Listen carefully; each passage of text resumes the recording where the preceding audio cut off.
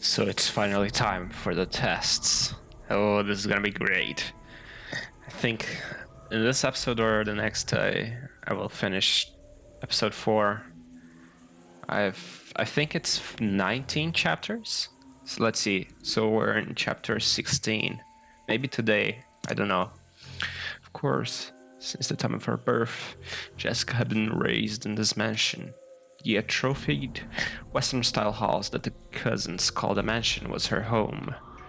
And yet, she had never understood her cousin's feelings as much as she did today. At the same time, she had never felt her own home, which she knew well to be as alien as it seemed now.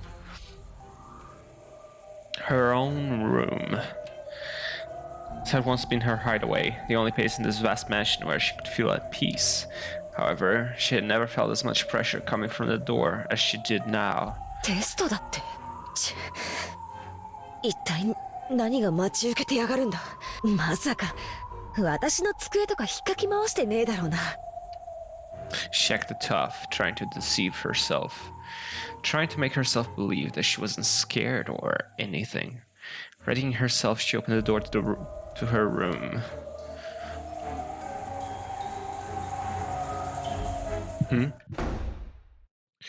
Who is it?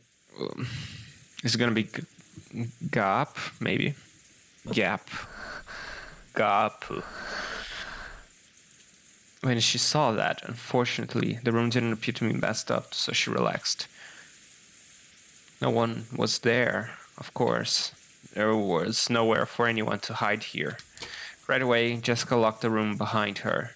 This way, the room was safe. She peeked under the bed and in the closet, but of course, no one was hiding. なんだってんだ。It's gonna be Gab. Oh man. She looked at the clock.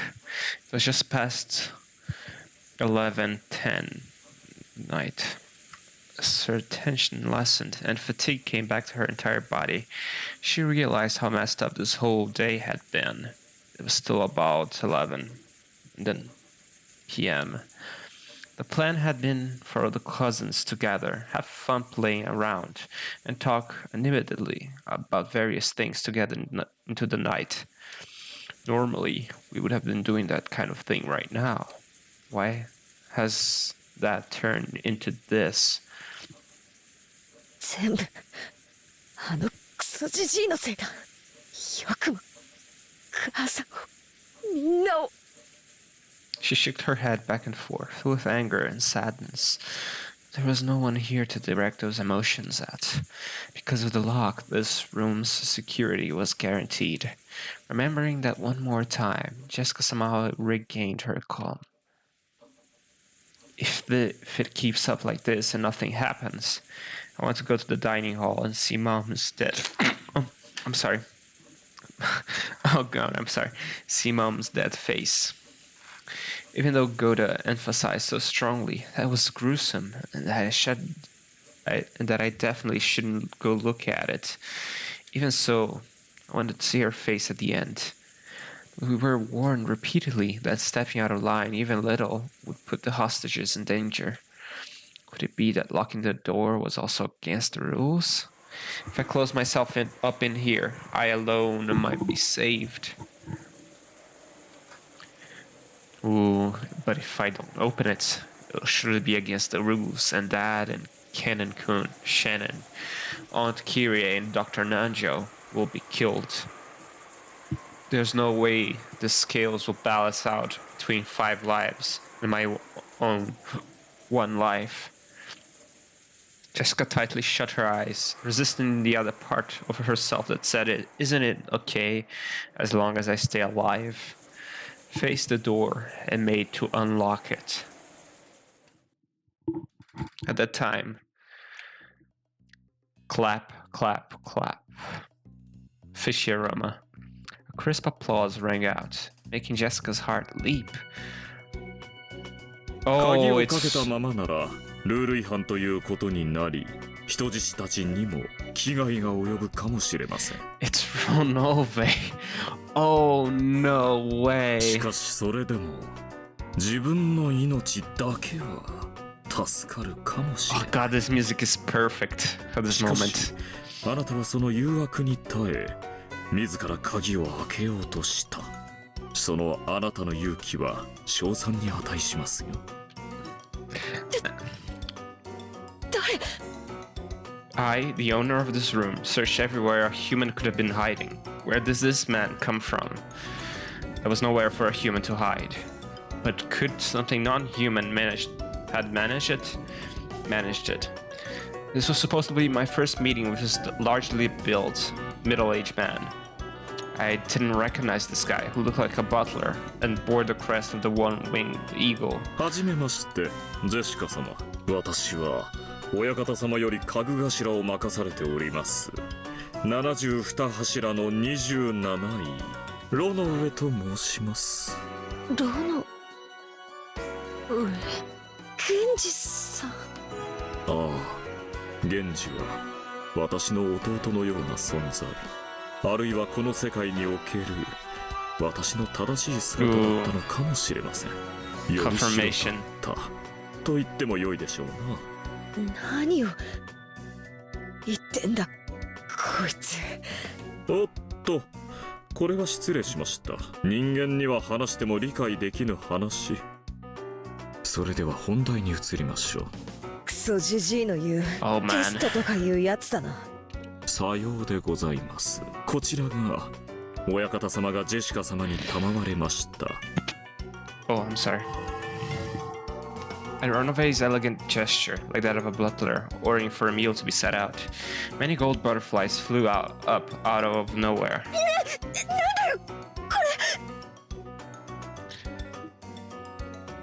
As a cloud of gold butterflies spun around in a small swirl, they gathered in one place. Then that golden mound disappeared like a pile of leaves blown away by a cold, wintry wind. There lay a western envelope with one-winged eagle crest done on it in gold leaf. With a gesture, Ronove urged her to pick it up. Jessica timidly did so and opened the letter and sighed. なんだ。非常にシンプルな次期当主の資格を探るテストでございます。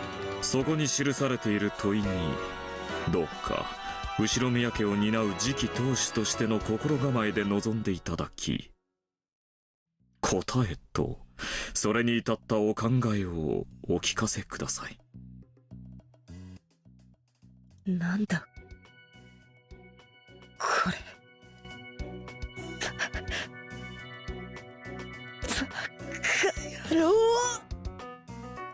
Shaking, Jessica looked between the paper and Ronove's face several times.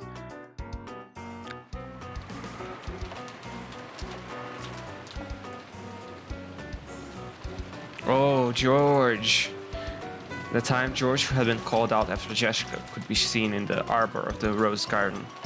If things had gone normally, he had planned to give Shannon the ring that would be proof of their engagement here, at this time, on this day. But the woman in front of George was now was not Shannon. Oh, it's gonna be Gap.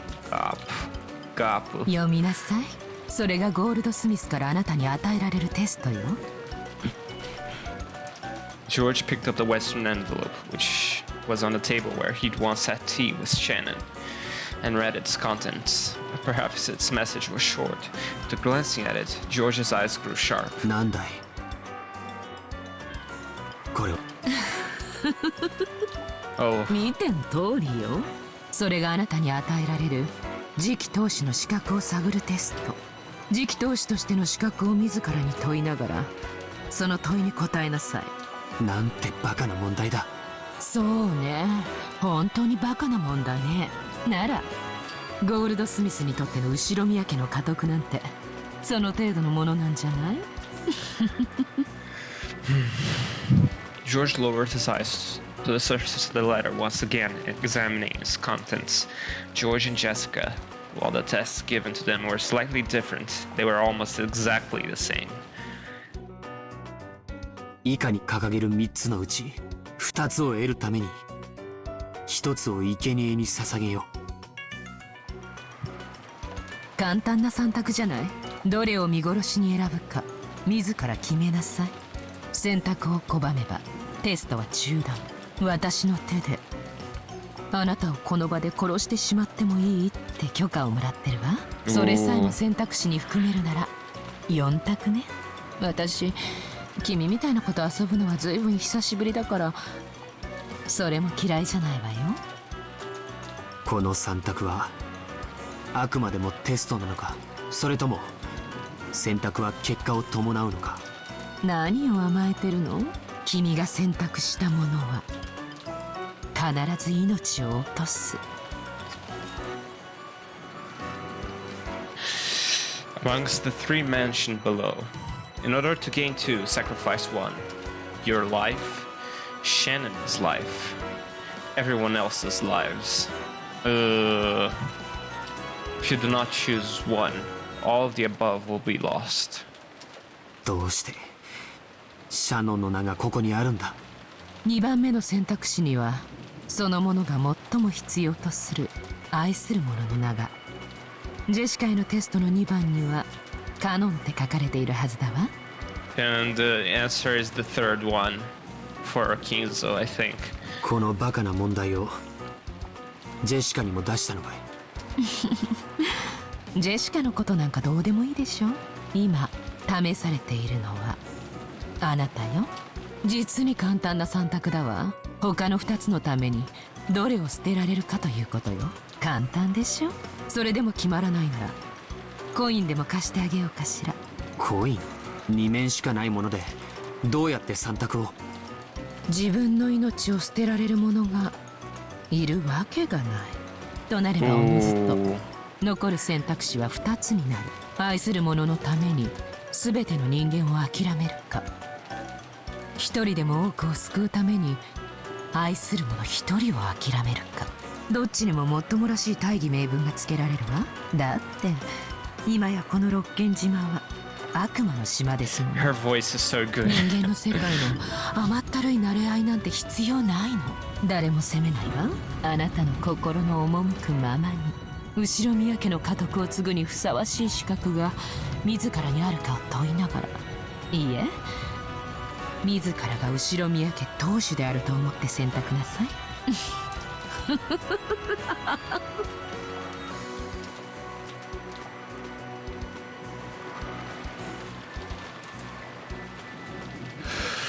Ooh. バカにしやがって。 Jessica crumbled the letter up and threw it on the floor. お怒りはごもっともと思いますよ。私も非常にお気の毒で、それでいて実に滑稽な出題だと思います。I mean, if you choose the third, 死 then にたいと願う人間 you なん could ている also もんか。 say that you'll sacrifice the lives of Ronove and Gap as well, and everyone else's. So you both kill your enemies and kill your friends. そして愛する人の命を見捨てて生き残りたいと思う人間なんているもんか。そして自分たちだけ良ければ他の人間全てを見殺しにできる人間なんているもんか。いいえ、ジェシカさん。 Ooh, the candles dance. いても良いのでございますよ。ここはロッケン島、悪魔の島。今や人間の世界から完全に切り取られ、魔界にどっぷりチーズフォンデュのように沈んでおります。人の世の価値観など次の燃えないゴミの日に出してしまいますとも。 I mean, ですからどうかジェシカ様が心より欲するものを順にお選びください。その結果残ったものがこの狂った今宵にふさわしきジェシカ様の回答となりましょう。 inhumane answers are still human answers. I'm sorry to say that. ふざけるな。こんなのどれも選べるものかよ。いずれも選ばねば蒸気のすべてを失うも立派な第4の選択肢でございます。それを選ばれるのもまた一興でございましょう。ただそれを選び結局自らの命を落とされるなら、潔く一番の自分の命を選び他の2つを救われた方が賢明かと思います。God, no face. 全てはジェシカ様の選択に委ねられます。どうぞ後宮家の跡継ぎにふさわしい回答と I mean, doesn't その Kinzo 信念 like をお聞かせくださいませ。 doesn't Kinzo like gambles? Then any of these answers would be wrong. I mean, the third one is more up his alley. Still, he likes. この炉の上、親方様の血を引きし末裔にふさわしき素晴らしい回答を心より期待いたしております。くし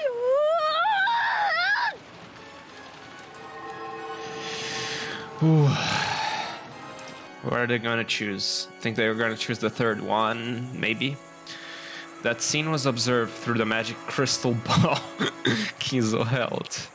Kinzo finally couldn't hold it back and spreading his arms and facing the heavens began laughing in an explosive voice.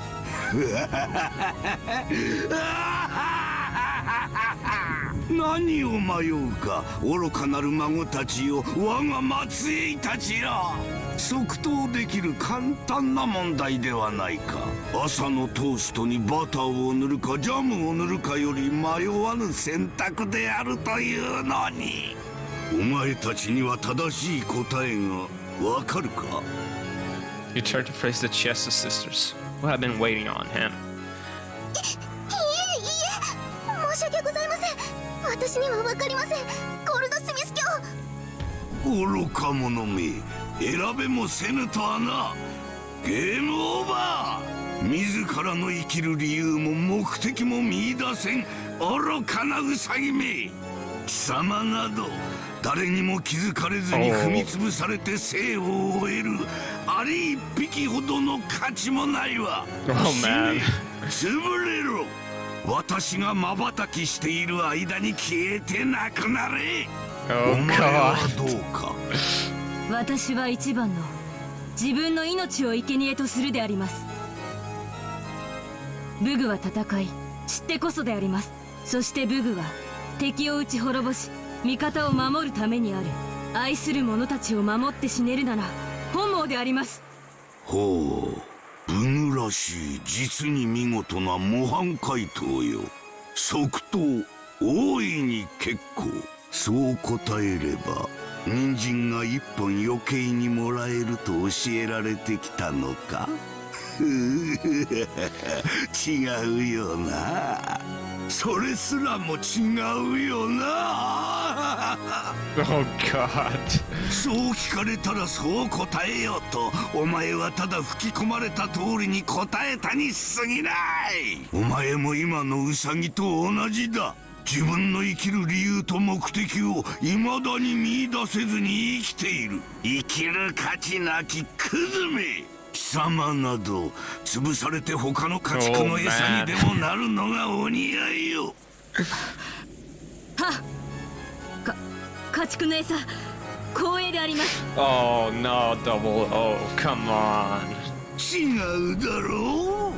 もう誰も死ぬところを見たくないんだろう。それがなぜ認められぬのか。認めろよ。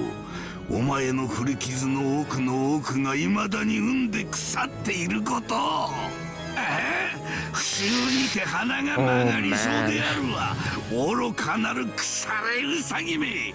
お前にはこれが褒め言葉である。ありがとうございますであります。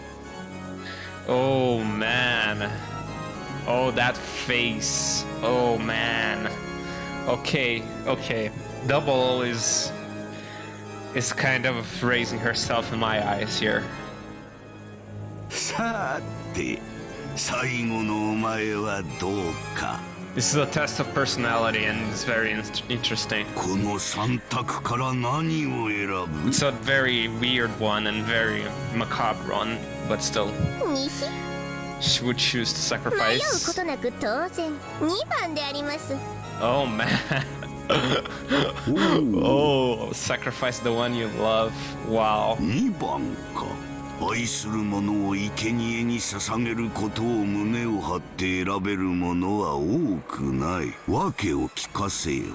愛する者はいつかいなくなるからです。愛する者がいなければ傷つかないし、いなくてもいつかまた誰かを愛せるかもしれない。だから今愛してる者なんて大した価値はないのですに。にひ Oh, he won't like that one. He won't like that one at all. なるほど。それでそういう回答になるわけか。愛に傷ついたがゆえに臆病になったウサギよ。ウサギは寂しさで死ぬと聞いたが、お前の心は一体いつ殺されたというのか。ならばウサギよ、問いを変えよう。 Ooh, the winds. 2番の選択肢を愛するものではなく、そなたが愛したものの思い出に変えようではないか。どうかこれでももう一度選べるか。何が愛してるものに大した価値はないだ。愚かなウサギよ。自らの愛の深さにも向かい合えぬクズめ。選んでみよ。愛したものを忘れられると選んでみや。選べるだろう。選べるものな。ほら選べるって言ってみろよ。 Oh god, he's imitating Beatrice. 選べるであります。 Oh my god. Oh, 410. Oh god, this is so... Oh man. 選べるであります。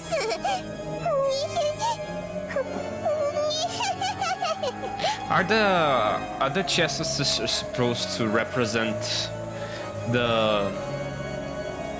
Are the Chester sisters supposed to represent the siblings? ゴールドスミス教、それくらいでどうかお許しを。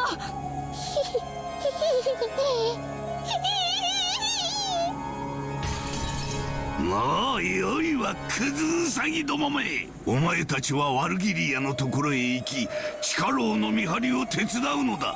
消えよ。 The Chester sisters, with their respective old wounds of the heart gouged out, escaped by disappearing. After that, even though there was no one to hear, Kinzo continued to talking by himself as though in a play. とこのように愉快なテストなわけだ。実のところを言えば、これが正解という選択肢はない。むしろどの答えであろうともよどみなく素早く、そして確固たる信念と揺るがぬ強き自らの意志で選べるかどうか、その理由と意志の方が重要なのだ。私はそれを知りたいのだよ。ああ、我が末裔たちよ。お前たちはどのような答えを見せてくれるのか、実に楽しみだ。私か。もちろん同じ問いを突きつけられたことがあったとも。その悪魔の問いに見事答えたからこそ、私は黄金と名誉とあの魔女を我が物とすることができたのだよ。私が選んだ答えはどれか。 He chose the third one. 言うまでもないよな。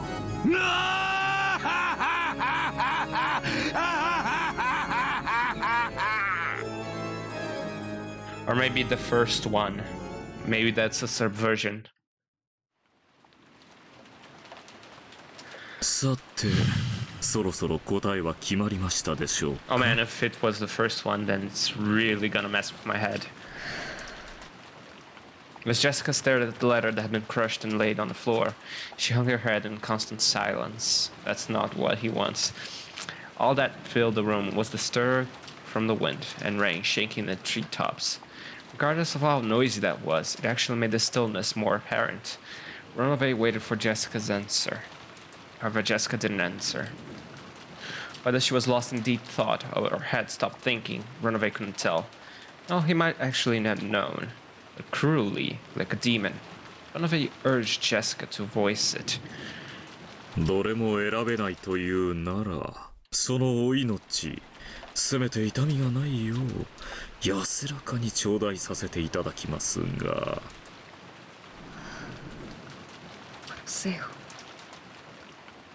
はい、聞こえかねました。もう一度お願いできますかな。Jessica lifted her face and looked straight into Renove's eyes. It seemed that she had decided on her answer. 殺せよ。 Jessica said it one more time, clearly. Perhaps Renove had imagined that this would be her answer from the very beginning. Without any surprise, he smiled lightly and nodded. ジェシカ様ならそのお答えを選ぶと思っておりました。さて、このテストはどの選択肢が正解不正解というものではありません。重要なのはどのような考えを経てその答えに至ったかと。さあ、ジェシカ様のそして次期当主としての心構えを持ってそれをお答えください。別に死にたくて1番目を選んだわけじゃないぞ。2番のカノン君を死なせること、こんなのもちろん論外だから除外。3番のその他みんなの命、こんなのももちろん論外だから除外。そしたら1番目の選択肢しか残らなかった。消去法ですか。積極的にお選びになったわけではないと。After chuckling slightly, Renove dropped his gaze. A human couldn't even imagine what answer a demon would have been expecting. What she could understand was that this was apparently slightly below Renove's expectations. 悪くはありませんが、良くもない回答です。60点というところでしょうか。少し失望しましたよ。自信を持って選べみたいなこと言っておいて、そうしてやったら失望とは自分勝手な野郎だぜ。消去法というだけではないようですね。いずれにせよ落第点ですが、もう少しお考えがあるようだ。伺いましょう。死にたくないさ。だから1番なんて誰だって選びたくない。人は幸せに生きたくて生の限りをあがいてるんだぜ。だから本当はまず1番目なんてありえないはずなんだ。しかしあなたは1番目の選択肢、自分の命を捨てることを選んだ。その選択肢しか残らなかった。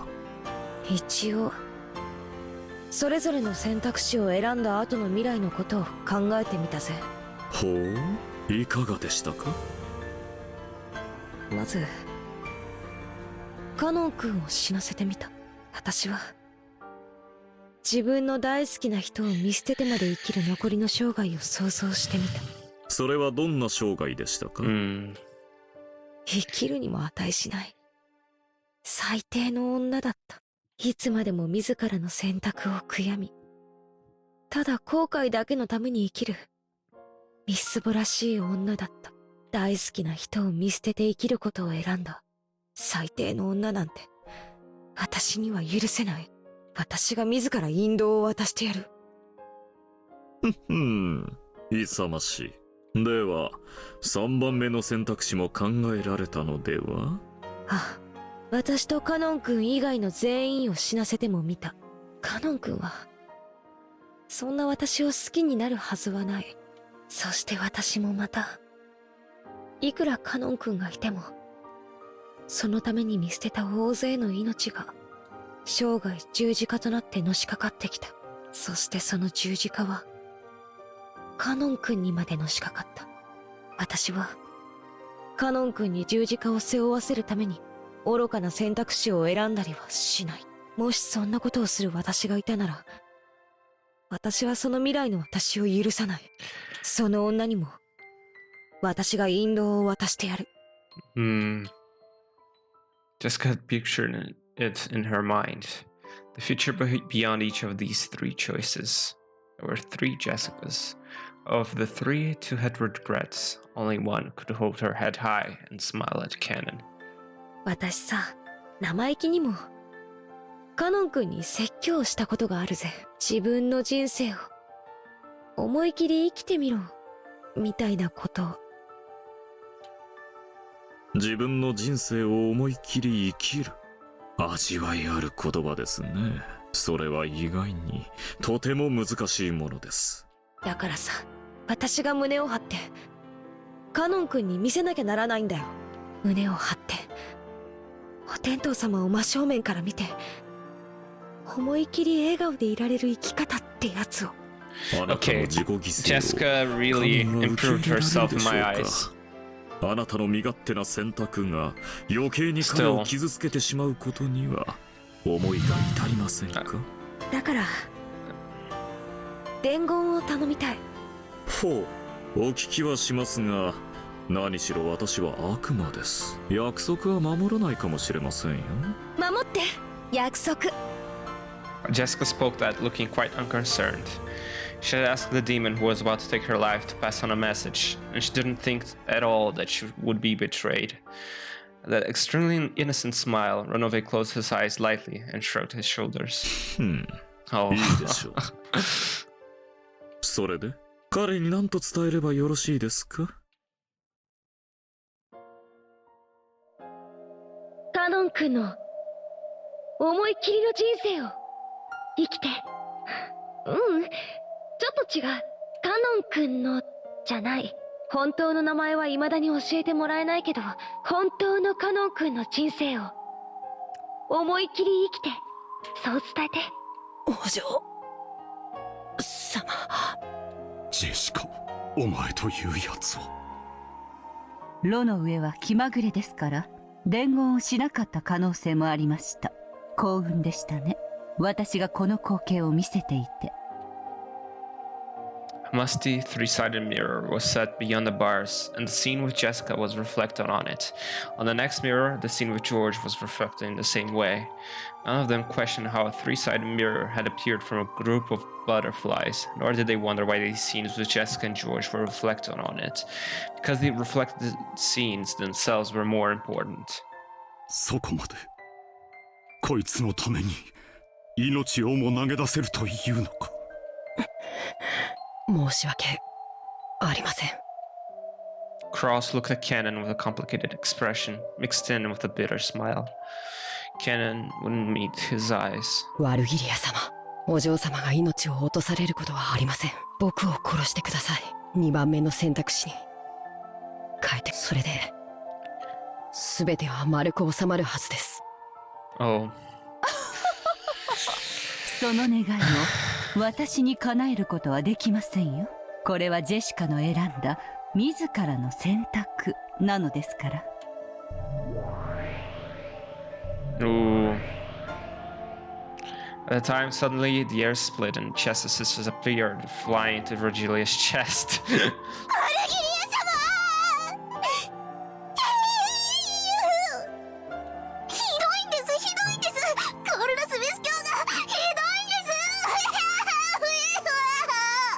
Oh man, I'm crying too. 私だって待ってるのであります。 Okay. 潰して家畜の餌とかあんまりであります。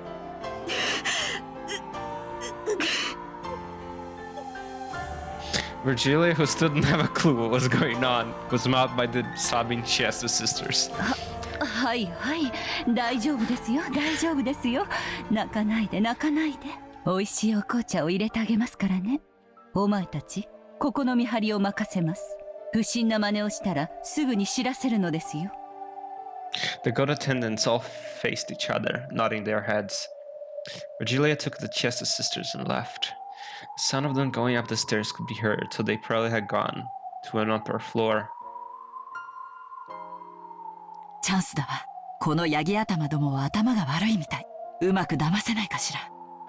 Kyrie realized that an opportunity had arrived, but even so, she hadn't thought of a way to break the metal bars.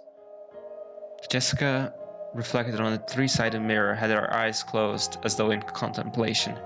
The way she had both hands stuck in her pockets, waiting to be defiant to the very end, might have been her own aesthetic stance. 私の言い分は以上だ。殺せよ。わかりました。それではご安心を。あなたへの死はどんな眠りよりも優しく慈悲深いものにいたしますよ。As Renove raised his palm, he slowly approached Jessica. くそー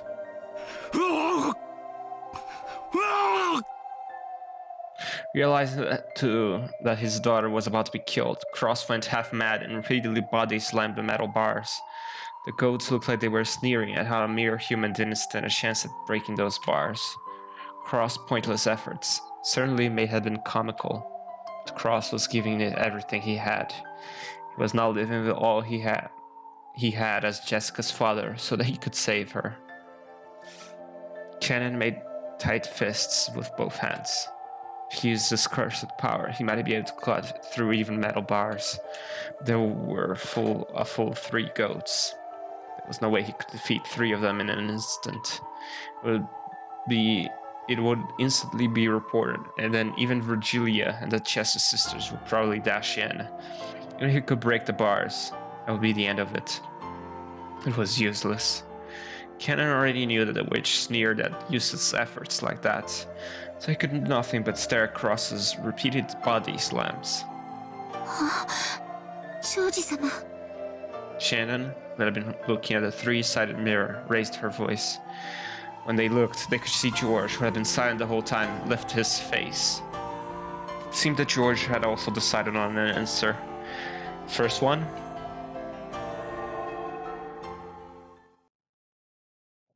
Or... 決まった?君の答え。ああ、決まったよ。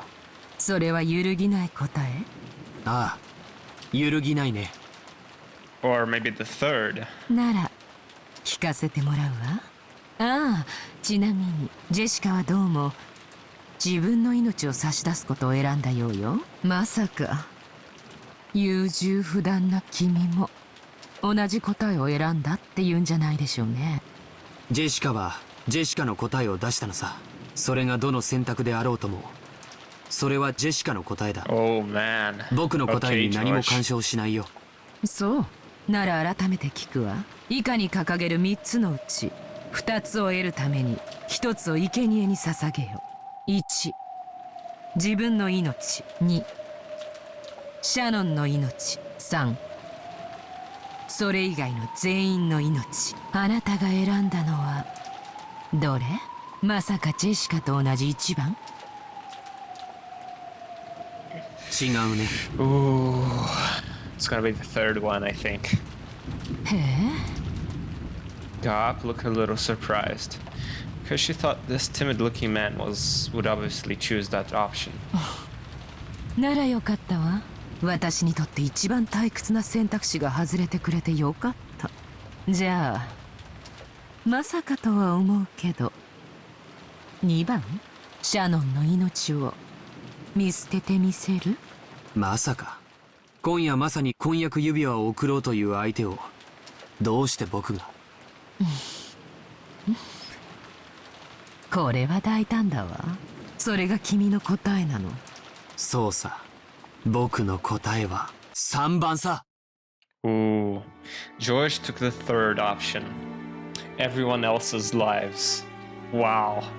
Unsurprisingly, Gap hadn't imagined that he'd give an answer like that. She had been sure that he'd choose the same one as Jessica. So she was interested in how he reached that answer. How he had reached an answer that surpassed the imagination of the 33rd ranked of the 72 demons. 聞かせてほしいわ。自分と愛する婚約者だけが無事で、それ以外の全てを犠牲にできる境地というのも聞かせてほしいわ。あなたもジェシカと同じで消去法というやつ?違うね。はっきりこれしか僕には選択肢がないのさ。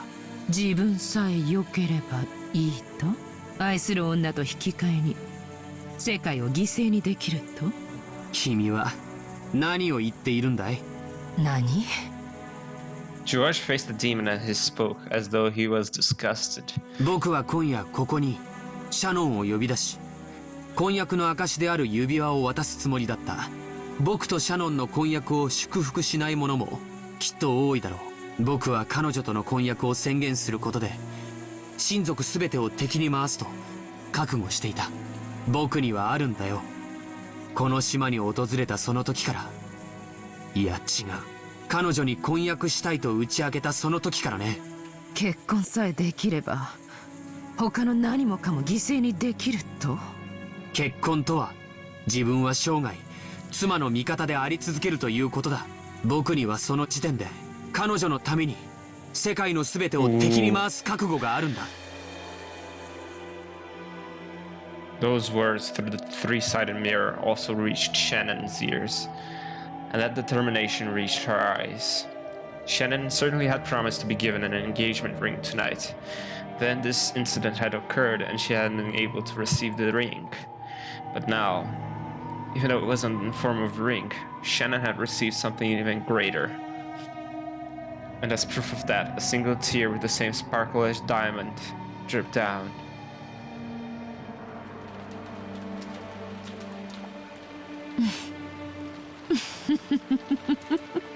それは何とも振るった答えだことね。なるほど。よく考えたら君にこれは気楽な選択肢だわ。だって君の両親は第一の晩にすでに殺されちゃってるんだもんね。今さら君にとって死んで困る人間は誰もいないなるほどね。これは簡単な選択だったわ何とでも言うがいい。これが僕の、そして僕の次期当主としての覚悟と選択だ。The sparkle in George's eyes was brilliantly sharp. For just an instant, God felt the same sense of threat as Kinzo's and was slightly overwhelmed. なるほど。ゴールドスミスと同じ答え。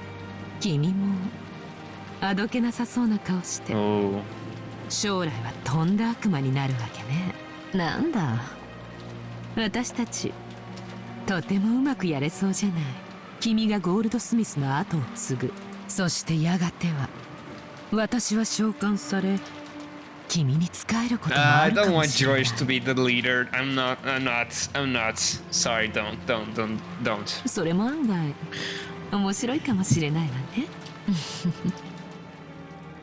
God needed to change her opinion of George. This man bore determination and resolve unimaginable from his outward appearance, not just now, but since the very beginning. 僕には今すぐ当主を継承する覚悟がある。いや違うね。君はこのテストを当主として考えろと言った。だから僕は自分が当主であると前提して答えたんだ。いや、それすら違う。当主そのものとして考えた。僕は今後宮家の当主なんだ。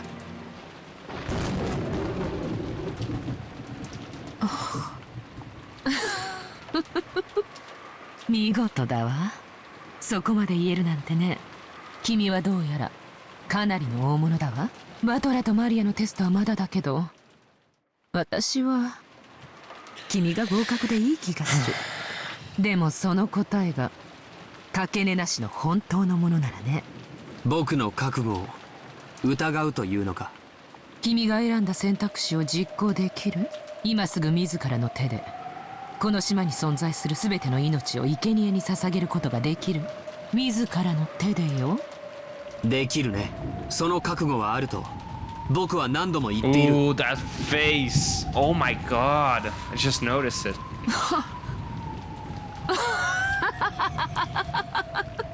ならば今すぐゲストハウスに戻り、バトラとマリアを殺しなさい。それが終わったら他の人質たちも連れてきてあげる。君の手でシャノン以外の全員をその目の前で処刑してみせるのよ。できるんでしょ？できるね。僕の覚悟は君程度のそれとはレベルが違う。ならば実行しなさい。全てに死を。新しき後宮家の当主としてこの血塗られた儀式の遂行を。了解したよ。 Happiness of Marionette bonus. 実行する。僕は今やもう後宮家の当主だ。ええ、そうよ。自らの手でその玉座を赤く染めなさい。君は悪魔たちを滑る魔界の王となる。Gob was convinced this man was truly fitting to succeed Kinzo's madness. Is he gonna... 吹けよ嵐、鳴らせよ雷鳴。新しき魔王の誕生を祝うがいい。悪魔の島は今新しい王を迎えた。In response to the demon's call, a tempest raged more and more. Then a massive lightning bolt fell, steering thunder and brilliant light, even the cessation of a moment of silence. でさ、その殺害の順番だけど僕が決めていいわけだよね。どうぞご自由に。新しき六軒島の魔王陛下、あなたの御心の赴くままに。とりあえずさ、その一番目が君になるわけだけど Oh my god. いいかな。 Oh god. As gust of wind blew, stirring up George's jacket as if it was a cloak. It was very much like the cloak worn by the head. It definitely carried the impression of dignity. That time, Gob truly did see the storm wipe away, and the sky covered in a pure white and vast full moon. The man who called himself the new head bore the full moon on his back and sneered at the demon. 後宮家親族の全ての命さえも今や僕の財産だ。それに損害を出してくれた賠償、安くは済まないよ。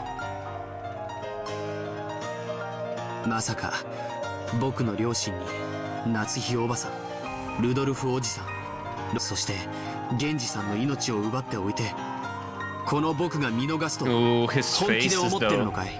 はは生意気よ。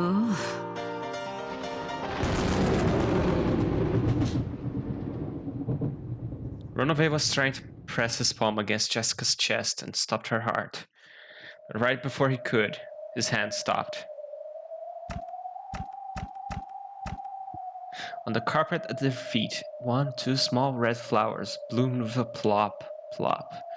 The seed of those flowers was way up high, piercing to the heavens, on Jessica's fist. What is happening? Were they always... Ronove's nose was stained with red, with spewing blood. Oh my god. Those drops had been dripping onto the carpet. ちなみにさっきのは乙女としての回答な。次期当主としての回答は別だぜ。お伺いしますよ。大好きな人も家族も親族もみんな私が守る。私が当主ならそれは私の責務だ。お父さんは威張ってるだけじゃない。私や母さんを守ってた。 Oh my god, the music. 後宮家を受け継ぐ重圧ってやつと何十年も戦ってた。だからわかるぜ。次期当主ってのはな、軽くねえんだよ。だからさ、捨てられるんだよ。自分の命くらい簡単にかけられちまうんだよ。 Jessica knew. She knew that in order to protect her family, her father had bluffed and fought alone continuously. Jessica understood something that his back had been telling her. Another left straight was buried into Ronove's face. A terrifying strike wasn't due to just the brass knuckles she was using. It was a strike of a person, a family head, who could throw away everything in order to protect. 父さんが次期当主の資格を失ったなら順当に次の当主は私が継承するぜ。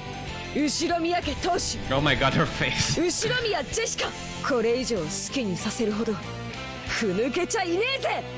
素晴らしい回答です。先ほどの点数を改めましょう。その回答に10点プラス70, 見事な左ストレート80. 10点プラス。ってことはあと20点プラスで100点満点だな。 Oh. As Ranvei jumped backwards, somersaulting in the air, he rapidly wiped away the blood pouring from his nose. It had become not blood, but petals of a red rose. The blood on his face was wiped off, and in its place was a grin filled with delight that he hadn't felt in so many centuries that he couldn't remember. ジェシカ様の覚悟、満点に値するかどうか、この炉の上、試させていただきます。Ooh, I'm sorry. I'm sorry, Jessica. You're done. I'm sorry. おいで、奈落へ。 I don't know about God, but still. I don't think they can. Suddenly, beneath George's feet, a pitch black pitfall opened its mouth wide. Oh my god, the music! Of course, George had no way of resisting. After being swallowed up by that, George fell off a bit of a pitch black hole that had opened up in the ceiling of the arbor. As George fell down, oh my god, this sprite! He was hit by a reverse roundhouse kick from a sharp stiletto heel, like a strike from a carefully aimed bee. Oh my god, her face. The instant George had been blown out of the arbor, thought that he'd been swallowed up by a rose bush. Another pitch black hole opened up there and swallowed George up. Oh my god, this is an anime battle! At this time, a pitch black hole opened at Gop's feet before her eyes, spitting a defenseless George out of it. At the time, Gop had already finished the preparatory motions for the next reverse roundhouse kick.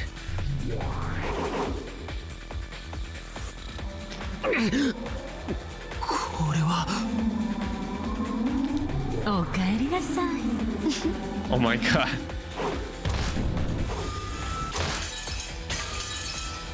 Right side of the head, below the right armpit, side of the knee, of the right knee. As Gop danced and spun around like a small cyclone, she kept hitting him left foot, right foot, right foot with successive roundhouse kicks. The fourth one became a sweep, cutting George's feet from under him and making him fall down. But of course, there was no floor there, but a pitch black hole, and George was swallowed up once again. Gop once again spun around like a small cyclone. George was once again spat out from the ceiling of the arbor. 食らって噛み締めなさい。奈落の終点が一撃。死ね！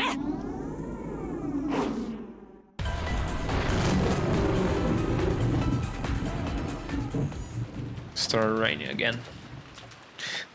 The sharp strike of the queen bee pierced the heavens like a rising cyclone. It kicked through George's lower chest as he fell from the ceiling, and then time froze.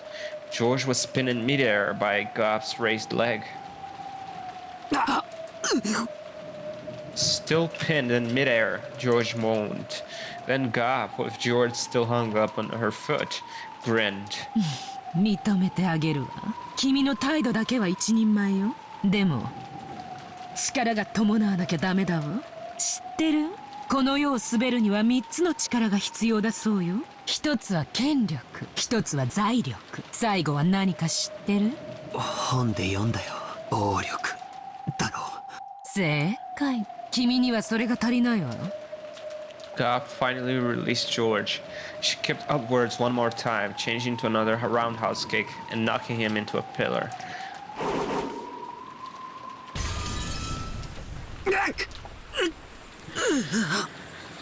権力を伴わない王者にも、財力を伴わない王者にも、そして暴力を伴わない王者にも、人は誰も恐れない。金蔵はその3つを兼ね備えたわ。だからこそ暴君として君臨した。君も金蔵の後継者を名乗るならば、その貫禄を見せてごらんなさい。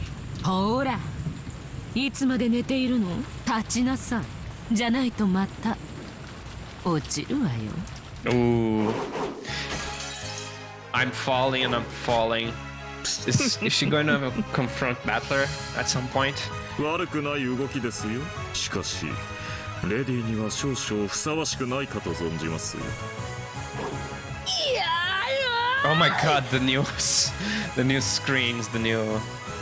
ひょろひょろとちょっこまかと反撃してこねえのかよ。なめてんのか、うぜえやつ。Renovae dodged skillfully, jumped back and avoided Jessica's fist.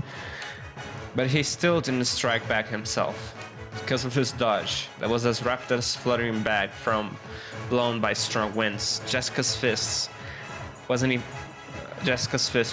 able to touch him. Amidst the sensation of that her own blood was boiling, Jessica regained her offensive composure. Even though this room was large for a bedroom, it was a very cramped place to keep such an exaggerated dodges for long. She calmly realized that and started using not just her fists, but her legs as well.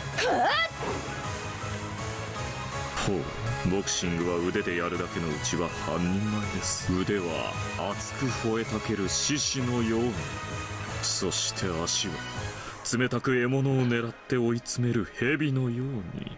蛇に足はねえぜ。確かに。Jessica began cornering Renovae towards the wall with perfect footwork. She didn't let him get around her. Renovae's magnificent dodges looked flashy, but they needed a large footing. Once cornered, he wouldn't be able to dodge anymore. Jessica knew the characteristics of her weapon, the brass knuckles, very well. This powerful weapon's most notable characteristics was how it didn't give the opponent a chance to defend. Even if they blocked with their arm would receive direct damage. If it hit the wrong way, it might even break the bone. So she cornered him. With his fist, she'd wither away at this demon who'd lost any way of escape. Oh. おっと、おや、いつの間に。ようやく追い詰めたぜ。みんなを捕らえている場所はどこだ。クソジジイのいる場所はどこだ。洗いざらい喋ったらそのヒゲをむしり取るだけで勘弁してやるぜ。それは困ります。これでもセットに毎朝1時間をかけているのですから。ギブスの世話になったらそれもできねえな。おっと。Renovae had blocked Jessica's fist with his arm. He tried to act as though it was no big deal, but it must have hurt a lot. Jessica grins. Renovae smiled the same way, but twitched slightly. なるほど。これは確かに痛いですね。最終勧告。泣いて詫びろ。それはできませんね。キャラが崩れます。なら、お前が崩れ落ちるといいぜ。スルベ打ちだー。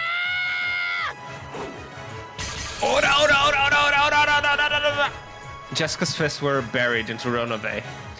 There was a resistance that seemed too hard, and the sound of breaking glass, which startled Jessica.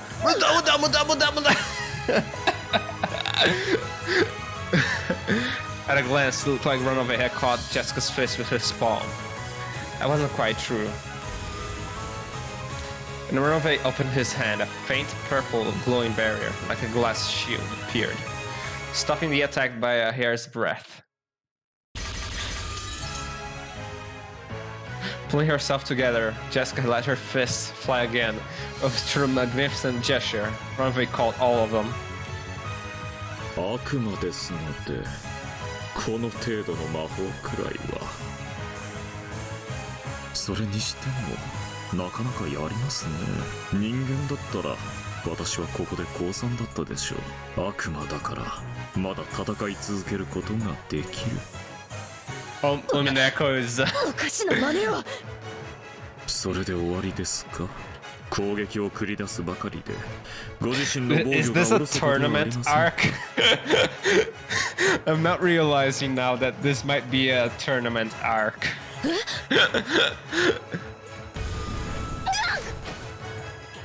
Renovae's palm shot to within a hair's breadth of Jessica's stomach. Jessica was knocked away by the purple shield, rolled backwards, and smashed her head on the bed. 人間ごときに私のシールドは破れませんよ。もう二度と私の体に触れることができると思わぬことで。ならよ、そのシールドごとぶち抜いてやるぜ。不屈な刀、その根性。なるほど、次期当主として実にふさわしい。もう少しお相手させていただきましょうかね。これも試験官の役得です。砕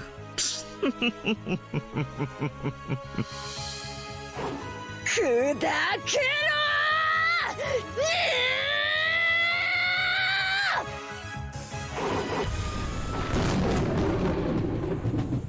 Gop looked down on George, sneering. George was on a path in the rose garden, lying face down in a puddle. The merciless rain beat down on him, so that it looked as though even the heavens were mocking him. 立ちなさい。また落ちるわよ。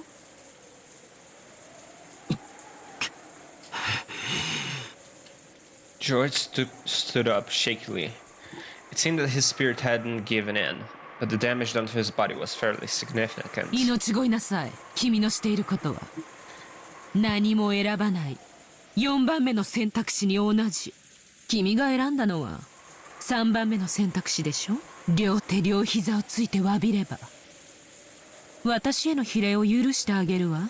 そしたら君を地下牢へ案内してあげる。そこで君は愛するシャノンと非力な自分のために他の人質たちを一人ずつ殺していくの。できるわよね。その覚悟はあると。George didn't answer, but his gaze was still obstinately resisting surrender. あまり強情が過ぎると今度こそ奈落の底の底まで落ちるわよ。Gop's strength was evident. That was probably clear, even more than it was to George himself, to Shannon's group watching through the three-sided mirror. 庄司様、もうやめて。私なんかのために。姉さん、私のことなんて好きにならなければジョージ様は誰とも戦わなくていいんでしょ。なら私なんて捨ててください。忘れてください。 There was no way to say that voice could have reached George, but even so, George answered. 嫌だね。僕は屈服しない。へえ、どうして？それが僕の覚悟だからだ。僕はシャノンのために全てと戦う。そして全てに認めさせ、全てに僕たちを祝福させる。ねえ、聞かせて。どうしてあのシャノンとかいう家具のためにそこまで言えるの？あんなのただの出来損ないじゃない。給仕一つ満足にできないガラクタ家具だわ。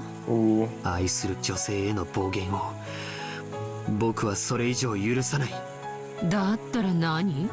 ひ弱な僕ちゃんが私にどう抗うというのかしら。人を愛するとは強さだ。それを知ったから僕は強くなれた。シャノン、僕は君を愛している。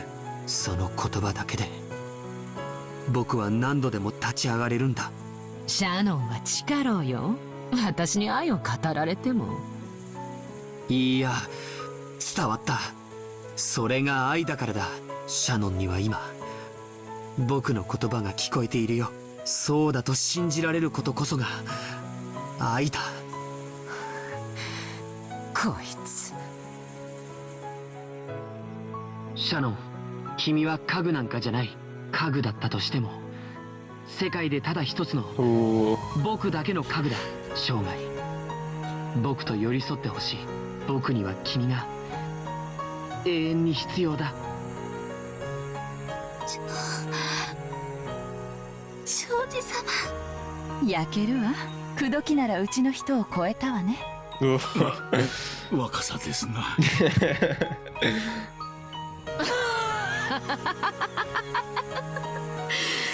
愛が強さなら坊やはどうしてそんなにひ弱なの？その弱さがつまり君の愛の程度なわけね。婚約者への愛もひ弱、両親のあっけない死に様もひ弱。君の人生は何から何までひ弱だわ。シャノンは僕に愛と強さを教えてくれた。もし君が僕の強さだけでシャノンへの愛を確かめようというのなら、僕の愛を教えよOh god. 言うわね。Oh man. なるほど。何度も蹴り倒されて転がされ、それでも立ち上がるのがシャノンからもらった強さだと。ならあっけなく殺されたあんたのお父さんとお母さんからは何をもらったの？ That time, there was a blackout. Even though they were outside. 違う。これは The thing blocking Gop's vision was the bottom of George's shoe. What is う。 happening? 側頭蹴り、尾骨骨折。 It had stopped right in front of the tip of Gop's 母 nose. さんにもらったものはこの蹴りだ。 Several moments after, Gop jumped back. Of course, that was too late. If George hadn't stopped, he would probably have caused the damage he denounced. そして父さんにもらったのが忍耐力。 Anger with a low boiling point isn't something to be truly feared. True anger, disciplined by fortitude. 君の暴力的意思表示は理解した。また婚約者と両親への名誉毀損も理解した。そしてそれを撤回する気がないんだね。 Ooh. 君の攻撃はもう十分に理解したから、そろそろいいかな。反撃しても。ほざくな、坊やの分際で。 A pitch black hole opened in its mouth at George's feet. But George rapidly opened his legs, straddling the hole. The same move won't work again. It was an extremely smooth dodge, and the upper part of his body didn't even quiver. 忍耐とは熱くならず冷静に相手の出方を研究することだ。何のために？決まってるじゃないか。わかるかい？わかんないわよ。反撃してきっちり借りを返し、二度とちょっかいを出したくないと思わせ、涙と鼻水で顔面をぐちゃぐちゃにして、それを拭うのを忘れて額を地面にこすりつけて、何度も謝りたくなるほどに完膚なきまでに叩きのめすためだよ。 Ooh. Oh my god. George dashed. Pitfalls open one after another, but George didn't step in them again. And because he was persistent, he was able to reach Gop in a second time. 後ろ回し蹴り、顎部骨折。 Stop announcing that and just kick her. Stop! This is so bad. It was stretched out more forcefully and beautifully than Gop's had been. Of course, while it centered directly on Gop's face, it stopped a hair's breadth away. Stop! Dude, she's trying to kill you. My god. Perhaps you can rely on pitfalls at this close range. Gop kicked at George's shins as a diversion. And in an instant of weakness, when he tried to deal with that, he aimed a kick at his stomach. It was a bee-like stab by her stiletto heel, but it sliced through the air where George no longer was. 上段かかと落とし、鎖骨骨折。 Okay, man. Okay, man. We get it. We get it. Now, by Gop's side, George calmly announced that, his foot still raised. That monarch's heels had swung down, a collarbone fracture would probably be the least of her worries. Oh, man. チキンじゃ私より強いの。距離を。She jumped backwards to open a large gap between them. Gap. She jumped and jumped and left, even flipped mid-air, increasing the distance. Should have been a magnificent, but for some reason it was very similar to the movements of a small, scared animal. She opened the distance between them. She'd be able to fight at the range. That was her specialty, using a mixture of pitfalls and kicking techniques. バカが私を倒せるチャンスを3度も逃した傲慢。奈落の底で後悔なさい。As she magnificently landed and tried to aim a pitfall, a razor-sharp wind cut Goff's bangs. Yes, it cut them. It happened twice. This time, it didn't just stop at a hair's breadth away, but scattered her bangs with its air pressure. What the? How strong is your kick? 第一撃で眼底骨折、第二撃で脳挫傷。How strong is your kick that it can't cut hair? Gob was too sharp to speak. George could just go to Baki, or maybe Kengan Ashura and just fight there. George had closed in over at that distance in an instant, letting off a fiercely nimble mid-air double kick. Furthermore, with the accuracy and edge of a razor, it had cut nothing more than several of her bangs. 空手で蹴りの威力を、テコンドーで速度、カポエイラでは自在の間合いを学んだ。Oh, capoeira. 母さんがいろいろと移り気でね。I had a few lessons in capoeira when I was young. でもいろいろと特徴を学べて勉強になったよ。Capoeira, judo, なぜ当て and ない。私が女だからとでも言うのか。君は MMA, but still. 王者の力として3 I'm つ目に weak as 暴力と言ったね。I'm not strong. 君はどうやらまだその暴力の意味を誤解しているようだ。この場合の暴力とはね、短絡的に振るわれる乱暴のことを言うんじゃない。 I'll say this, martial arts training doesn't help in a bar fight. 敵対すれば無傷では済まないという抑止のことを指すんだよ。抑止。In short, this is what it meant. This was why all of George's attacks up until then had stopped a hair's breadth away.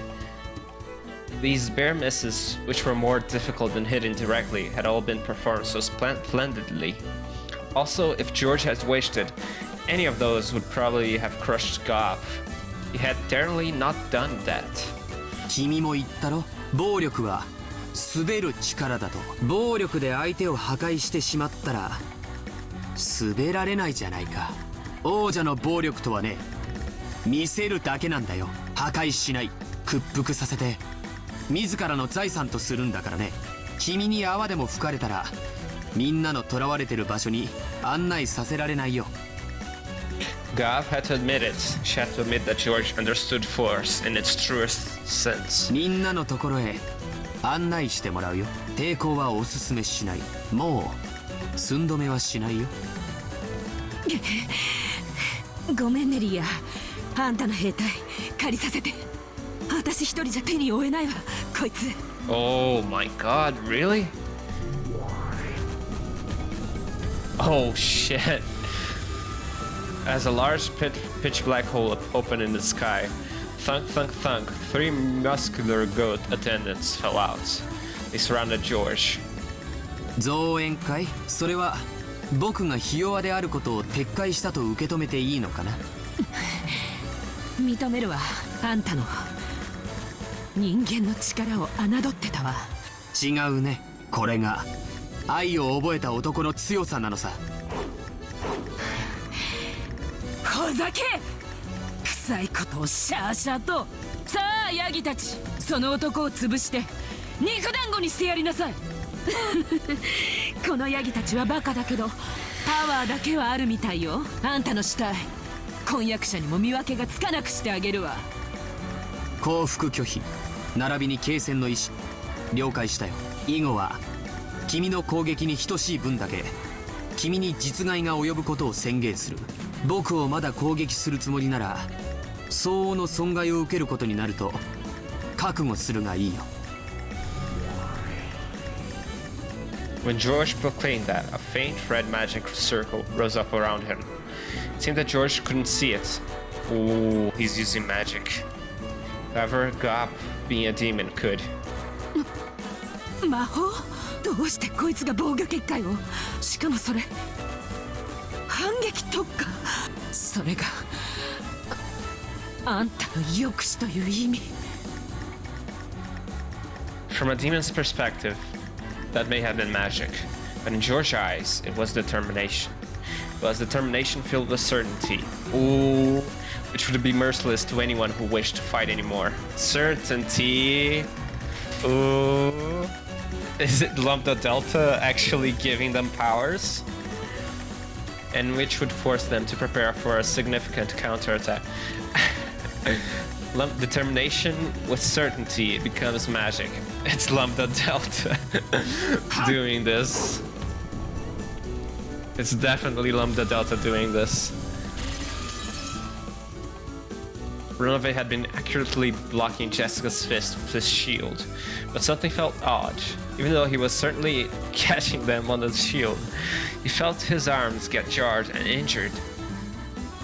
It had prevented all physical damage. However, the damage from her fists was gradually being transmitted to his arms, piling up. Renove tried to act like he was composed, so that it wouldn't be noticed. 私はバテねえぜ。どうしたよおっさん。ちっとは答えてきたかよ。いくら攻撃しようとも無駄ですよ。私のシールドはあなたには砕けないとどうしてわからないのです？砕けないからってよ。殴るのをやめはしないぜ。どんな固い心にだって言葉はわずかずつ響き、やがてはひびを入れることだってできるんだ。私は信じてる。この世に無駄な努力なんて存在しないってな。だから生きるんだろ。思いっきり。言葉だっていつか通じるなら拳だって同じってことだぜ。私の辞書には諦めるって文字は書いちゃいねえんだぜ。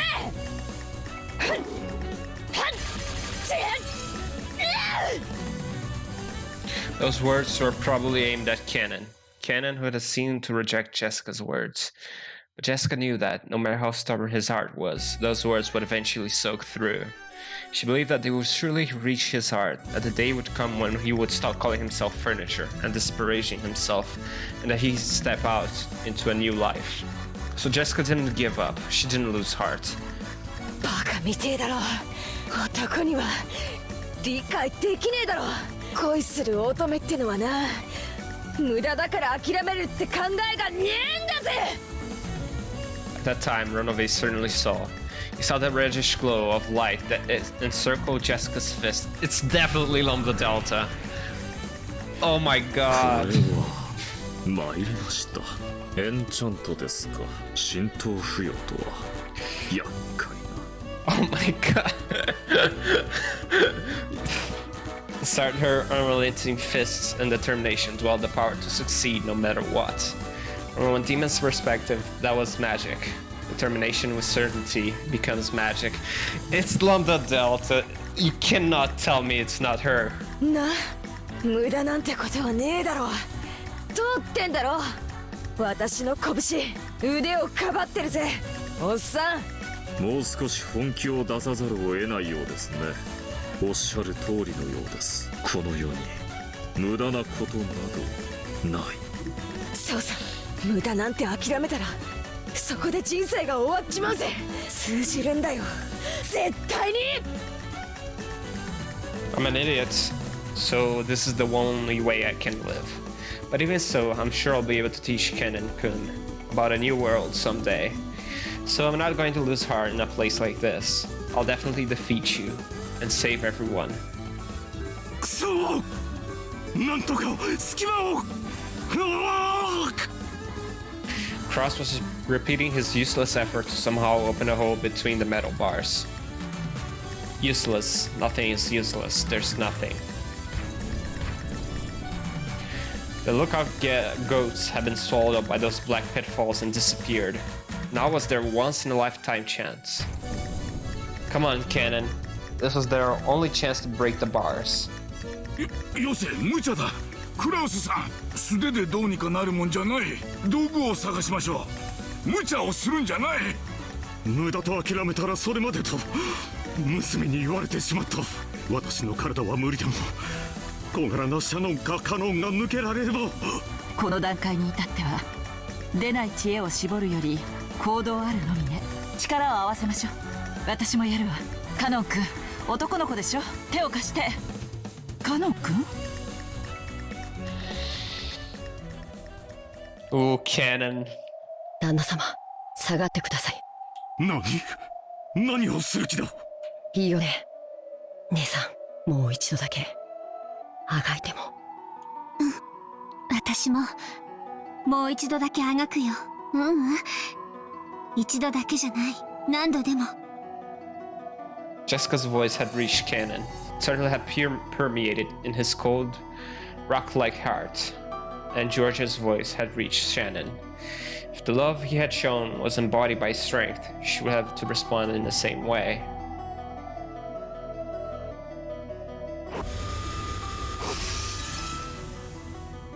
An incredible metal sound rang out. In the first flash, several metal bars were severed horizontally.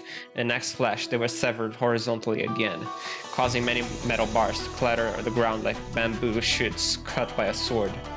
Cross, Kyrie, and Nanjo didn't have a clue what just had happened. No time to explain, just run. お屋敷や廊下をどっちに。左奥だ、左奥。参りましょう、旦那様方。すぐにワルギリア様に気づかれます。あんたたちは一体何なの。僕たちは。When Cannon hung his head a little and faltered, Shannon slapped his shoulders, smiled, and spoke. 私たちは人間です。Ooh. ワルギリア様、警戒網に反応。脱獄です。なぜか見張りのヤギがいません。どうしてです。ガープですね。人の召喚物を勝手に。ガブガブ。Oh 混戦 man. 規定確認。脱走者への射殺許可を申請であります。おやりなさい。やっちゃいなさい。Oh man. Okay, Virgilia. ガブガブガブガブガブ。了解であります。45、 Okay, 41 Virgilia. の追撃狙撃戦準備。弾手 Leah. 収束誘導弾。ワルギリア様、逃亡阻止結界を。いったったった。そうでしたね。ここから逃がしはしませんよ。いったった。ガブガブ言ってたら舌噛みました。Okay, Virgilia is very cute. The underground passage in front of them was once again blocked by metal bars. The door was of course locked. However, that was no problem for them now. カノン、また鉄格子だ。頼む。はい、旦那様。しかしすごいわ。一体どういう原理なのかしら。原理など興味ないね。大事なのは彼に鉄格子が切断できてここから脱出できることだけだ。気にするなカノン、やれ。お任せを。Cannon sliced the metal bars again with his red curved blade. There was a harsh, strange noise, and the metal bars only had a slight scratch. なんと、これは頑丈な。違う、エンチャントされてるワルギリア様の魔法杖だ。切断できる。もちろん。でも時間をかけるよ。3分間待ってやる。After taking a deep breath and concentrating his mind, Shannon extended a red curved sword again. When he pressed it hard against the metal bars, sparks sprayed almost as though he was smelting through it with a burner. 切断はできそうだが手こずりそうだな。旦那様、敵に捕捉されました。下がってください。追って誰も来てないわよ。私の後ろに下がってください。狙われてます。45、データ治療。標的は捕捉。地形誤差修正。射撃曲線形成。制御点補正完了。410データリンク。410データ受領。危険区域確認。問題なし。 WO 師団装填48発、個別誘導 F&F 収束誘導弾準備完了。45射撃準備完了。収束誘導弾装填。410にひひひ射撃。But didn't last episode say there are a golden arrow that sparked gold was fired, leaving a gold tail streaming behind. Drew a curve, went through the door, through the keyhole, down the stairs, towards the underground path at full speed. 何か光りましたぞ。黄金の矢はシールドで防げない。カノン君、迎撃態勢リンクしよう。ゲートキーパー了解。姉さんと一緒に戦うのは久しぶりだ。 Oh my god. 本気でやる。なら問題ない。 Shannon stopped cutting the bars and stood in front of Shannon. Behind him, Shannon closed her eyes, concentrating her mind deep, deep into the darkness of the underground path.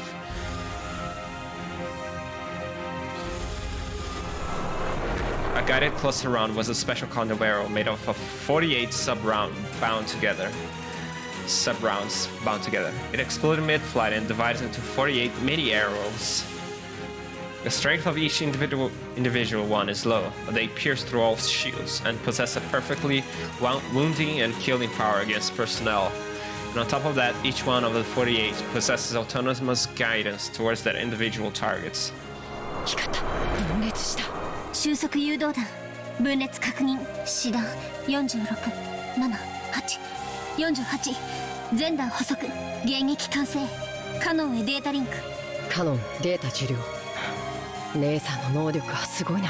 48発全部見える。迎撃優先順位に注意。姉さんを信じて。もちろんさ。僕は目を開ける必要さえない。迎撃開始。 Oh my god, they're so badass! Oh man, this has been great. So action heavy. 目標健在。迎撃されました。いや48発全部。シャノンとカノンはもともと一組の家具ですからね。揃うと手強いこと。あいたたた。これ口内炎になっちゃうかしら。落ち着け。再装填弾種を変更。精密高速狙撃弾 Light speed. 精密狙撃戦準備 Light speed. そりゃいいね。追撃不能の超高速弾。ゲートキーパーごときじゃ防御不能だに。精密狙撃戦了解。精密射撃用データ収集開始。一体今のは何なんだ。安心して。私にもさっぱり一つわかるのは二人に頼らなきゃ死んでたってことね。カノン君ありがとう。鉄格子に戻って。多分次のは迎撃できない弾が来る。そんな攻撃をどう防ぐんだ。撃たせません。カノン君霊視線防備。 With those words, Shannon closed his eyes tightly and ground his teeth. With Shannon at the center, a pressure and impact that only non-humans could perceive struck.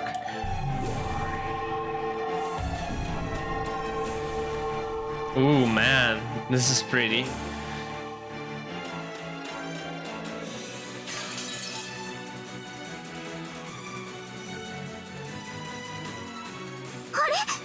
射撃システムエラー。ダメだ。再起動。あれ霊波妨害霊視防護急げ。何をしてるか。早く耳を塞げ。45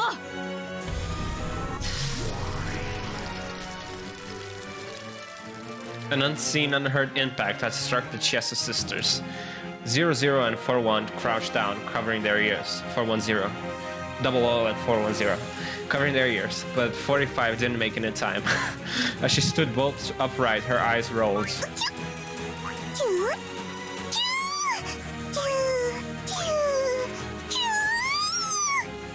45損傷。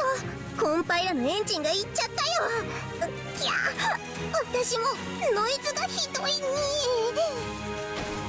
45 410そして WO 損傷。狙撃戦を断念。リンクでもろに来た。再起動しないと。Raising their spirit particle sensitivity. If a precision sniping had backfired, it had taken their full brunt of the spirit particle shock wave that Shannon had released. Not only 45 who had been directly hit, but also 000 and 410 had been linked with her were taken down. 大丈夫ですか？後でまた美味しい紅茶を入れてあげますからね。しっかり。申し訳ございませんであります。再起動をかけます。数百秒ほどお待ちを。All of the Chester sisters had fallen over. They would probably get back up eventually, but it looked like it would be hard for them to return to the battle lines for a while. 家具がブグを一時的にとはいえ退けますか。なるほど。あの子の面白がる筋書きは実に大番狂わせが多いこと。Oh my god. Virgilia toured the air with a large gesture, motioning as though opening a door. さあさあおいでなさい。ヤギの従者たち、お仕事の時間ですよ。脱走者たちを殺して捕らえなさい。死体でいいのですよ。どうせ蘇生できるし。Ooh. Man, that face doesn't belong in Virgilia, man. I'm sorry. I don't like that face at all in her. She shouldn't be like that. I feel betrayed. A goat-colored door opened in the air, and countless giant goats with muscular bodies peeked their faces out. さあさあ急ぎなさい。脱走者は5人いるから5等賞までの早い者勝ち。素敵なご褒美がありますよ。さあさあ頑張って頑張って。Virgilia clapped her hands, urging them on. A prize? After facing each other in those words, the goats all rushed to the door at once, trying to get out, making the exit as packed as the Tozai or the Yamanote rail lines in the morning. Oh man. Each wanted to get out first, so none of them could get out. Leah held her head in frustration. By that time, Kinnon had managed to cut enough bars to make a crack that could be slit through. It had been a bit of work for Cross, large as he was, and Naja with his lethal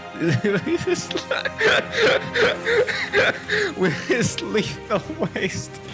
But even so, they all managed to make it through.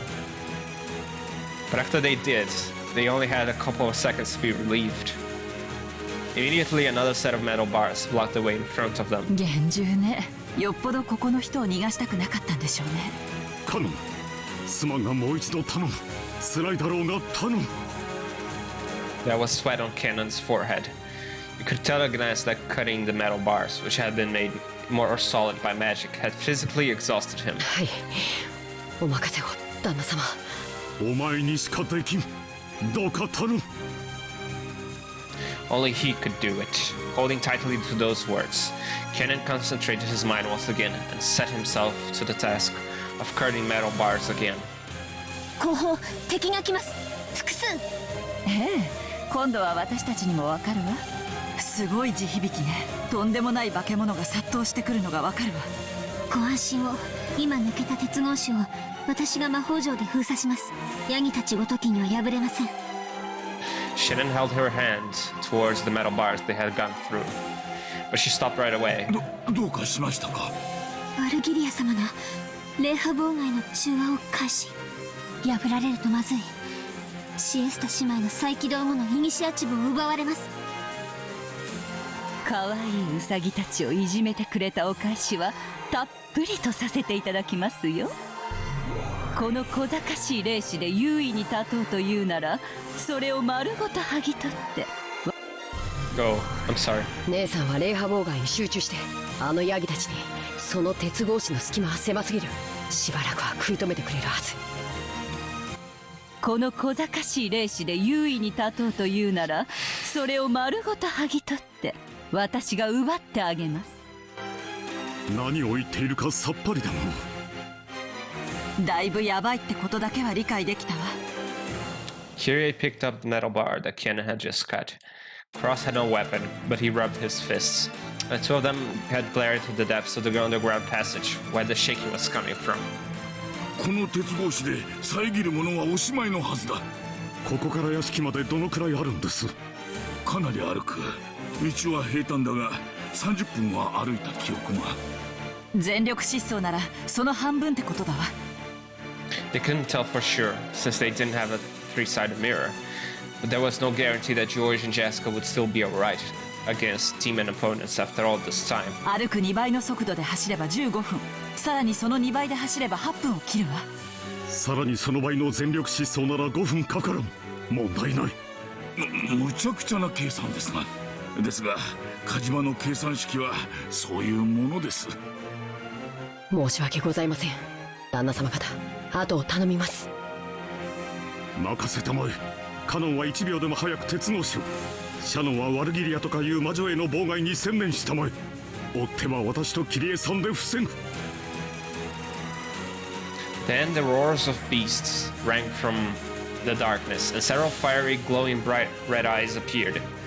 Ghosts that were several levels more massive than the guards were rushing in with incredible force. The tremors they created were almost like an earthquake. They brought frightening intensity and terror, but Kyrie actually laughed with relief. Those massive bodies wouldn't be able to go through the crack in the bars. A group of goats crashed into the metal bars with a fierce sound like that of a train colliding with a dead end. Clumps of dirt fell here and there from the ceiling, and you could tell that the metal bars had bent, as if collapsing. Their charging power probably was on par with the train. If metal bars hadn't been there, they would have likely have overwhelmed the 5 of them and crushed them in an instant. When the group of goats pressing up against the metal bars noticed the 5 people right in front of them, they let out a terrible howl, trying to intimidate the 5. Or maybe it was out of pain from the game of push and shove. One calm goat amongst them figured out what they should be done about the metal bars. Then grabbed the 2 of them with his massive arms and began bending them as though opening at double doors. Kyrie sharply jabbed a metal pole at the goat's vitals. The goat let out a roar of anguish. Probably hurt her a lot, but that was all. It was enough to bring it down.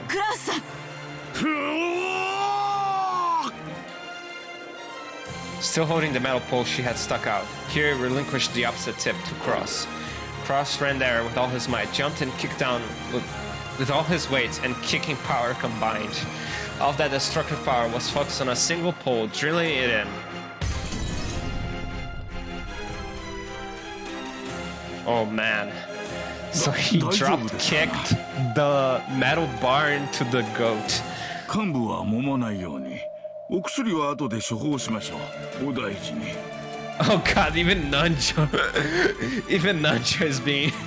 As the goat who'd taken a pile bunker to its vitals, right through its teary eyes. It nodded its head. 私たちのリンクも結構いけるじゃない。シャノンちゃんたちには負けられないわ。当然じゃないか。私たちは仲良し一族だからね。2人がかりでならいけるわ。次、右側のあいつ。了解だ。いい嫁さんじゃないか。ルドルフめ、少し愚痴が多かったんじゃないか。へえ、後で聞かせてもらうわ。ルドルフさん、天国で青くなっても手遅れよ。Ooh, oh my god, are they?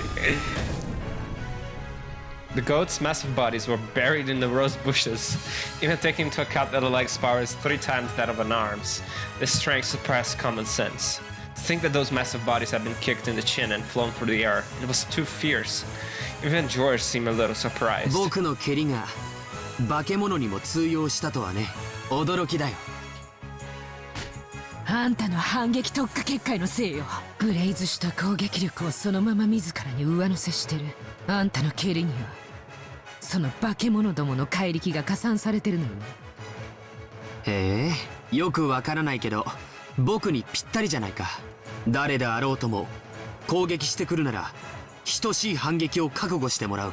専守防衛、僕のポリシー。Oh, that's why Gob couldn't easily touch him.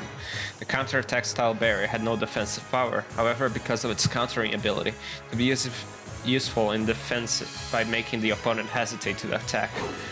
The goats had been foolish, and so had attacked without worrying. This second effect had worked in full against Gop. こいつらは単調だね。パワーが互角であるならば小柄な方が有利だ。 He likely dodged the log-like arms. When those arms touched the barrier that protected George, they let off a strong red light. The tip of the countering attack foot would then gain the same sparkle, and the superhuman power of the goats added it to its own. Second goat fell forwards and floated in the air for a second. Then George's next roundhouse kick missed right over the falling goat's head. For an instant, the goat hoped it might get away with its life.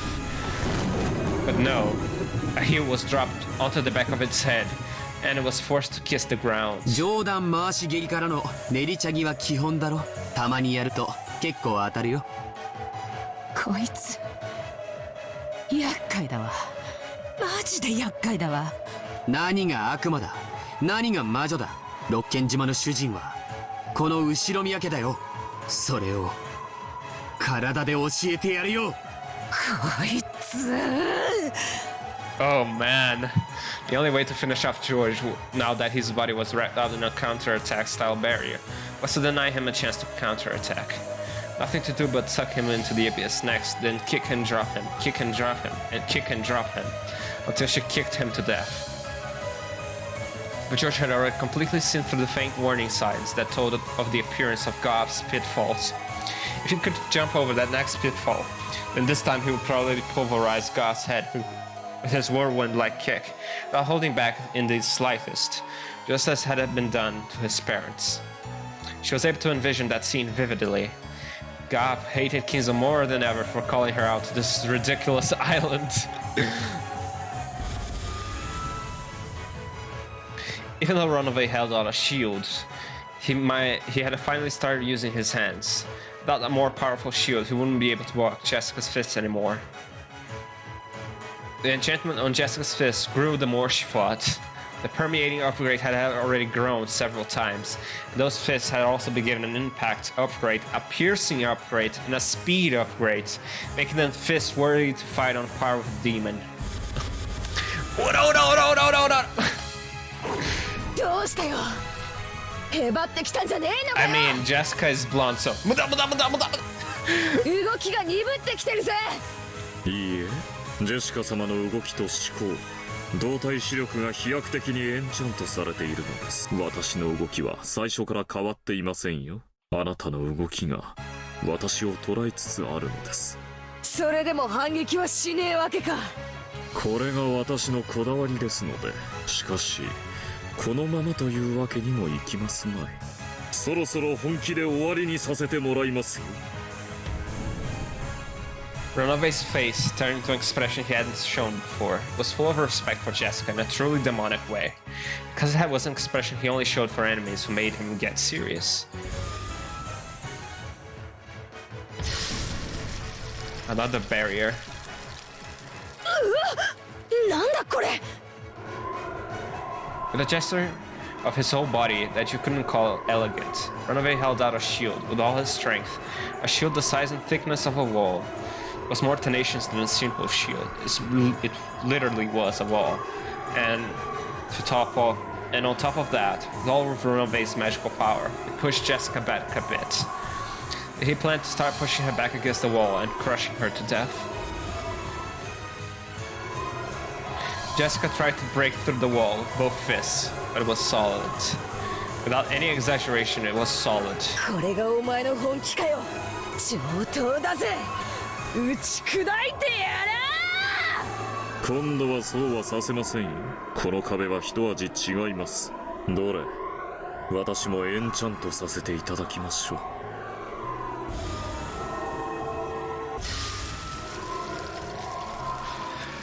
Ooh, when Runaway made a magic sign almost like a ninja, the wall glowed red just for a second, and some kind of ominous power dwelt within it. Jessica was able to recognize that almost immediately with her body. Every time her fist hit the wall, pain as though glass fragments had scattered and hit all over her body rebounded against her. 攻撃反応装甲を付与させていただきました。ジェシカ様の攻撃を相殺することで威力を減退させのみならず、反応破片で反撃までできる優れものです。殴り続けるのは大いに結構ですが、それは自らにも及びますよ。つまりお前の壁と私の我慢比べってことかよ。上等だ。ジェシカ様が膝をつくのが先か、壁に押し込まれるのが先か、見物させていただきましょう。ぶち破ってこの壁ごとお前の横っ面をぶっ飛ばす方が先かもな。見てやがれ。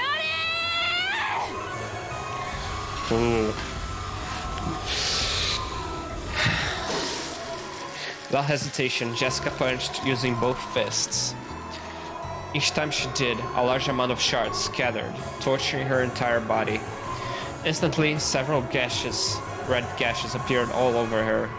She grimaced at intense agony, but her eyes were burning with fighting spirit, and her lips curved in a grin that stood in sharp contrast to the pain. カノン、まだかね。私たちは平気だが、奴らを防ぐ鉄格子が平気ではなさそうだ。もう少しです。こいつらキリがないわ。おしくらまんじゅうだけで鉄格子を破りかねない。The group of goats made the metal bars creak. Several arms grabbed the bars, twisting them with superhuman strength. However, some bars were being pulled in the opposite direction by different hands.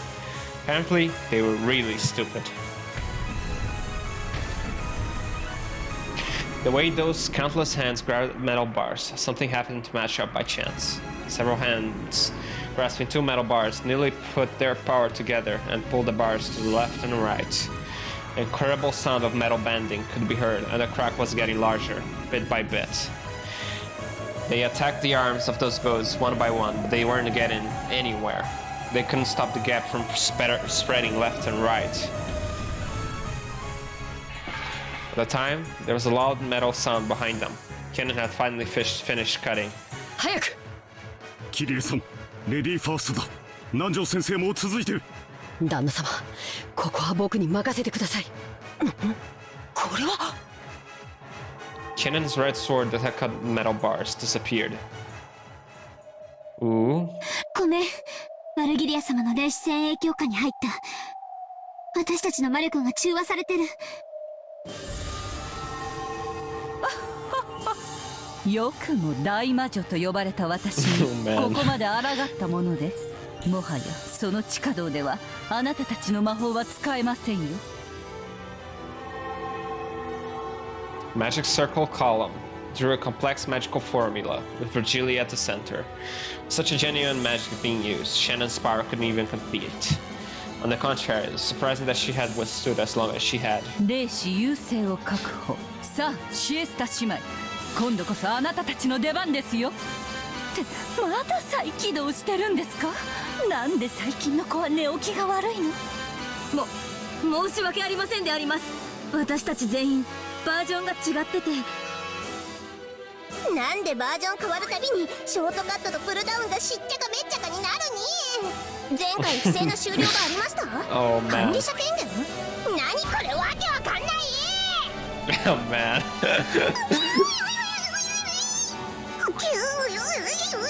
早く直して。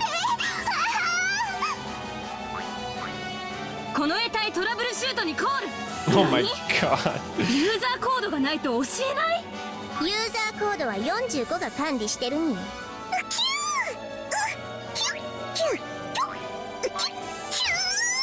Oh man. 9999にしか聞こえん。紙に書かせろ。言語支援システム再起動できてないから文字も書けないに。はあ、お前たちはゆっくり修理していなさい。私が行ってきます。Oh man.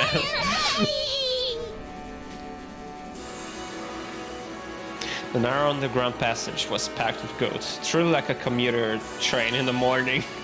Virgilia was again shocked by this congestion. 何をやってるんですか？え？ご褒美が欲しいから一番乗りがしたい？他のヤギにご褒美を奪われたくないから邪魔をし合っている。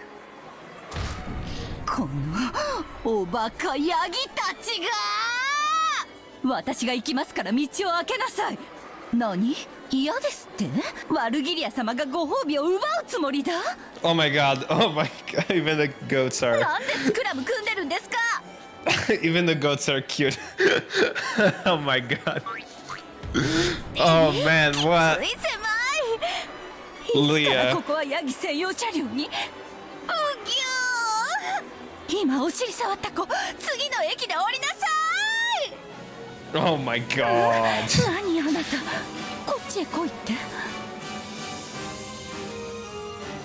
The five in Cross's group dashed through the passageway with all her strength. They couldn't dawdle around in an underworld place like this. They had to quickly join up with the children on the surface. They could meet up when there would no longer be any more sorrow. That time, a terrible rumble started chasing them. Their pursuers finally made through the metal bars. They couldn't see anyone when they turned around.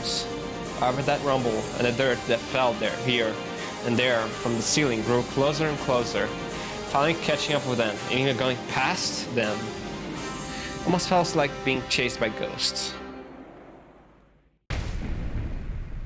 For a second, they thought they'd gotten away until the ceiling in front of them fell and a single goat stood in their path. Virgilia was sitting on its shoulder. Oh man. 賢い子が近道を知っていました。偉い子ですね。一等賞ですよ。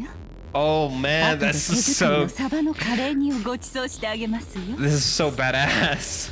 Maybe it really was happy about that dubious prize. Massive Goat showed its joy by putting its hands together and writhing. Virgilia leapt down, laughing that this time it was finally checkmate. くそ、ダメだ。魔力が完全に殺されてる。まだよ、魔法がなくても私たちにはまだこの体がある。無茶だ。あんな化け物にあの不思議な力がなくて戦えるわけがない。子供たちは下がっていたまえ。私が何とかするから、その隙にあの化け物の両脇を駆け抜けるんだ。させませんよ。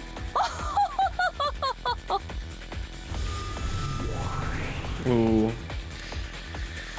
When Virgilia clapped her hands, a purple magic circle wall appeared behind her, stealing even the faint hope that Cross had been batting on.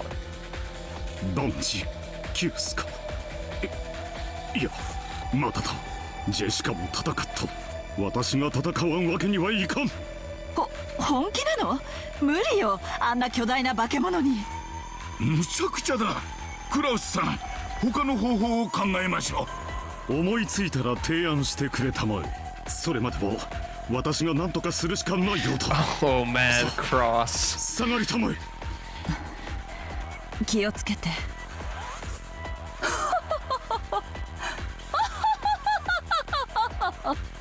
おやおや、クラウス、あなた一人でこの子と戦うつもりですか？わからんぞ。戦いにはまぐれあたりの一発だってあり得る。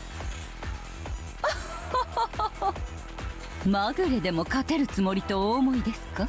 身の程知らずのあなたのために私が状況を整理して差し上げましょう。何？あなたが 100% の力を発揮したとして、 Oh my god, あ power なたの levels. 戦闘力はせいぜい6。対してこの子の戦闘力は1000。つまりあなたが100人束になっても絶対に勝てないということ But です。 can it win against Goku? まあ確かに It can't. 戦いには不確定要素もあります。What is that one そ on の up 戦 there? 闘力に多少の倍率がかかることも認めましょう。しかしそれでもあなたがこの子を倒せる確率は Oh my god, it's counting. 0.0001% というところでしょうか。お分かりかしら？あなたには万に一つの勝ち目もないということです。Virgilia and the goat could fall together. くそ、万一ということは配当は1万倍ということではないかね。いい大穴だ。そういう馬券は好きだよ。それを買うコインはあなたの命1枚しかありませんよ。しかしそれでもその奇跡に運命を託したいという Oh あ my なた god, の is 気持 Bert ち Castell also よくわかり interfering? ますですので恐れずに立ち向かうあなたの勇気をたたえ一つハンデを差し上げましょう。この子は左腕一本で戦います。 It's counting. まあそれでもあなたに負ける気は全くしませんが、それにしても何かしらさっきからピンポンピンポンよかろう。 This is so meta. 受けて立ってやる。左腕だろうとなんだろうと、どうせ私は一撃で殺されるだろう。私のチャンスもまた一撃しかないのだ。それに全てかけるしかあるまい。むちゃくちゃだクラウスさん。あんたがボクシングをやってたことは知っているが、それでも大学時代のはず。いやいや、仮にプロのボクサーがいたとしても、あんな化け物一撃で倒せるはずもない。リングの上での試合なら確かにね。でもクラウス兄さんが望みをかけるチャンスがわずかだけどあるわ。彼はそれに全て望みをかけている。まさか。しかしそんなのもうまくいくわけがない。旦那様、見ていろ。一撃で決めてやる。 Ho ho ho, how shallow. I know what you're after. The distance between the two of them is more than 10 meters. If the Goat and Cross both step in with all their strength to settle this fight with a single blow, their power will be doubled. What is normal? Both will crash together, so it's a relatively 4 times normal. Even if, on top of that, the strike lands on a weak point for a critical hit, that'll only double the power again. In short, Cross's maximum power levels of 6 times. 6 times 8 would be 48 at the most. He might or might not be able to win if he repeated that lucky shot a full 20 times. Ho ho ho ho ho. If you're killed every time you take a hit and your damage still accumulates. Let's see, perhaps we might finally win when we get to episode 24, yes. Ho ho ho. If only this series could stretch on so long. Either way, you don't even have a slight chance at victory. Hey, seriously, what is that bing bong sound? That's the sound of the flags being raised for your defeat.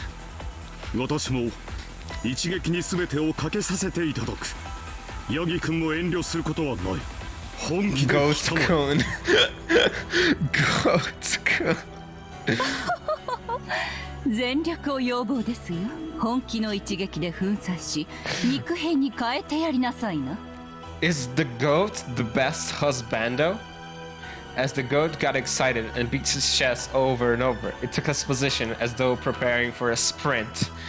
I mean, he's a Chad, right? Oh ho ho, is this what you wanted? Bet your hopes on the greatest limits of your power level and despair when that gets you nowhere. It's the flags being raised.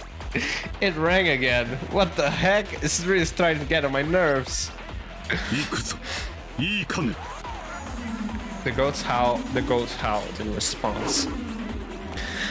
Then, with a matched timing that only the men confronting each other could comprehend, the two leapt forward like bullets shot out of a gun. The men howled, collecting the strength from all over their bodies into one arm each. The goat's fiery glowing eyes clearly locked onto Cloris's face. He could perfectly see a vision where he would step forwards, when he would punch through Cross and blow him away. And when he would win perfectly.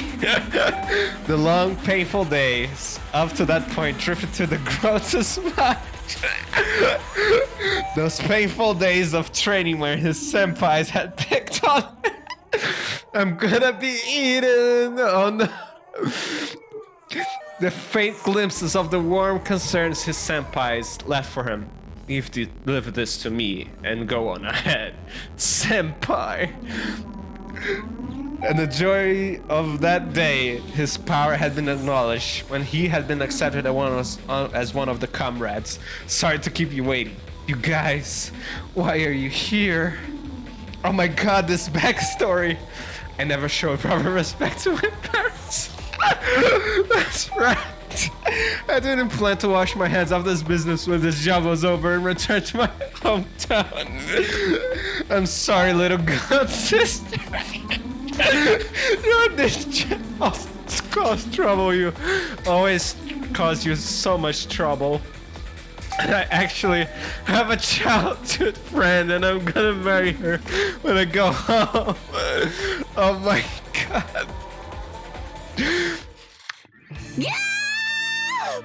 ダメー！負けフラグ立てすぎちゃダメー！ Oh my その god. パンチはダメよ！避けて It happened in the instance before the two crashed and their punches crossed. No, 愚かね go! ワルギリア冷静な判断を変えたよそのパンチを受けてはなりません What? 弾きなさい No, goat! The very instant the goat's left straight and crosses right straight crossed. The goat obeyed Virgilia's orders with super fast reflex and pulled back his straight back, repelling Cross's punch. That's right, Virgilia's decision probably had been wise. After all, the number of loser flags amplifies the power level of one's opponent. 危ないところでしたこんな負けフラグ立てまくりの状態で食らっていたらどれほどの威力に倍率がかかっていたことかさあそこでガラ空きの右側面に右ストレートを叩き込んでやりなさい何左腕一本で戦う約束約束は破るためにあるのでしょうが Oh man. また立った失望よワルギリアあなたはやはり冷静を欠いていたわなんですって直前に気づいて避けさせた私のどこが冷静でないとどうしてですかキリエ様あのまま激突していたら旦那様の勝ちだったのではそうか負けフラグの数が20でもまだ足りないんだ Oh my god. Crosses and the goats double rushed, made for ×4.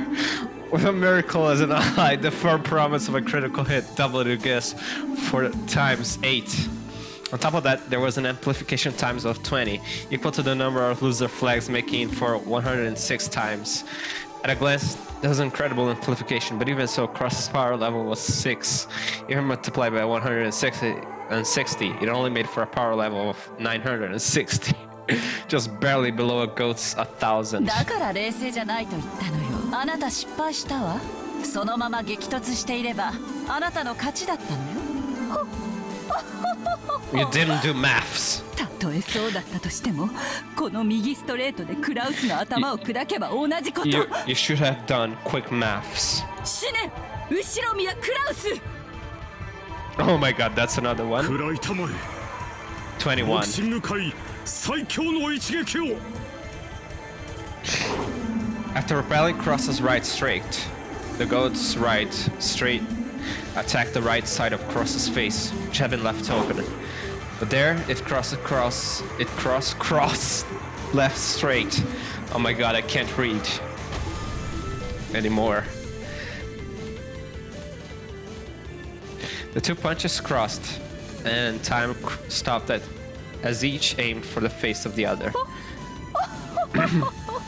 まさかこのタイミングで相打ちに持ってくるとはしかし戦闘力は160倍止まりで960うちの子の1000には及びませんでしたよいやワルギリアさんあんたの負けだどうしてあんた最初のクロスカウンターを弾かせちまった確かにその次に繰り出した右ストレートが当たればクラウスさんは粉々にされていただろうしかしそいつをクロスされてしまったこりゃダメだ悪いがあんたんとこのヤギさんの乾杯だよ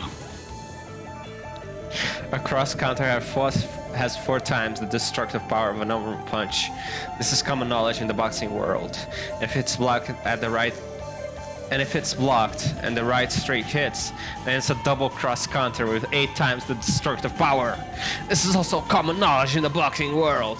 If that is crossed, Then by the principle of leverage, the triple cross would multiply the destructive power by 12! This is also painfully common knowledge in the boxing world! Oh my クラウスの god! 戦闘力は6、双方2倍の踏み込みで4倍。クリティカルヒットで8倍。負けフラグの立てすぎで160倍。そしてトリプルクロスカウンターでさらに12倍。 Oh my god, Cross can even beat Goku now. Oh my god.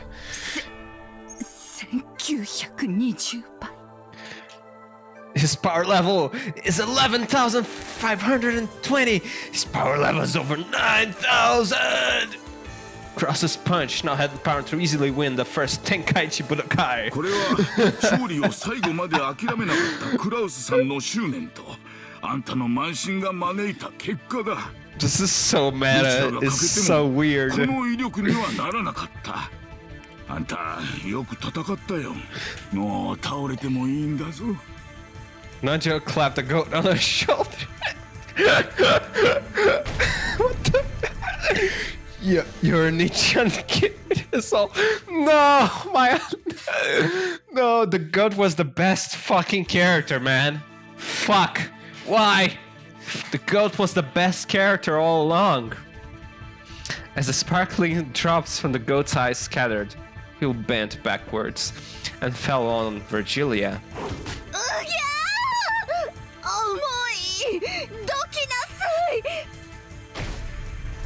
The goat's massive body was too heavy for the slender Virgilia. She wriggled around with it on top of her, but it didn't look like she'd be able to escape. In that instant, the barrier Virgilia had sealed broke. Oh my god, this is so stupid. 悪く思うな。テコの原理を侮ったのが君の敗因だ。どうしてあのカウンターでテコの原理が働くのかしらね。永遠の謎だわ。It's quick maths. 今のうちに Don't 逃げ worry ましょう。 about it. ヤギさんもお大事に。 Oh man, それでは失礼します。 the バル goat ギリア needs 様。 to have his own backstory. He needs to have his own spin-off. ペコリ。待ちなさい。これどけて。ガブガブガブガブガブガブ。 After that, there was nothing to block the way. They ran intently through the underground passage. So stupid. Jessica had been finally cornered with the wall at her back. Rudolf advanced with his magic circle wall bit by bit and would probably crush her against the other wall eventually. Considering the distance, she threw out her fist. This would be her final attack. Jessica had dealt out too many punches so far. The wall wasn't invincible. It had already started to crack, and it wouldn't be strange for it to smash at any moment. However, due to the rebounding damage, Jessica had also cuts all over her body and was all worn out. もうおよしなさい。あなたを押しつぶすつもりはありません。あなたの処遇は親方様が決めますからね。しかし、ジェシカ様のナイスファイトは私からも特に申し上げるつもりですよ。ふざけるんじゃねえぜ。まだだ。まだ終わっちゃいねえぜ。あなたは満身創痍。立っているのもやっとではありませんか。あなたは最後の一撃に全ての力を込めるつもりでいるようだ。しかし、その最後の一撃はむしろあなたにとって命取りになりますよ。The damage reflected by Runove's magic circle wall was proportional to the strength of the attack. Jessica's all-out punch would probably be bounced back onto her. The more all-out she went, the more suicidal it would be for Jessica. 分かってるぜ。そんなことはよ。警告します。もうおやめなさい。それがあなたのためです。強がるなよ。お前の壁がもう破れかかってるんだろ。殴ってきた私には手応えで分かってるんだぜ。That was a fact. Runove's wall was already on the verge of breaking. On top of that, Jessica's fist had been imbued with an unimaginable magical attack power by now. Their destructive strength defied the imagination. In the worst case, the destructive power might even pierce the defensive wall, smash Renova as well, and create an expansion connecting this room to the next. However, that damage would rebound on Jessica as well. She wouldn't be able to escape unharmed. もう一度だけ言います。おやめなさい。あなたのためを思って言っています。やかましいぜ。覚悟しやがれ。Jessica howled, putting all the strength of her greatest and final destructive power into her fist. She roared. So Bernkastel helped Cross, and Lambda Delta is helping both. The three Goats have been beaten down long ago. So Lambda Delta is helping both George and Jessica. Without straining to breathe in the slightest, George cautiously closed the distance between him and Gop. He was after her. He was planning on bringing her down with a single strike. Gop was also aiming for that single strike. If she let this chance slide, she would be killed this time. 落とし穴は使わないのかい? Couldn't she use her pitfalls on herself and then use that as a teleportation? Even the tiny opening during the time it took to open the hole would prove fatal with George as an opponent right now. Gop cautiously calculated the distance and timing, but even as she did, George closed that gap between them. 来ないなら行くよ。来なさいよ。今さら小細工も何もないわ。私のこの蹴りで決着をつけてやる。For an instant, she thought George's body blurred, and then only his jacket was floating in the air. Oh my god! The moment she thought, darkness covered Gop. George, with his left heel swung up high, was attacking from the sky like a massive dragon. かかったわね。これで私の勝ちよ。後ろ宮ジョージ！何？ Gop was put in a vast pitfall with her at the center, swallowing up George along with herself. The two were swallowed up by the pitfall and spat out from the ceiling of the arbor. That was what Gop was after, so she alone landed lightly. However, there was another pitfall in George's landing spot.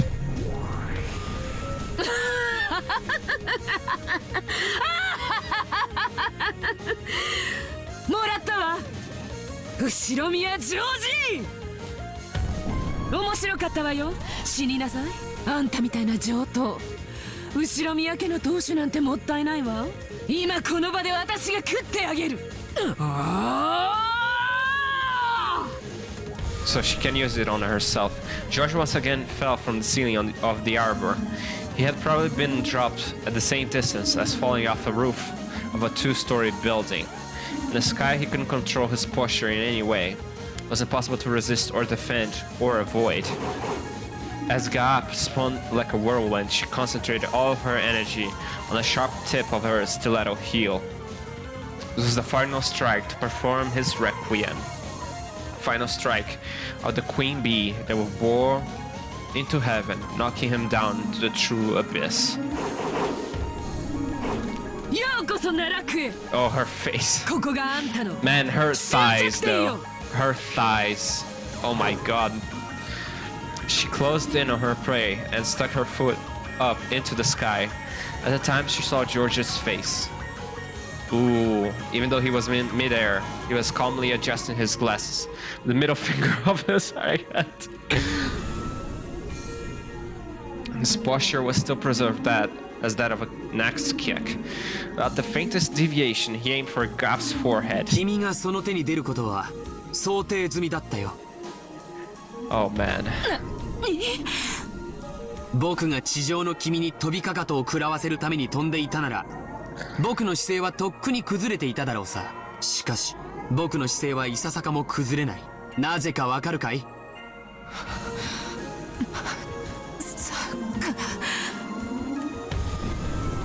僕は初めから数フロア下の君にかかとを食らわせるつもりで飛んでいる。Oh man.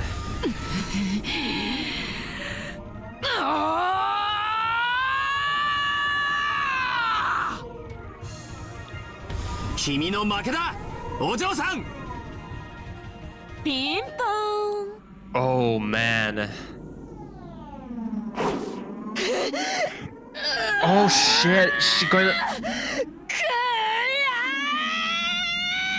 Oh shit, she lied. Jessica's last and strongest upward punch reached the wall and was sucked in. Oh god, no fucking way. It was sucked into a black large hole that had suddenly opened on the wall. Oh, she's gonna make both cousins kill them. Oh no. Oh shit. Okay, Gap. Oh no.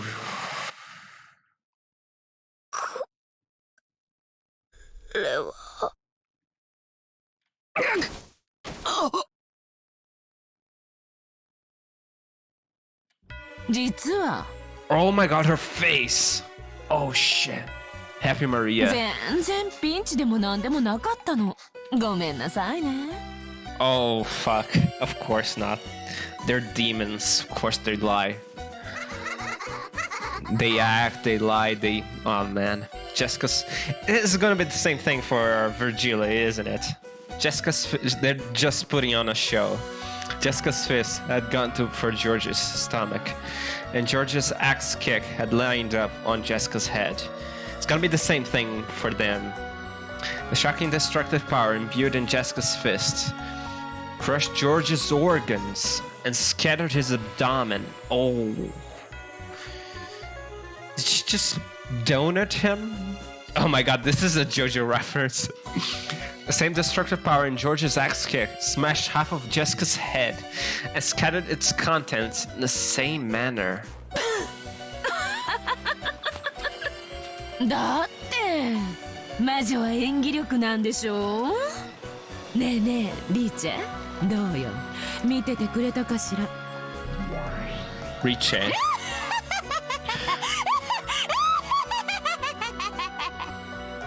やるな、筋書き通り。やっぱガープは分かってるじゃん。イエーイ。Beato and Gab casually high-fived each other. This is all a show for a battler. That no matter how much his relatives struggle, it isn't going to work. Oh man. ありがとうロノウェイ。こっちで美味しくいただけた。ジェシカの死体はそっちに返すわ。二人で寄り添う死体を引き離す。これで第二の晩は出来上がり。Gab dropped Jessica's corpse through a pitfall, and all the chunks were thrown into Jessica's room, as carelessly as throwing something into the trash. Jessica's corpse and lumps of flesh fell from the ceiling and poured all over her room. Oh man. Renovae shook his head slightly at the gruesome change of scenery. 申し訳ございませんね。ジェシカ様、ご忠告は申し上げたのですよ。もっとも、この結末を予見し、聞き入れないと分かっている忠告を重ねる悪魔の醍醐味は、人間には分からないでしょうがね。Nah, that's something a human can understand as well. People give advice they know people won't listen all the time just to see them fail and then say told you so. 本当に面白かったわ坊や。でもあんたちょっと言葉遊びが過ぎるわよ。そろそろ反撃してもいいかなが最高傑作。あなたどこかのラノベか何かにかぶれそうよ。Oh man. In the arbor, brutally decorated by George's and Jessica's scattered blood and guts, Gap enjoyed a loud laugh for a while, but she quickly realized that in all seriousness, this was too filthy and undignified, and she snapped her fingers.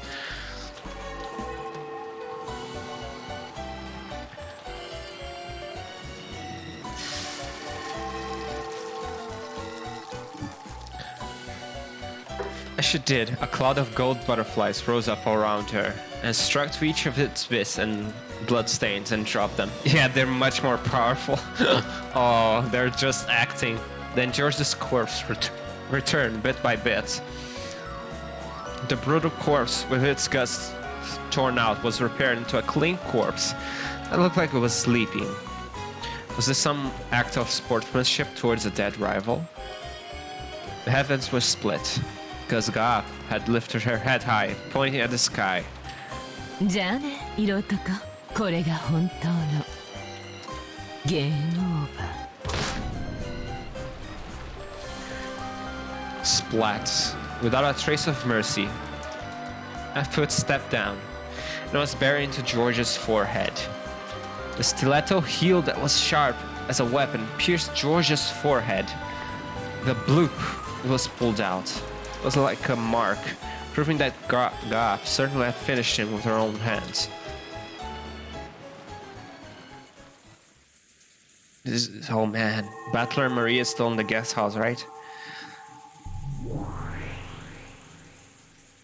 Rudolf also returned Jessica's corpse to its original form, and unlike how it had been with George, he restored Jessica's life. Oh?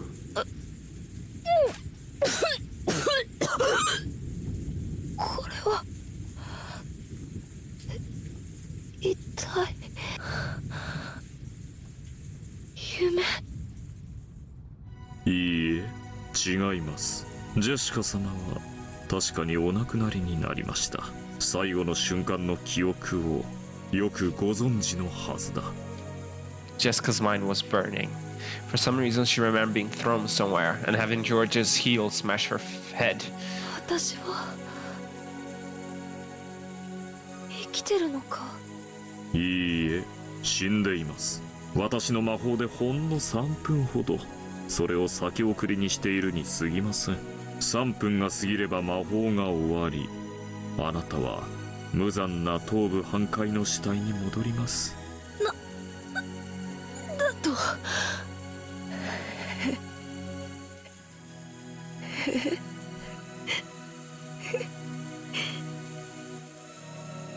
死は残酷です。多くの場合、心の整理さえ与えない。しかし私はここまで検討したあなたを称え、その時間を与えることにしました。その3分間でこの世の未練をよく整理されるといいでしょう。 Cannon and Cross won't arrive one day. その3分でお前を道連れにするという手もあるぜ。 But the power that had burned through Jessica's body until a second ago had been completely lost. Jessica was aware of that herself. She was already dead. それでは私はこれにて失礼いたします。楽しかったですよ、ジェシカ様。 Rudolf turned his form into a cloud of gold butterflies and disappeared. All that remained was the sound of the wind and rain, and the figure of Jessica as she crouched down, leaning against the wall. Jessica could tell. She probably really would revert to the course she had been after 3 minutes. Was there really anything she could do in the 3 minutes? She stood up with a shaky gait, took the phone that was on the desk.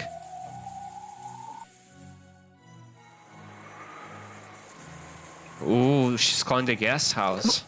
もしもし、ジェシカか？ジェシカ、どうした？無事か？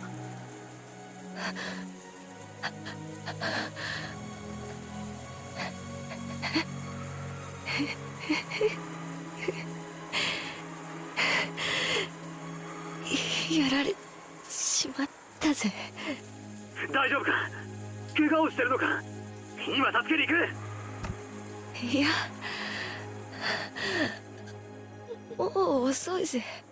私さ、もう死んでるんだと。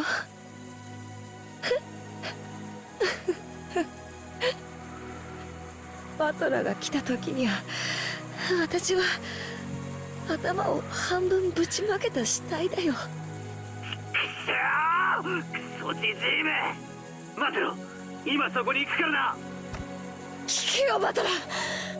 いいか、よく聞け。ゴーダさんたちがどうして食堂で6人が殺された時のこと歯切れが悪いのかよく分かった。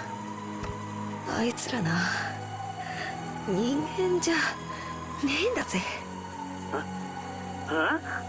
何を言ってんだ。見ちまったんだ。仕方ねえだろ。あいつらさ、ワープしたりバリア張ったりやりたい放題だぜ。どこの漫画だよ、アニメだよ。いやマジでかなわねえぜ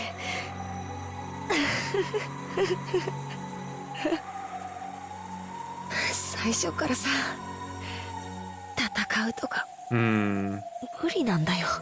バトラーが自慢してた棒仕掛けの槍程度でとてもどうにかなる相手じゃねえぜ。 A little blood. A line of blood dripped down from Jessica's forehead. ジョージ兄さんもダメだった。ありゃ即死だ。次のテストはバトラだな。お前のテストも私たちと同じになるのかな。用心しろよ。そして間違えるな。テストか。違う。敵はどうせ人間だと間違えるなよ。敵は人間じゃない。恐ろしい魔法を自在に扱える悪魔なんだ。そこを絶対に間違えるんじゃねえぜ。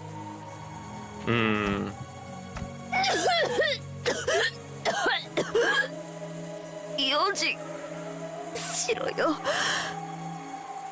A line of blood dripped down from Jessica's mouth as well. The left half of her head started hurting. Jessica realized that she was about to return to the corpse she had been. 13人死ねば黄金の魔女が蘇る。母さんたちが殺されて6人。これで第1の番。そして私とジョージ兄さんが死んで第2の番。 This is weird. あと5人殺されれば儀式は完成で魔女が蘇るってわけだ。父さんたち無事だといいな。もし無事じゃなかったらお前をテストするのは復活したてのベアトリーチェ自身ってことになるかもしれねえぜ。 Ooh. Battler already didn't understand what Jessica was saying, but from her tone, he realized that she knew she was about to die. So even though he didn't understand the situation, he urged her to give her all.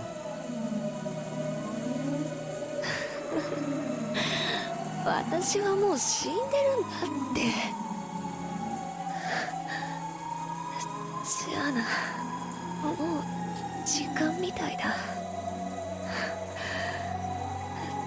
テスト頑張れよ。お前が当主に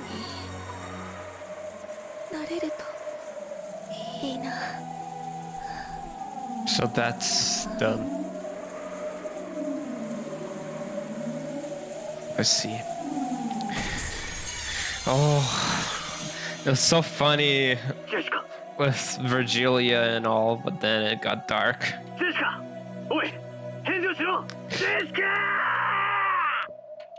Battler's sorrowful voice could be heard from the dangling receiver.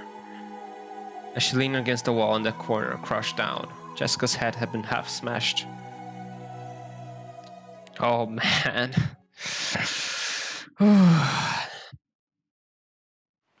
ここはこれは井戸なのか。ここはどこなんだ。 Kyrie struck her face out of the well, and then Cross showed himself too. I realized that he could see the back of the mansion from beyond the grove of the trees. Cross knew more or less where they were. To think that here, in a certain well, there had been a hidden underground passage, which led to a hidden mansion. 老体にはやはりこれは辛いですな。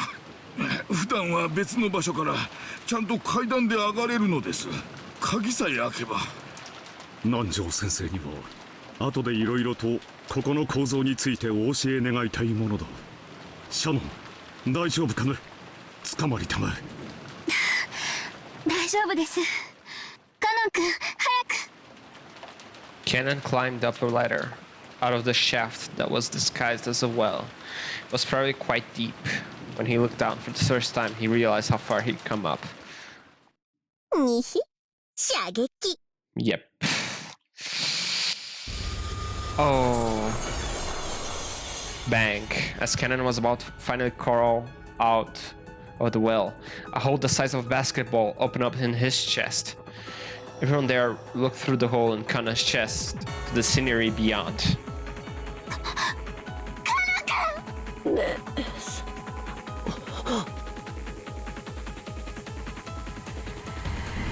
Shannon slumped backwards and was swallowed up into the depths of the well.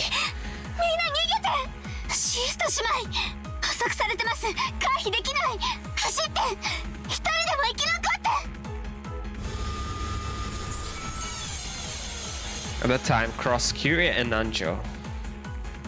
Not Shannon. Suddenly saw a golden curved light appear from the well and sue itself through the side of oh, it's Shannon. Oh, okay.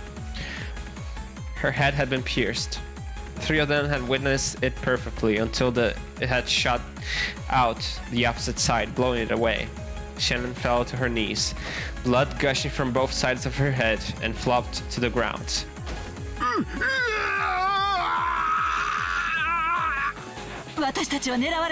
Oh my god, that face!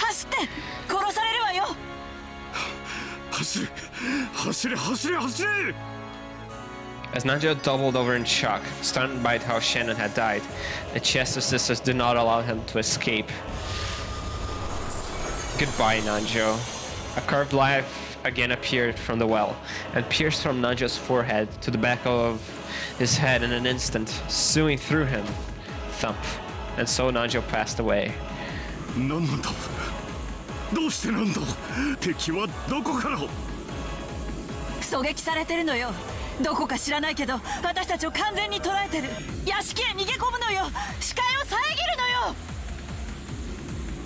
The two dashed towards the back of the mansion.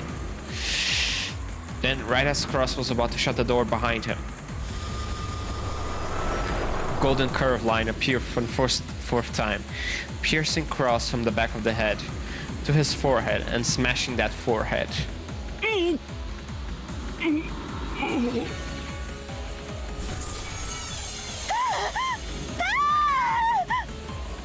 Cross's body leaned over, fell down, and drew a new radial pattern with the insides of his head.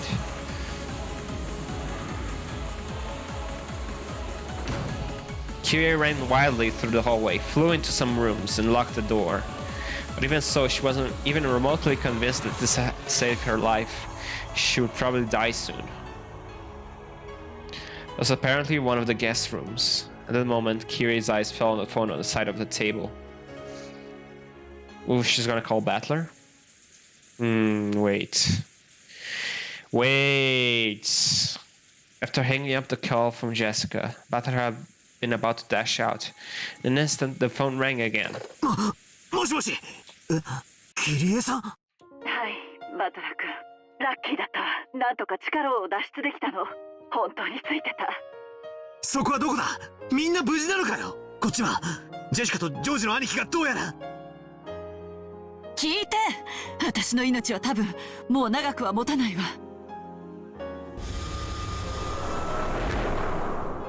At that time, right after she thought the keyhole of the locked door might have glowed gold, a gold curved line drawing a helix. No.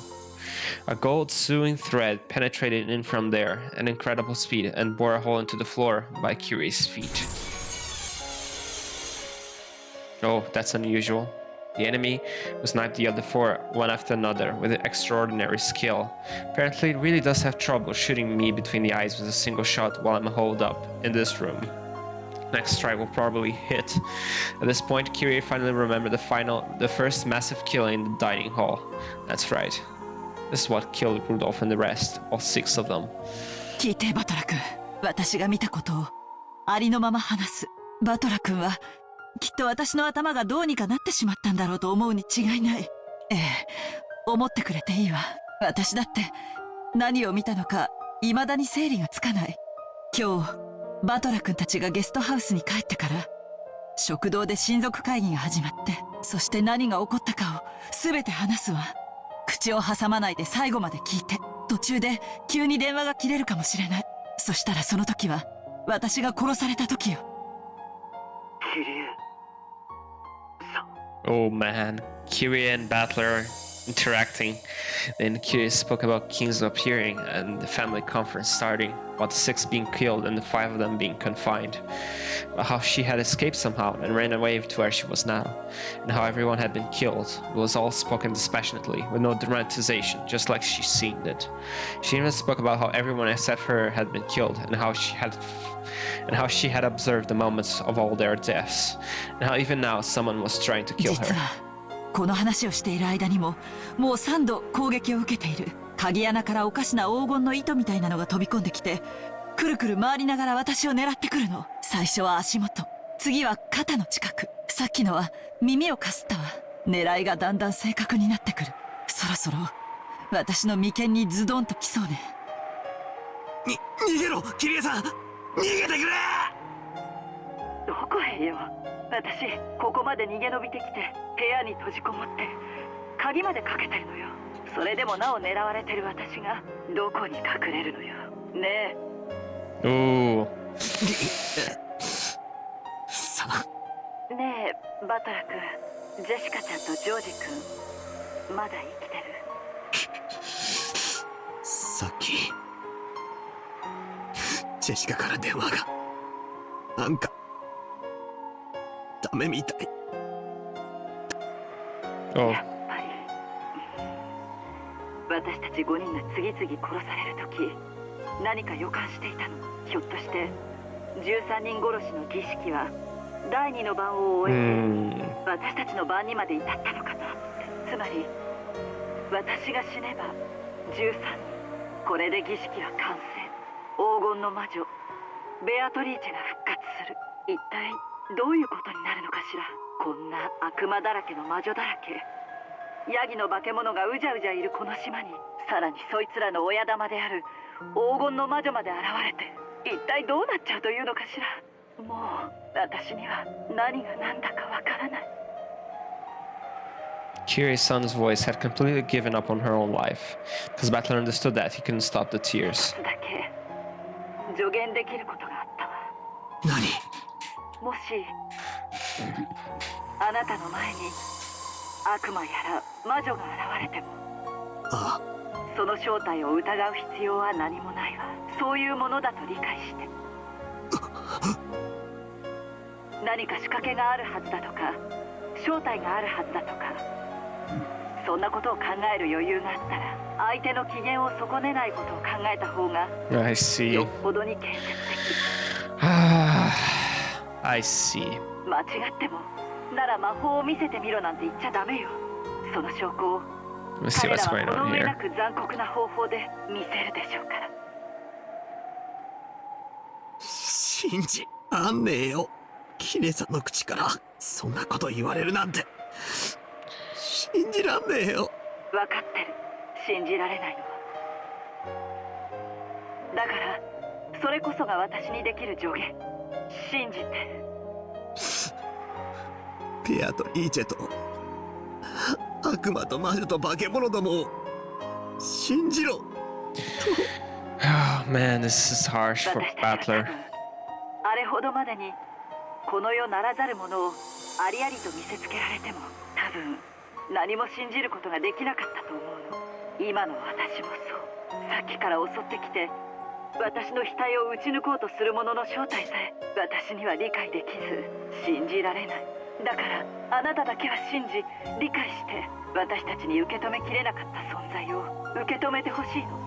そうしてくれたなら私たちの死は無駄にならない。私もこうして電話をした甲斐があったというものだわ。キレさんまだ大丈夫よ。かすったけどまた外したわ。さすがに今度はもうダメかもね。ありがとう。そしてさよならバトラ君。あなたのことアスムさんの息子だからと冷たくしたこともその日のことを許して。許すも何も今はキリエさんが俺にとっての母親だろうが。 Ooh, I felt as though I'd heard an incredible sound at the other end of the receiver, and a noisy clacking sound, as though the receiver had fallen to the floor. キリエさんキリエさん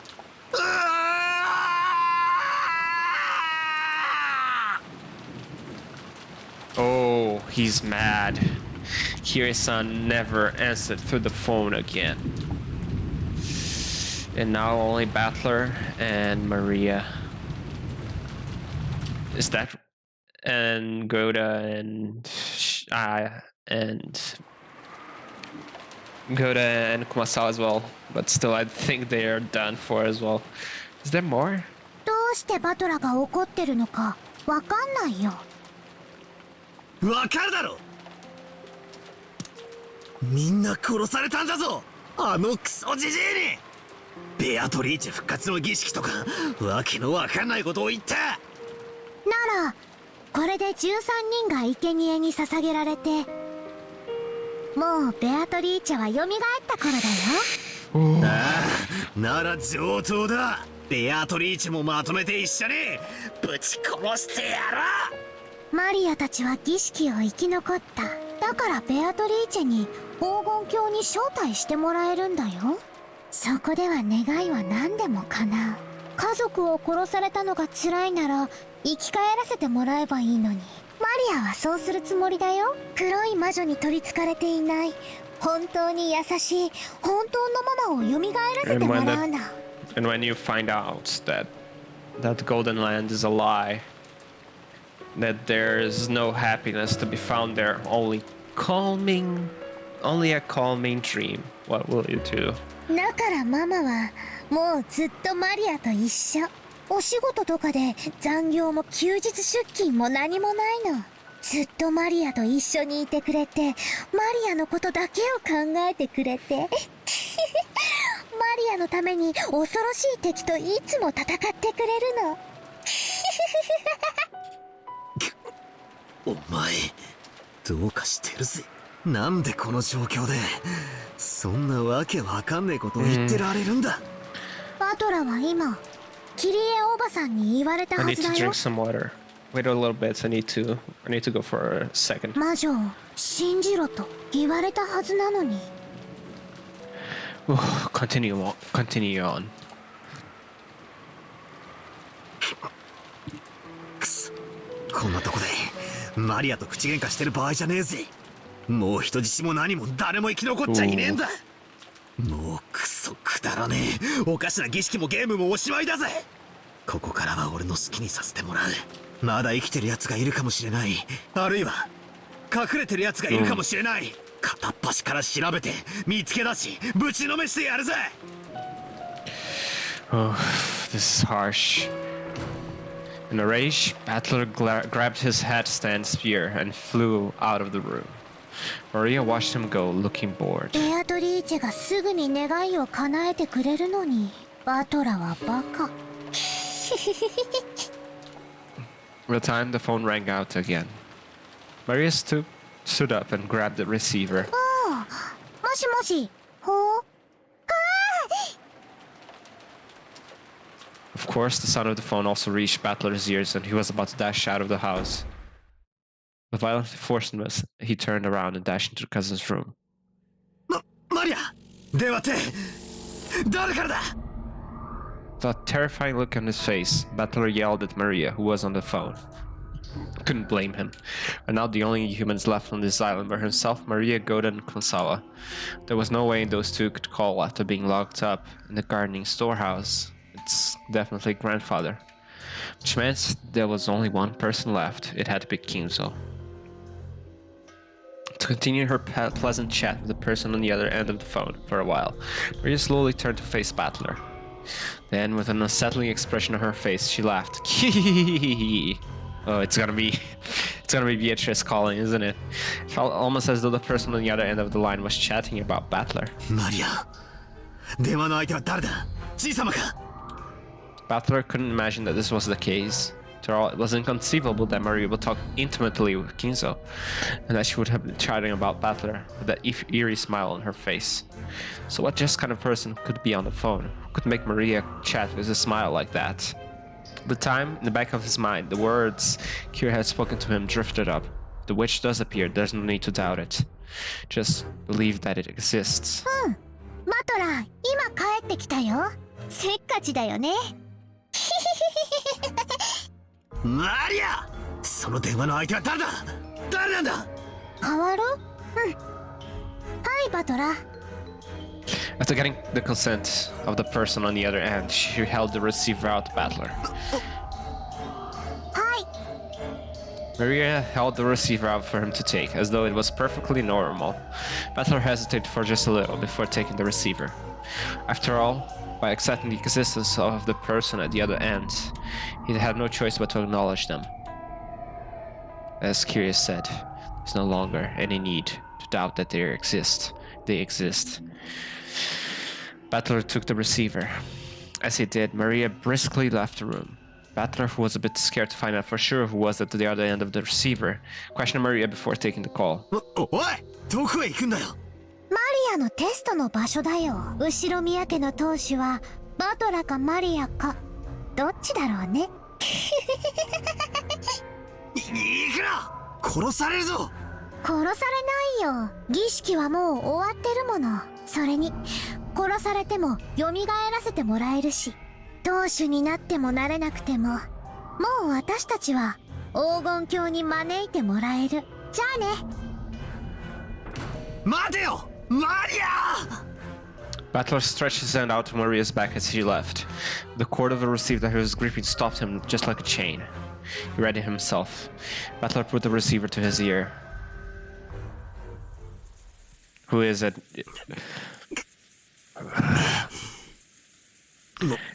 もしもし。Congratulations! Oh my god! And I'm fine! Oh my god, what is this? And you? What is this? It has lyrics. Screwed up, mocking English filled his ears. It was the voice of the woman he didn't know. Who was it? The inside of his head was trying to freeze up. Who was it? 誰はないであろう、後ろ宮バトラー。返事は Yes, I'm fine! Oh my god. やる懐かしいな。中国でやっただろ。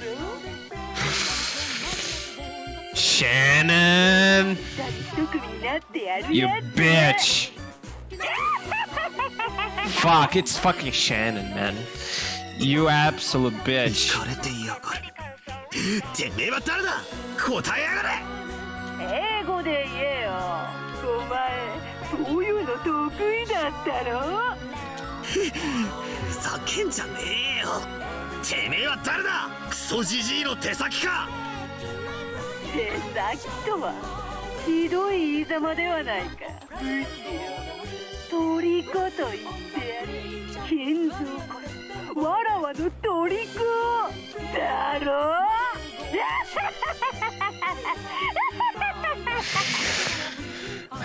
Shannon knew about the English in the episode 2. I remember that. Or it was episode 3, I don't know. That last laugh didn't sound like it was aimed at Battler. It was almost as though Kinzo was right next to the phone, cackling as well. 名を名乗りやがれ。てめえは誰だ？何者だ？当ててみろよ。ハワイへご招待するぜ。やっとだ。やっと。長かったぜ。本当にで長い日々だった。マジで1000年は待ったぜ、今日という日をよ。おかげさまをもちましてわらは大復活。サンキュー金蔵、特別にさっきの待った聞いてやってもいいぜ。やれやれ、上機嫌にも程があろうが、もう少しは淑女らしく振る舞わんか。God, I hate Kinzo. My God. Kinzo and Beatrice sat facing each other over the chessboard on the reception table. There was an expensive cheese and snacks to go with drinks, and these were several empty wine bottles lined up. As Beatrice rolled on the sofa in an unseemly way, she helpfully held a wine glass in one hand and was probably completely drunk. 今日は最高にご機嫌だから大サービスだ。おいおい金蔵、こんな年代物の寄付ワインなんか飾ってんだよ。1947年ものかよ。今日開けなくていつ開けるつもりだ。それを浴びせっこして遊ぼうぜ。空き瓶で殴りっこもしよう。それは愉快だ。浮かれすぎであるぞ。羽目の外しすぎだ。金蔵だって。わらわに再会できて嬉しいだろ。シャバだ、うつしおだ、わらわの肉体万歳。おさっきから何を騒いでるんだ。お前がベアトリーチェだとでも言うのかよ。イエーイ。おい金蔵の13人殺しの儀式のおかげでようやくわらわは復活したと。口があるといい。こうしてそなたと話せることのなんと楽しいことか。そういえばお前とはあれだけ何度も憎まれ口を叩き合ってきたのに、こうしてゲーム中に盤上で会話をしたのは初めてだな。何やらとても新鮮だ。今のポンって音聞こえたか。あいつ開けたぞ。マジでバカたっけえ秘蔵ワインを開けやがった。知ってるか。10キロのインゴット丸々と同じくらいするんだぜ。ふざけるな。何がベアトリーチェだ。黄金の魔女だと。いい加減にしろ。どこにいやがれ。そこにクソジジイも一緒にいるのか。てめえらまとめてぶっ飛ばしてやら。今どこにいやがるんだ。答えやがれ。なんだ、わらわに会いたいのか。モテる女はつれや。でもよ、金蔵がいる時に口説くのはよせよ。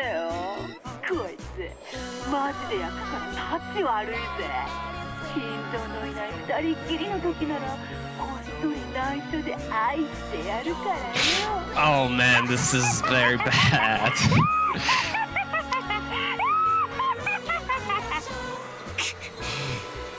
イカれてやがるぜ。金蔵、気が変わった。マリアのテストにわらわは行かない。そなたが行け。なんと気まぐれな。ではお前がバトラーをテストするというのか。いいだろう。あいつさ、お前の若い時に似てるからさ、キュンときちゃうんだよ。安心しろよ、浮気なんかしないって。あいつと二人っきりになるのは今だけ。わらわはいつだってお前と二人きりだもん。Oh my god, this is so bad. もうわらわを四六時中束縛するのは勘弁しろよ。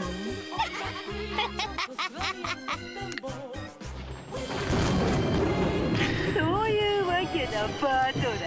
そなたのテストはわらわ黄金の魔女ベアトリーチェが自ら執り行ってやろう。バトラー。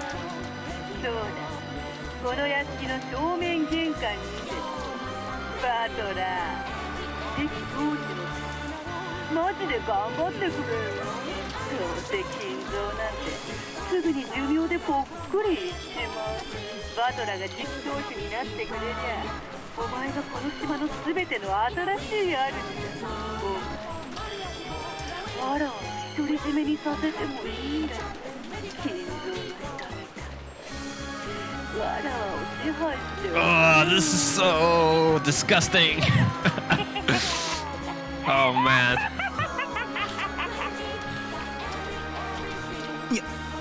屋敷の玄関だな。上等だ。このクソったらない酔っ払いめ。俺がてめえの酔いを覚ましてやるぜ。迎え酒には俺の熱いパンチをくれてやる。首を洗って待ってやがる。 Battler impulsively slammed the receiver down. There was no need to talk through it anymore. I'll meet her face to face and settle this. I see what's going on, I think. I took the spear I'd made from the hat stand, went outside without even an umbrella. It's hard to imagine that the young woman calling herself Beatrice is waiting for me alone. I should probably assume that as Gohda as the rest said, she'll be waiting with supporting troops. Going alone will be too reckless. Gohdaさん、Kumasawaさん、俺だ、バトルだ。I headed for the gardening storehouse first. I needed all the help I could get. Gohda's son is big, so I can probably count him from some firepower. Kumasawa's knowledge and familiarity with the terrain as a senior servant might become a huge weapon. Both of them have master keys and they know more about the mansion than I do. They'll be pretty reliable allies. As I banged on the shutter and called out for them to open, I remembered there was nothing they could do from the inside. I would have to get the key back from them before opening the door. I rounded the corner, knocked on the small latticed window there, and opened it. Gohdaさん、Kumasawaのばあちゃん、バトラだ。おい、起きろって。お。They're dead, aren't they? Oh. The scene in the shed, lit by a dim light bulb, was very strange. Gohdaさん。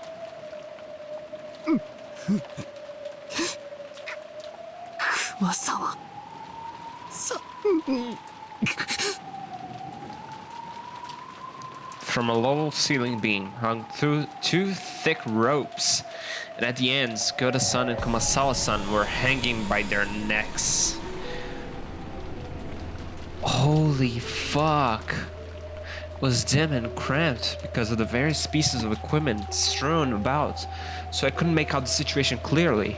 But when they showed up, not even a tremor after I called out to them. And because of the way they loop around the necks seemed to carry their full weight of their bodies, I could sense no trace of life from them. Oh god, this is such...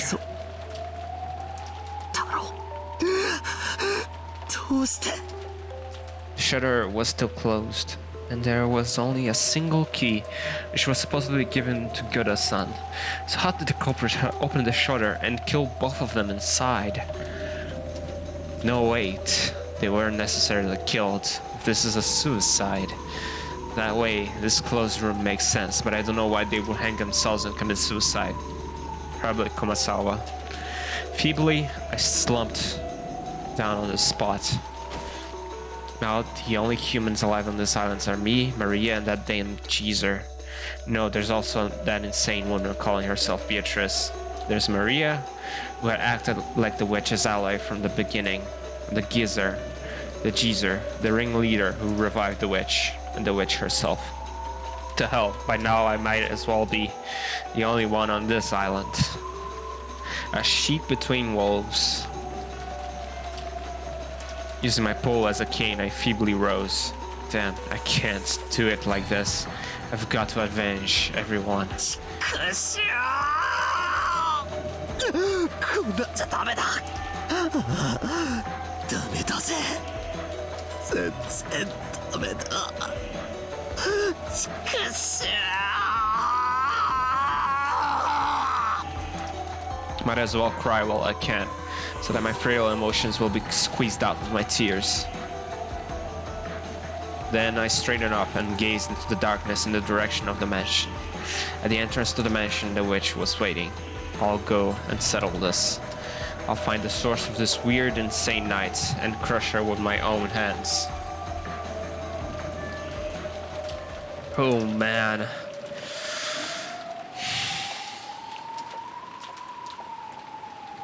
Amidst the pouring rain, I walked through the rose garden without an umbrella, letting myself get soaked. I could see the arbor on the other side. According to Jessica, it seemed that George Aniki had also been killed. Well, by this point, there's no need to worry about the lives of any hostages. I left the path, aiming for the arbor. Then, I saw George Aniki's weather-beaten corpse. Aniki. 畜生。 The corpse was in front of the arbor. Oh man.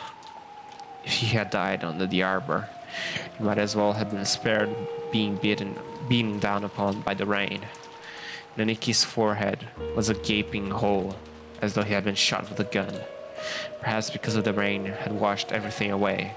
His face wasn't covered with blood, so he looked almost like he was sleeping. However, his clothes were stained a deep red, and there were still signs of large amounts of blood had flowed out. Perhaps I'd be if he were sleeping or else pretending to be dead. But even though the rain sprayed against Aniki's eyes, they remained open, and the hole in his forehead was no joke, but absolutely real. There had been a faint chance that even Gohda-san and Kumasawa-san, hanging by their necks in the gardening shed, had been them playing a bad joke. A naive possibility had now become completely denied.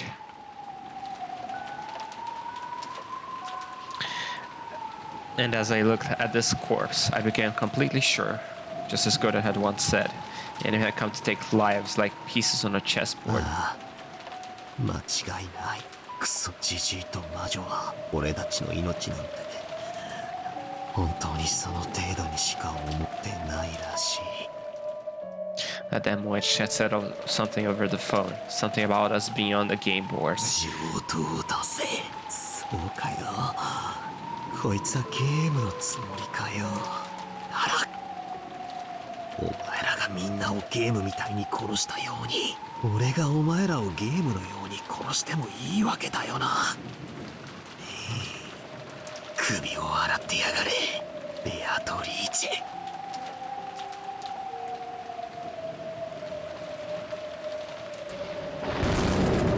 The lightning caused the mansion's vast shadow to rise up. Finally, the mansion. As the massive shape came into view, there was no silhouette of any person. It seemed that there were any underlings waiting for me in a pack or anything like that, according to Kyrie-san. There were massive amounts of attendants with goat heads. At least for now, I couldn't sense a large group of them hiding and staring at me. What's this? Beneath the roof of the entrance, there's something set down. なんだよ、これは。箱か? A box. It looked like the kind of small box that girls often keep trinkets in. Or maybe it was the same kind of extravagant cigar case you'd find in a reception room.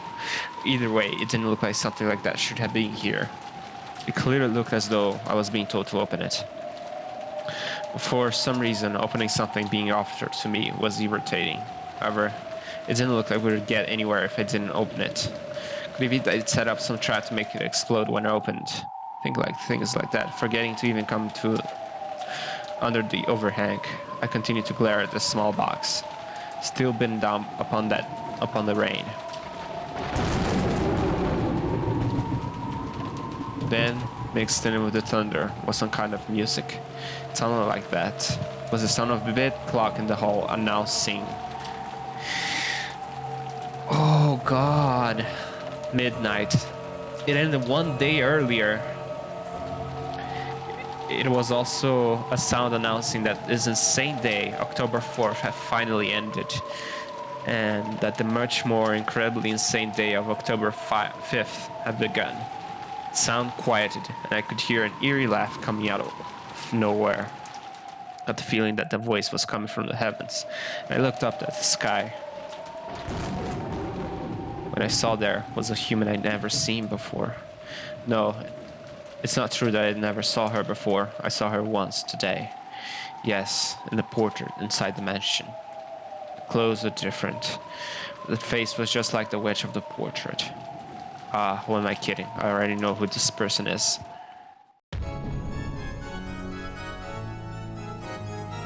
Oh.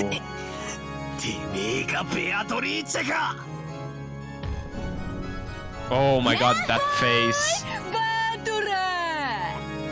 From the second floor balcony, leaning out under an umbrella and waving high-spiritedly, was without a doubt the witch of the portrait, Beatrice.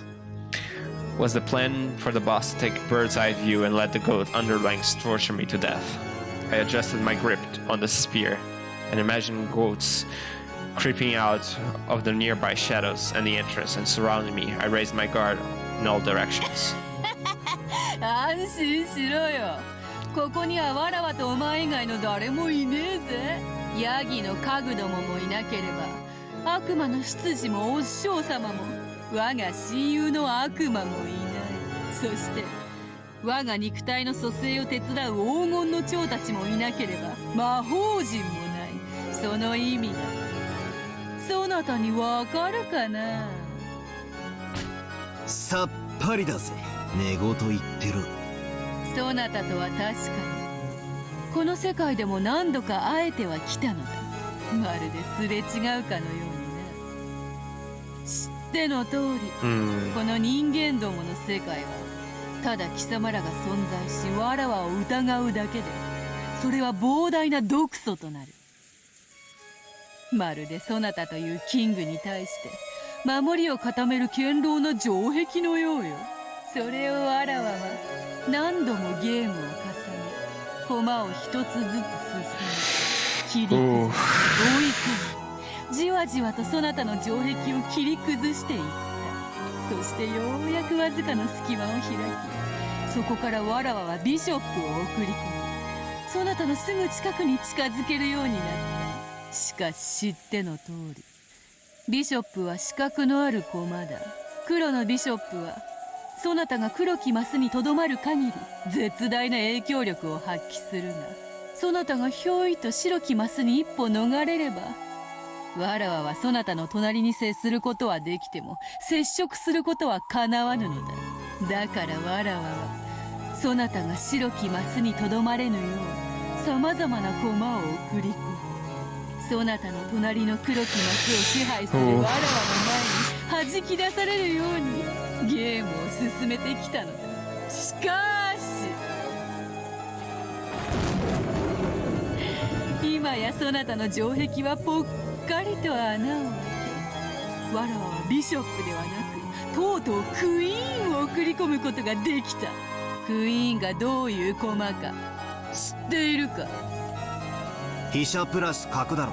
言いてえことはこうかよ。今やお前は黒い魔女幻想のマスだけでなく、白い人間世界のマスにまで自由に侵食できるようになったと。その通り。そなたはわらわの眷属である黄金の蝶たちが存在するマスのことを魔女幻想と呼び、観測者なき非現実と仮定して否定してきたのだろう。知っておるぞ。だからこそわらわはこうしてとうとう白きマスへ降臨した。安心しろよ。黄金の蝶もヤギたちも悪魔も魔女も後でいっぱい呼んでやるぜ。そなたが望むならわらわの黄金鏡へ招待してやる。そこで何でも願いを叶えてやろうぞ。I see what's happening here. I see. どうやらこの島のチェス盤はインク壺でもぶっかけちまったみたいだな。なるほど、それも愉快な表現よ。すぐにそなたもそのインクに染まるぞ。やがては真っ黒に染まり、必ず黒きキングになる。そなたは今やインクの海に溺れる哀れな存在であるな。いや違う。島がてめえのインク壺で全て真っ黒に染まっちまったことは認めるが、白いマスはまだ。残ってるぜ。ほう、どこに？俺の足の裏にだぜ。お前の魔法のインクが島中を覆い尽くそうと、俺が踏みしめる足の裏までは覆えない。いけん、この島が真っ黒に染まろうと、俺は俺だ。白いマスをこうして踏みしめて立っている。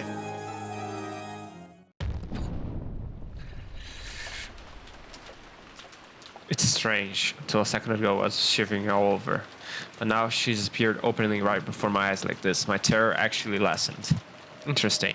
Ghosts are most terrifying when you can only sense them.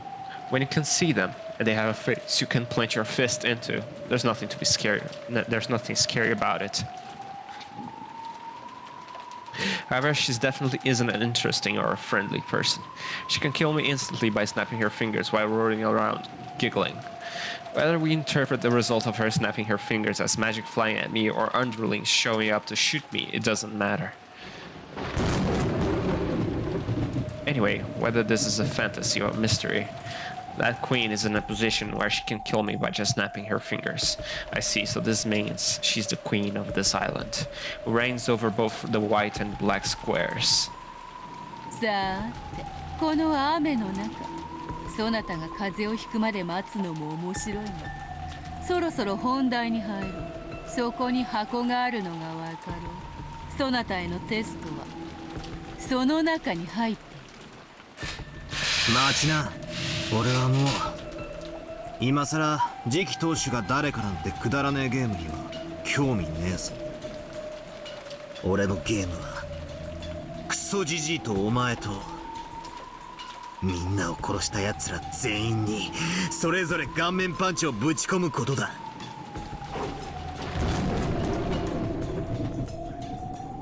ほう、わらわのこのバルコニーまで空を飛び上がってくるというのか。それはよい、それはよい。ならばほら、早く来いよ。ほらほら、パンパン。絶対安全な場所に嫌がるからって余裕ぶっこきやがって。今からそこに行くぞ。首を洗って待ってやがれ。ダメダメ、鍵がかかっているぞ。もちろん窓もすべて鎧戸を下ろしてある。そなたが短期で切り込めるほどわらわの城は脆くはない。Ooh, I tried opening the door to the entrance anyway, but it really was locked. When I looked around, I noticed that the shutters were closed on the windows after all. Normally, these wouldn't be closed. 用意周到なやつだぜ。鍵はどこだGohda and his son and Kumasawa probably had master keys. They were in the closed room of the gardening shed. I can only give up for now. やつもバカじゃねえってか。そんなにわらわのすぐ隣に来たいのか。いいぞ。そなたがテストに見事合格できたら謁見を許そうではないか。合格ということはそなたこそが次期当主、そしてわらわの次なる主。わらわの肉体も魂もどう扱おうとそなたの自由よ。わらわは所詮は後宮家の家具なのだから。Shannon, man, this is so on the nose right now. Oh God, why is Shannon? どうやらテストってやつをどうしてもやら But せたい Shannon ら has しい。 just I've theorized that Shannon has the second personality that is Beatrice, but I don't get い why いぜ。 she's 受 so. けて立ってやら。合格したら最初のご褒美はてめえに顔面パンチだぜ。それは怖い怖い。だが暴力に支配されるのも嫌いではないぞ。わらわの頭をこうわしづかみにして普通に表情を歪めさせ、鷹がその爪で獲物を引き裂きかきむしるようにわらわを蹂躙してくれよ。ああ、若き日の金蔵をもう一度思い出させておくれ。わらわにこの1000年の生涯でただ一度支配され屈服し家具に落ちる喜びを教えてくれたあの日のことを This is 思い vile. 出させてくれよ。This is absolute vile. よっぱねえ拉致が開かね Ignoring the stupidly smiling witch, I picked up the box. そうだ、それを開け。中に手紙がある。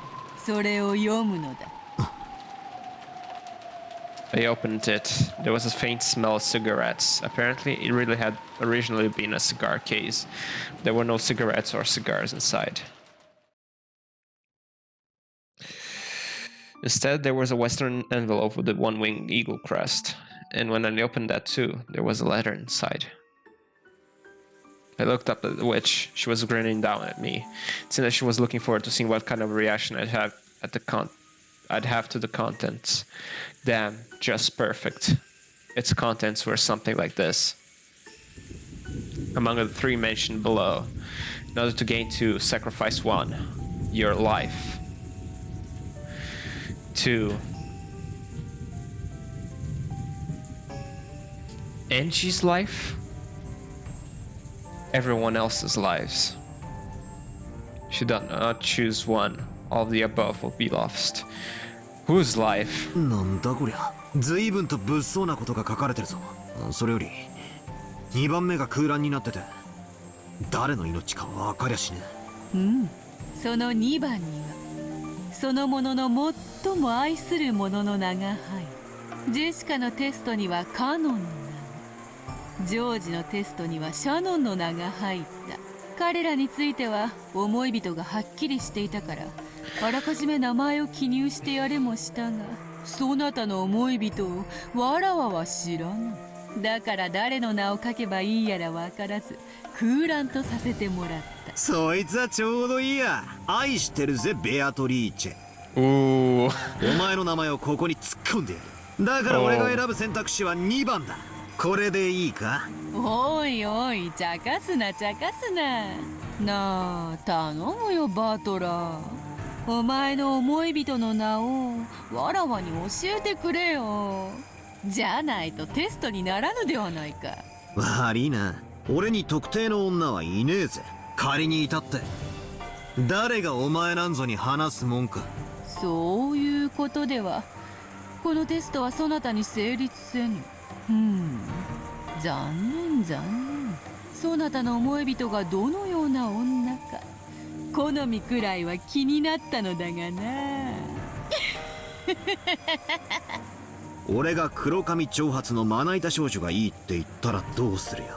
お前とは一つも一致しねえぜ。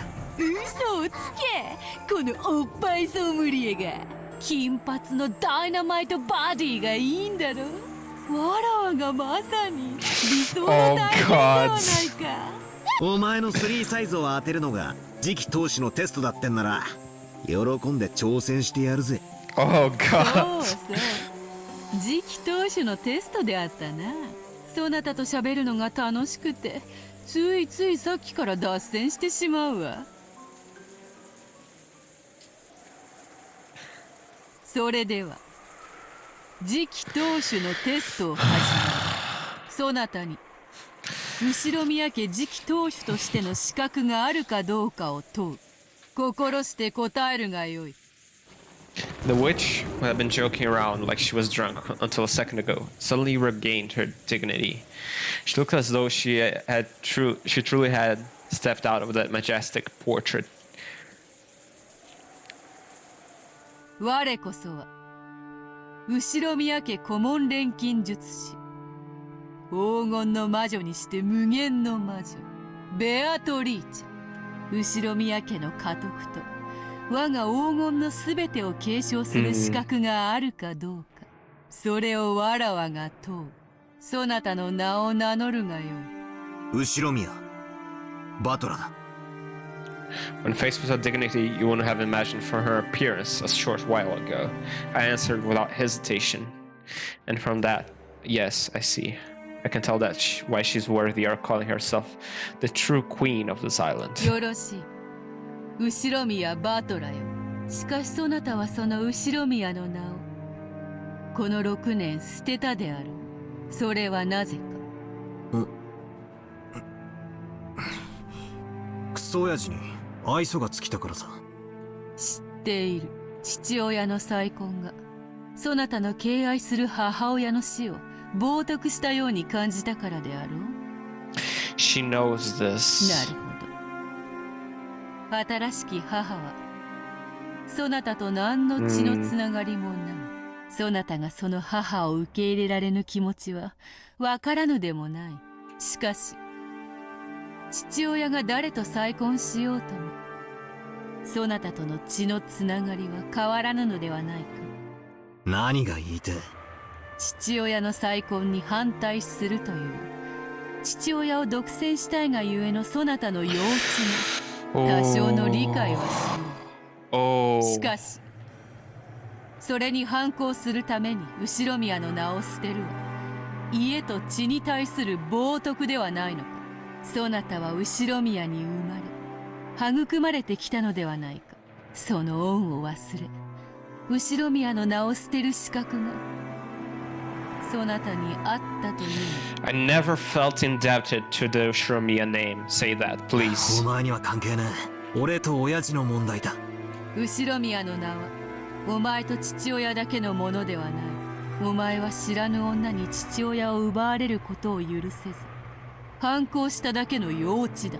後ろ宮家の席を捨て去ったこの6年間そなたが後ろ宮家に泥を塗りし短からぬ年月その罪深きを知るがいい。幼稚で悪かったな。しかし祖父母の死を境とはいえよくぞ後ろ宮に席を戻した。よってその罪を自ら見そぐ機会をそなたに与える。今こそそなたに6年前の罪をあがなう時。 Sin of 6 years ago. さあさあ思い出してごらんなさい。自らの罪をそれを思い出し告白し懺悔せよ。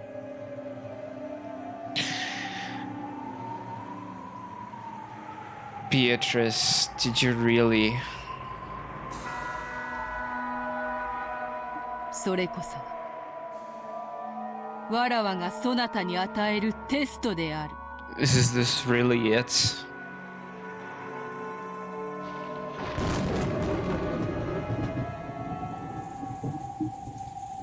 Is this really it? At the time, a massive thunderclap rang out, making my mind go blank. 懺悔せよってなんだよ。謝れって言いたいのかよ。もうテストは始まっているぞ。そなたの好きに考えるがよい。 The witch's expression did not look like a person forcing a tough question on someone and sneering at them. She was asking seriously, and he could even sense a quiet determination. Is this it? Is this her motive?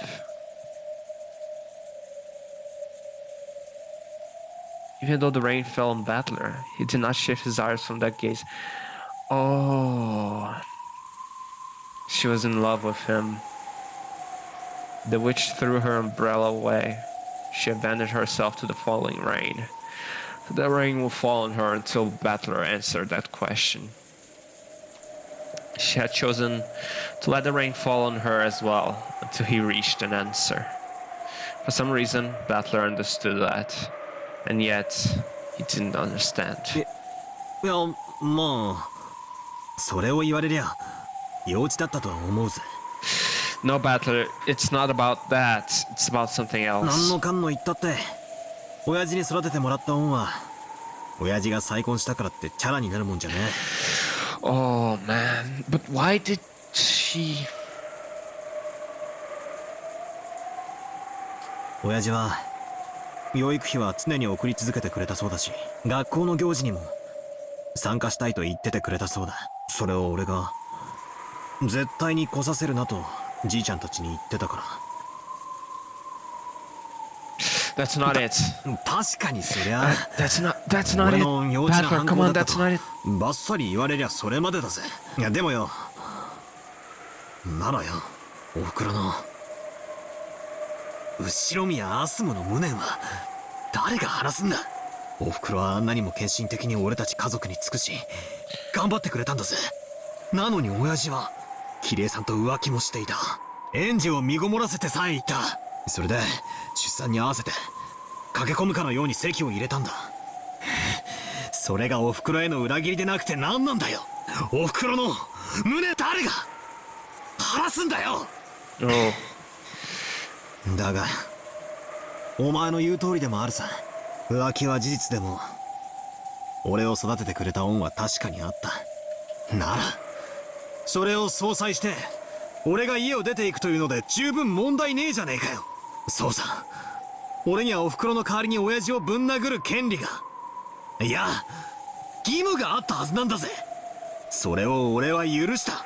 何も言わずに出て行って初めから俺なんていなかったことにしてやった。親父も俺のことなんか忘れてキリエさんやエンジェと新しい家族を始めた。それで丸く収まってるじゃねえか。 That's not it. But since then, 6 years have passed. Time healed the anger.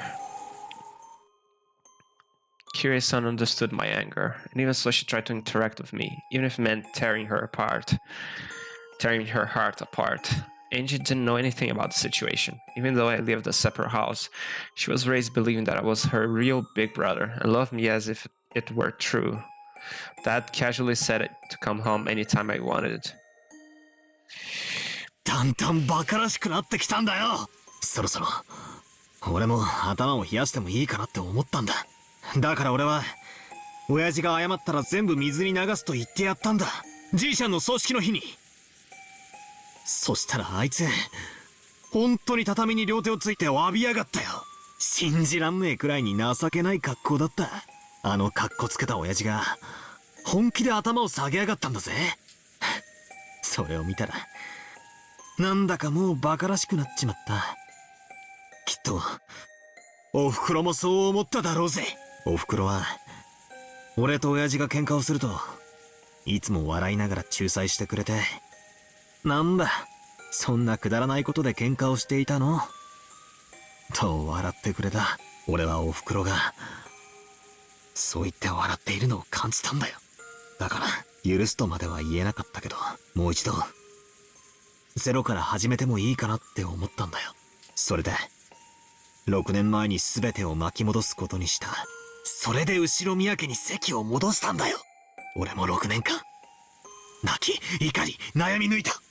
ひょっとするとそれは親父もそうだったろうし、死んだおふくろもそうだったかもしれない。あるいはキリエさんやエンジェもそうだったかもしれない。だからゼロに戻し後ろ宮バトラに戻ったんだ。それは俺たち家族の問題であって、後ろ宮家とかそんなのは何も関係ねえ。それを罪だと断じる資格はお前にないし、それをお前に懺悔する義務も俺にはない。もしそれを本当にすべき相手がいたとしたら、それはお前がもう全員殺した。だから俺は何も謝らない、懺悔しない。それが俺のこのテストへの答えだ。Ooh. It's not what she wanted to hear, I think. それだけか。何？ Part of me had fully responded to her provocation. And I supposedly vented out all the stuff I kept inside my chest, stuff I hadn't want to show anyone. That was what the witch had supposedly been expecting. And yet, the witch's blank expression didn't change in the slightest. I had been sure she'd start cackling and guffawing, staring at my childish, foolish, and shameful past. But to the contrary, I could feel a sense of disgust about her. Something you could almost call disappointment. それだけも何も。俺は洗いざらいをぶちまけたぜ。何が不満なんだよ。まだ罪の清算が足りぬ。清算？なんだよ。親父みたいにここに土下座して謝れってのかよ。違う。お前たち家族のお前の家での話になど興味はない。ここはどこだ？六軒島だ。後宮本家の本宅である。この場所にふさわしいそなたの思い出すべき罪があるのではないか。 Oh, childhood lovers maybe? Yeah. Shannon and Battler maybe. 他に俺に罪があるってのかよ。思い出せ。後ろ宮バトル、そしてそれを思い出せぬことがそなたの罪だからこそ許そう。それを思い出せたなら許そう。それを思い出すことがそなたへの贖罪のテストである。思い出せって言われてもよ。思い出せ。だからこそ罪なのだ。悪いがベアト、俺には身に覚えがさっぱりだ。なんだか6年前の俺がお前に迷惑をかけたみたいな雰囲気だが、俺はお前とは今回の親族会議が初対面のはず。確かにお前の伝説は6年前の当時にも存在していたが、俺との面識は当時にはなかったはずだ。無論である。6年前の六軒島においてわらわはまだ権限していない。なら俺に何の罪があるってんだ。俺にお前に対する罪が。 But it doesn't make sense because Shannon is now with George and she killed George. 同じことを二度言わせるの。わらわは6年前には権限しておらぬ。そなたと面識などあろうはずもない。そなたという世界において存在しないも同じだ。Does Shannon have a double personality and that personality loved two people instead? Maybe that is it. Shannon forgot Battler and now is in love with George, and Beatrice inside of Shannon kept loving Battler, but then maybe Battler betrayed those expectations. I think that might be it. Beato's cold eyes felt as though they were pursuing some kind of sin. At a glance, felt as though she still hated me for something I've done to her, and that she blamed me for it. However, naturally didn't have a clue, and Beato had said it herself. 6 years ago, there was no link between us. 6 years ago, no person called Beatrice existed for me. ヒントくらい出せよ。その罪とやらは俺とお前に関係がある。わらわは6年前にはそなたと縁 It が seems to be the case. わらわのことはいい加減に考えから外せというのだ。なぜわらわへの罪だと思うのか。 Yeah, I think this is it. 目さ。目？ほう。お前の目がさ、わびろって俺に囁いてくるんだよ。Oh God. So this is the motive. だが俺はお前なんか6年前に縁はねえし。 Or maybe just a それはお前 culmination も認めたはずだ。 of 本当なのか。 breaking free. 本当に俺とお前の問題ではないのか。違うというのに。 It's a problem with not. I see. わら Yeah, わとそな this た is の it. 問題など全く関係 Guess ない。 Guess I got だが it. よ、お前の目がそうだと言ってるんだよ。だから俺にはさっぱりわからねえ。赤で言えるが、お前が思い出すと言っている罪が俺とお前の間のものではないと宣言できるか。よかろう。 The sin I am now demanding that you remember is not between Ushuramiya Battler and Beatrice. It's between another person. なぜそんな目で俺を見る。 Oh. So Beatrice is the hatred Shannon had for the sin. So you could tell that she was born after that moment, maybe. Shannon found the gold, killed Kinzo, maybe, and then started the murders. She kidnapped and had some accomplices with Kumasawa and Gohda.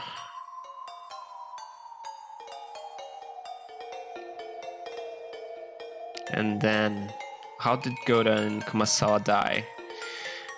Might be a double homicide suicide. And now we have oh man, this is insane. Wow. I think this is it. I think this is it. わらわはそなたをこうして淡々と見つめているだけだ。それをそなたがそう感じるというのならば、それはそなたにそう感じる何かがあるのではないか。俺に何の罪があるってんだ。後ろ宮バトラには罪がある。どんな罪だってんだ。当然叩いたとかごまかしたとかくだらねえ罪だろ。そなたの罪で人が死ぬ。So this was the mall. Oh 嘘 god. つけ。 Wow. 俺は誰も殺してなんかいない。じゃあ言えよ。俺が誰を殺した？いつ？誰を？どうやって？そなたの罪によりこの島の人間が大勢死ぬ。誰も逃さず全て死ぬ。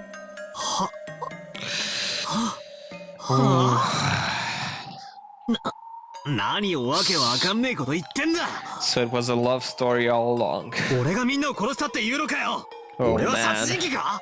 そなたが直接手を下すわけではない。しかしそなたが罪を犯したからこそ6年にもわたる歯車の狂いにて歪みが生じ。 So that's why she's so particular about Battler. 今夜これだけの人命が失われるのだ。そなたはこの惨劇の原因の一 One of つ the である。 causes, not the whole issue. I think. One of the causes. いい加減にしろ。俺が原因だ。じゃあなんだ。俺が6年前に後宮の席を捨てたから13人が死んだってのか。俺が6年ぶりに後宮家に帰ってきたから13人が死んだってのか。ふざけるな。いい加減にしろ。俺はこの6年間最も後宮家から遠ざかっていた男だぜ。その俺が何に何のどんな影響を与えたってんだ。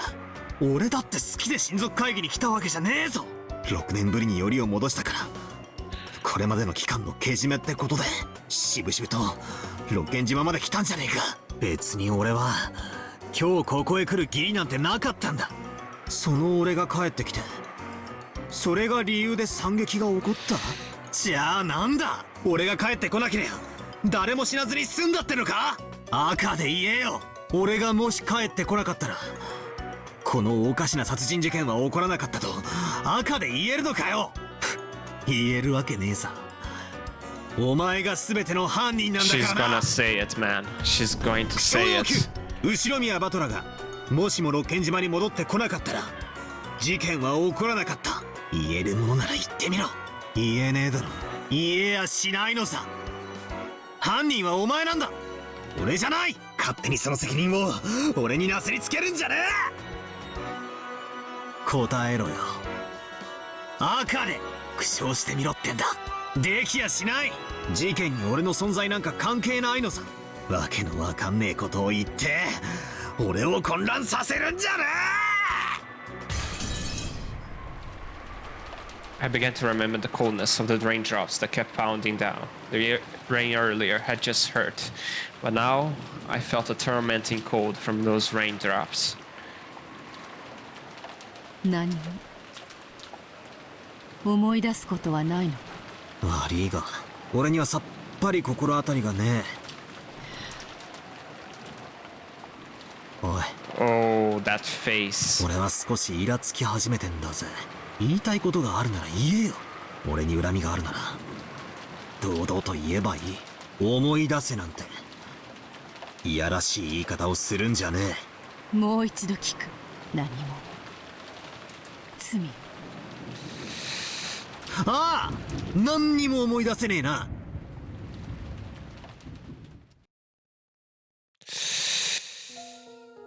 何も思い出せぬというか、これにて未練は尽きたか。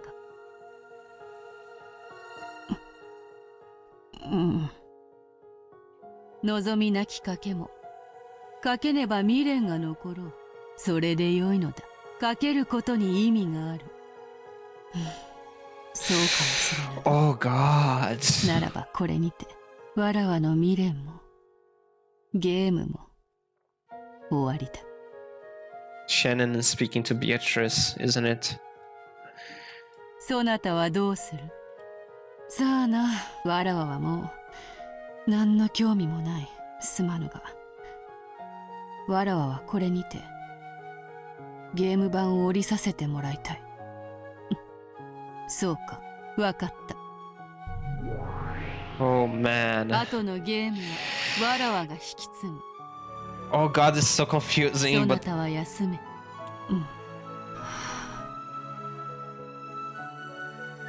後のことはすべてわらわが終わらせる。そなたはすべてを忘れて枕に顔をうずめよ。羽の布団はそなたをすべてから優しく守ってくれる。 so it's Shannon, man. She's talking about the futon. 後片付けを頼む。任せよ。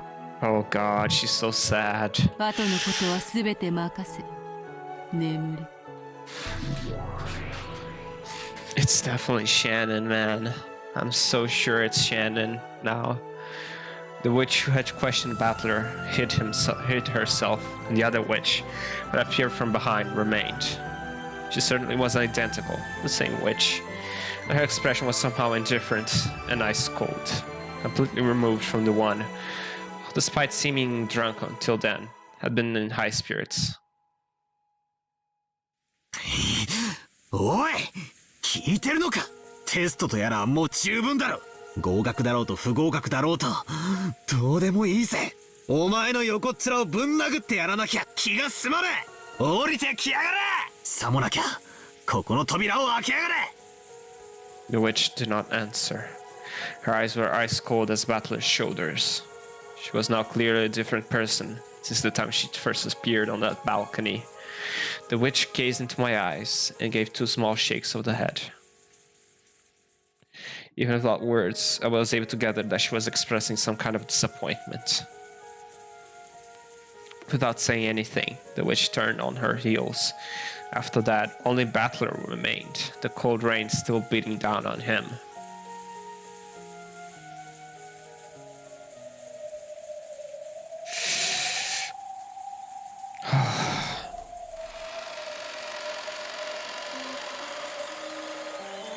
Oregon short 200 million. The study was in the middle of a lively party. It seemed that Goff was making fun of Virgilia, having tripped her up in some stupid way. They were spitting Leah, Leah, Leah and Gup, Gup, Gup, Gup at each other. With this sideshow, Kinzo and Renova had opened a new bottle. おお、戻ったか。どうであったか、バトラのテストの結果は。マリアのテストは文句なしに合格点であったぞ。あやつを小娘小娘とわしは長いこと侮っていたが、これはどうしていやはやなかなか。So Maria's the new head. It seemed Kinzo was dead drunk, facing Beato who had returned. He laughed with the same level of tension as the time they left for the tests. However, Renova and Virgilia instantly noticed the change in enthusiasm. Gop also froze her expression and went silent. どうしたベアトリーチェよ。 You're 我が dead, 最愛の魔女よ。 You're so dead. 酒が足りぬか、魚が足りぬか。土砂降りを浴びながら牛でも丸焼きにしようか。おお、悪くない。ロの上、早速準備をせよ。ベアトリーチェよ。バトラのテスト結果は後だ。まずはスペアリブで乾杯といこうではないか。お前が丸焼きになるがよい。何? The witch, who had spoken bluntly, coldly passed by Kinzo's side as he doubted over laughing in a great mood. Then, behind the witch's back, the old summoner's body suddenly went up in flames. You deserve that, you stupid asshole.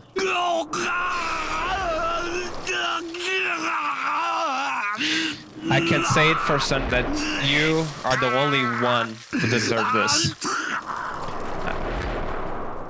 As the crimson flames spat from his eyes, mouth, and nose, every hole in his body, Kinzo rolled around. Even though it was a terrible hellfire, it didn't burn anything except Kinzo. Kinzo didn't have a clue what was going on, unable to understand why Beatrice, who had been in such a good mood, had suddenly become turned so cold. He rolled around. The dancing silhouette of the witch and demons created by that massive rolling torch looked like a group of excited spectators around a burning at the stake. However, the eyes of the demon who watched over it were indifferent. No love for the goldsmith.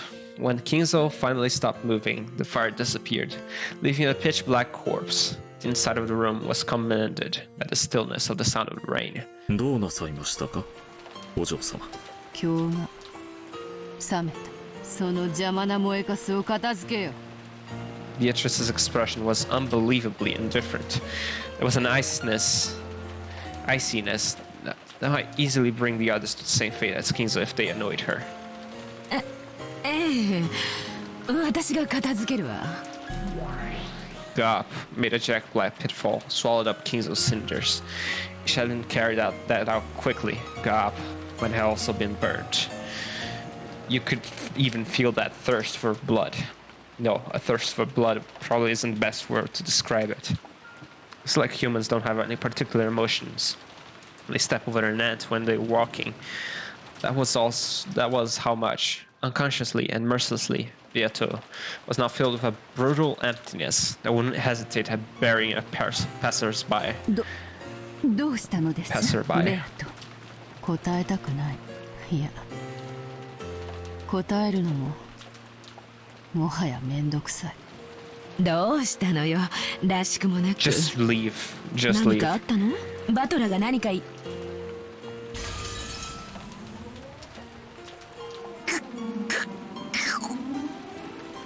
Beatrice didn't even answer. It seemed that she even ignored it. There was a changing Gop. From her feet, creaking, cracking sound noise, like thin ice breaking, and in an instant turned Gop into a glass sculpture. しばらく消えろ。大変に不機嫌だ。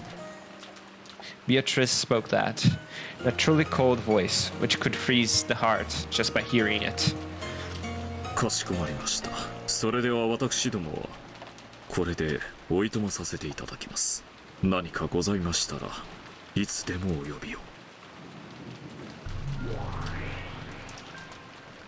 After bowing, Renove turned into a cloud of gold butterflies and hid himself.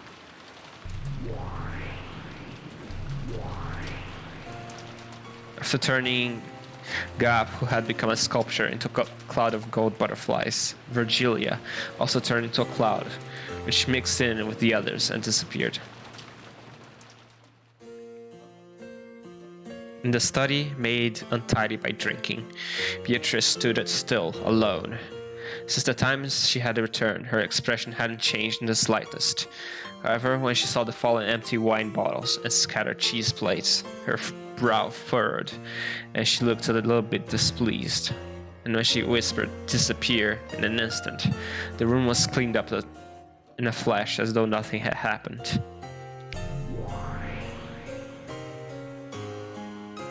The reception chairs were neatly arranged. There was no wine or cheese. There were no stains or scattered trash either. To the contrary, even the air had frozen over, enough to make one doubt whether a large number of noisy people really had been in the room just a short while ago. The study had returned to silence.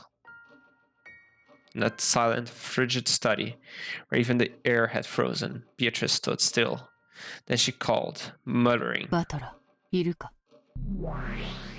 さっきからいるぜ。何なんだ一体お前は。さっきから変だぜ。変に見えるか。それはすまぬな。あれだけ上機嫌に酒を酌み交わしていたクソジジイをいきなり焼き捨て。お前の友人の悪魔女もガラスの彫像、悪魔の執事もお師匠も消えろの一言でさっさと出てけだ。お前どんだけ気まぐれでわがままなんだか。バトラ、もうやめた。何を。わらわはもう Oh, shit. はあ Oh, Beatrice, you're done.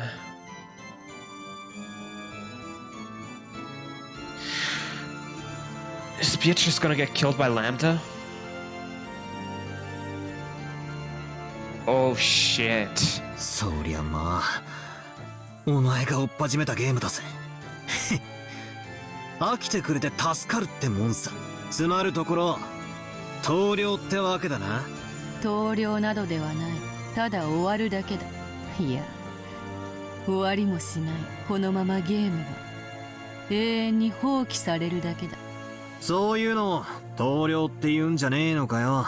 いや、飽きて放り出すって言葉がお前にはぴったりだな。その通りだ。飽きたから放り出す。あとは知らぬ。そのまま放置されて好きに埃でもかぶればいい。お前どうしたんだ。なんだかさっきからやりにくいぜまださっきのわけのわかんねえテストのことで尾を引いてるのかよ。俺に恨みがあるならはっきり言えばいいじゃねえか。お前は赤で自分とは関係ないなんて言ってみせたが、どうせ言葉遊びだろ。お前の顔に書いてあるぜ。俺を恨んでるってな。お前に恨みなどないと何度言えばわかるのか。 She わらわは lies. そなたが罪を残したその当時に存在しておらぬ。 She lies. As Beato spoke with an offended expression, her face twisted to look even more displeased. Fickle, inconsistent, moody, temperamental, selfish, and simple-minded, and cruel. But even so, she hadn't shown an expression as strange as this, even once until now. ま、お前がふっかけてきたゲームだ。俺も決着がつかねえのは残念だが、気が向いたらぜひまた誘ってくれよな。その時は謹んでご辞退させてもらうけどよ。He intentionally spoke in a mocking tone, but Beato showed no reaction. Battler hung his head and clicked his tongue. 何度も何度も10月4日と5日をぐるぐる過ごしたわけだが、ようやくこれでお役ごめんだな。これであさってには船が来る。そうさ。そして船着き場には海猫も戻ってくる。俺はようやく六軒島名物のあのニャーニャーいう鳴き声を聞けるわけだ。何しろ島に来た時は天気のせいか全然いなかったからな。海猫の鳴く頃に全ては終わるってわけだ。終わり終わり。おしまいおしまい。せいせいすら。何を。そなたは勘違いしておるのか。ん？何をだって。何も終わらぬとわらわは言ったぞ。これにて She's 全ては just 放 putting 置され、 everything in a deadlock. ゲームは忘れられ、盤上の駒はそのままに放置される。進みも戻りも取りも取られもしない。勝ちもなく負けもなく引き分けすらもない。ただ放置されるのだ。つまりはおしまいってことだろ。違う。わらわの手番にて永遠にゲームが止まる。そなたの番は来ない。だから勝ちも負けも引き分けもない。かつてのわらわはそなたにそうされるわけにはいかなかった。そなたに勝つという目的があったからだ。しかしそれに興味を失った。だからこれ以上手番を進める意味がもう何もない。俺に手番が来ないというのはどういう意味なんだ。 Lambda Delta is coming, I think. I thought that Beato getting tired of the game may not be released, and that I'll be able to escape Rokkenjima. But for some reason, Beato's repeated words about the difference between abandoning the game and settling it caught my attention. Just what has she been saying, and why the bad mood? Oh, Bern Costello is not gonna like this either.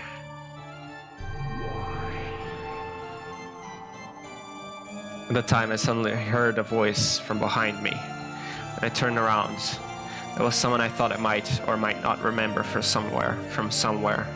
A mysterious girl with no light in her eyes was standing there. その子が言っているのはこういう意味よ。このゲームが駒をそのままに蓋を閉じられるということ。ゲームは終わらないまま永遠に留め置かれる。Baron Castal is going to try to leave, isn't it? Lambda Delta isn't going to like that. あんたが元の世界へ戻ることのできる唯一の方法はベアトに勝利することだけ。 Maybe it's another play. ベアトがゲームを放棄しちゃうってことはわかる？ Suddenly in a different place was a girl wearing a bright pink dress. I had a feeling I met her somewhere too, but I couldn't remember. More importantly was the meaning of her words. The game was abandoned. Then, huh? そういうことよ。勝負は敵味方が揃わなきゃ決着しないわ。あなたにはもう永遠に勝利してこの世界から抜け出すことができないということよ。さしずめ、あなたを閉じ込めた檻の鍵を鳩の首輪にでもくくりつけて飛ばしてしまうようなものかしら。冗談じゃないわベアト。そんなつまらないゲームを見に私たちははるばるここまで来たわけじゃないのよ。これでゲームをお開きなんて冗談じゃないわ。ラムダに同じよ。私はバトラーを勝利させあなたを敗北させてのたうち回らせるためにやってきたのよ。まだその目的を達していない。こんなところでゲーム放棄されて逃げ出されたんじゃたまらないわ。強羅を失望させるゲームの幕切れとなったことは認めよう。しかしこの茶会のホストたる我らは何しろ気まぐれ。 Lambda Delta won't like that at all. 今日が覚めればもてなす術など知らぬ。 The noose is closing around your neck, Beatrice. I'm sorry, it's closing really fast. もとより You're gonna それ die が like 我らの this. 魔女たるゆえんのはず。何も問題はなかろう。確かにあなたの競技には反しないわ。私は認めないわよ。ふざけんじゃないわよ。あんたにどんだけ肩入れしたと思ってんのよ。ここまでお膳立てさせてこれではいおしまい。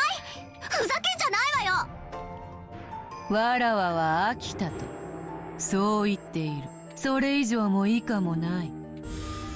そうはいかないわよ。あんたにはこのゲームを続けてもらうわ。バトラーに勝利したいんでしょ。勝って屈服させたいんでしょ。もう一息じゃないね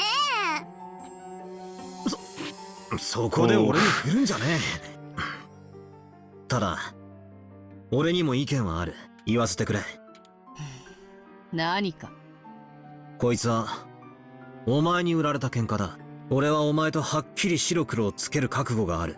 何度か屈服しかけたが途中で逃げ出して勝負をうやむやにして逃げるつもりだけはさらさらねえ。俺がここにいて戦う意志を見せている以上逃げるんじゃねえ。ベアトリーチェ。同感だわ。バトラーを巻き込んでおいて勝ちも負けも与えずに立ち去るなんて無責任にも程がある。 Suddenly, even Gretel was there, and everyone was calling Beato irresponsible. ほう、どうやらわらわが無責任だと罵られる最大の理由はバトラが対戦相手としてとどまっているからということらしい。ならばバトラ、お前もまたわらわと同様に対戦相手を降りてくれぬか。それでならわらわは批判されることもない。俺が降りるとロッケン島を出られるのか。出られるわけもなかろうが勝手に誇りを浴びて肩にでも積もらせよ。ふざけないで。なんて無責任な人なの。あんたはこれだけ大勢の人間を殺した。しかも魔女の力によって何度も何度も。むごたらしい殺し方でその責任を取らず逃げ出すなんて。 If my theory is right, then yeah, Beatrice is not. ほう。わらわはどのようにしてその責任とやらを取ればいいのか。決着をつけるまで戦いなさい。バトラーは正面の席に座りあなたに打ち勝つまで決して諦めずに戦う。だからあなたも任されるまで戦いなさい。それが嫌ならバトラーを任せてみせなさい。許さない。全てをうやむやにしてバトラーをこの席に放り出して永遠に閉じ込めて返さないなんて許さない。グレーテル。 To be perfectly honest, I didn't really understand from what standpoint Gretel was trying to save me, but in her words, I could feel a strong determination to save me from this insane game world, no matter what. So I responded in kind. ベアト、こっちを向け。俺はここにいる。お前の正面のライバルの席だ。わかるな。俺がここに座り続ける限り、お前に逃げは許さない。だから逃げるな。戦え。お前が始めた戦いだろうが、これだけ何度も何度も上等を決めやがって、しっちゃかめっちゃかにやってくれたんだ。今さら秋田で終わらせられるかよ。俺はお前の対戦相手だ。俺がここにある限り逃げるなんて許さねえぞ。聞いてるのか、この無責任魔女め。なんとか言ってみろってんだ。 After I yelled at her, Beato went silent for a while. Whether my words had reached her, or whether she was thinking about something completely different, I couldn't tell. But for a while she was silent, gazing at me with an expression I couldn't read no emotion from. And when she realized that I had noticed, she averted her gaze. Then she turned her back to me and said this. バトラが対戦相手をやめてくれぬ以上、このゲームを放棄することは認められぬと。ならば東王、そもそもそこにいる男にわらわの対戦相手たる資格があるのかどうか。You chose him. They're... 資格？当然。さっきのテストとやらのことだぜ。何をする気？あんたまさか。これよりそなたにわらわの対戦相手たる資格があるかどうか、それを問う。よいかバトラ。その資格が認められれば、わらわは席にとどまりゲームを続けよう。そして勝敗の決着がつくまで永遠に戦い続けることを約束しよう。俺にはもとよりその覚悟はあるぜ。しかしその資格がなかったなら、そなたは消えよ。対戦相手が消えればゲームもない。わらわは堂々とここを立ち去れる。今日らもよろしいか。口出しは無用。どうぞお好きなように。バトラ、あんたしっかり答えるのよ。資格があるからこそ俺はここにいるんだろ。何も怯えることなんざねえぜ。He's gonna fail this as well. まさか。 Gretel grew suddenly pale. I thought her to be the calm, collected type, so the expression surprised me. それではバトラ、赤で復唱してもらおう。俺に復唱要求ってか。俺のお箱を奪いやがって。しかし赤き真実って俺でもできるのか。どうやるんだ。そうだと念じればできるわよ。簡単よ。俺の名は後宮バトラ。おお、こりゃ面白えや。やめて。あんたの狙いは読めてるわ。でもそれはやめて。彼は。 When Gretel yelled, Beato glared at her. Then her form was wiped away in an instant. Oh. うるさい。そなたはしばらく席を外せ。今日らもであるぞ。口出しをするならば容赦せぬ。邪魔はしないわ。どうぞご自由に。ベル、まずいでしょうが。あいつ消す気よ、バトラを。なんだと。あいつ何を企んでやがる。それでは資格を問うぞ。面白いな。普段のゲームが攻守が逆になった。これは最後の最後でとても貴重な体験。よいか。心してまずは聞け。まずはわらわが赤で語る。わらわは黄金の魔女ベアトリーチェ、そして後宮金蔵の孫後宮バトラと戦うためにこのゲームを開催した。そんなことは知ってるぜ。だからなんだ。復唱要求。後宮バトラの母は後宮アスムである。 Oh God. そこでなんでお袋の名が出てくるんだよ。無駄口はいらぬ。ただ赤で復唱せよ。 Beato urged me with the same indifferent tone, but I don't have a clue what she was trying to do. I had absolutely nothing to feel guilty, but that would trouble me if thrown in my face. There's nothing that I'm hiding. There's nothing that could trouble you by demanding that I repeat it. Is he not the son? So why do something like い this? いぜ、復唱する。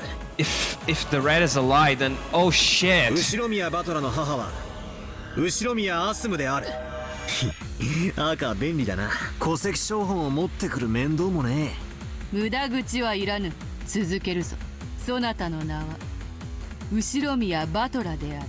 おう、俺の名は後宮バトラだ。後宮バトラは後宮アスムから生まれた。 Oh shit. Oh my god. 後宮バトラは後宮アスムから生まれた。そなたは後宮アスムから生まれた。俺は後宮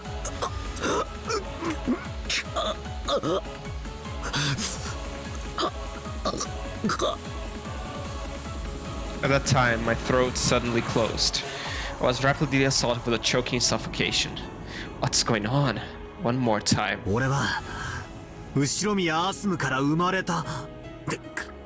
くそ、俺は後宮アスムから生まれた。なんだ、さっきまでは簡単にできてたのに急に赤がうまくできなくなったぞ。復唱を拒否するの。拒否なんかじゃねえ。なぜかうまくいかねえんだ。俺は後宮アスムから生まれた。なんでだ。畜生、なんで赤が使えないんだ。 Oh god. バカな。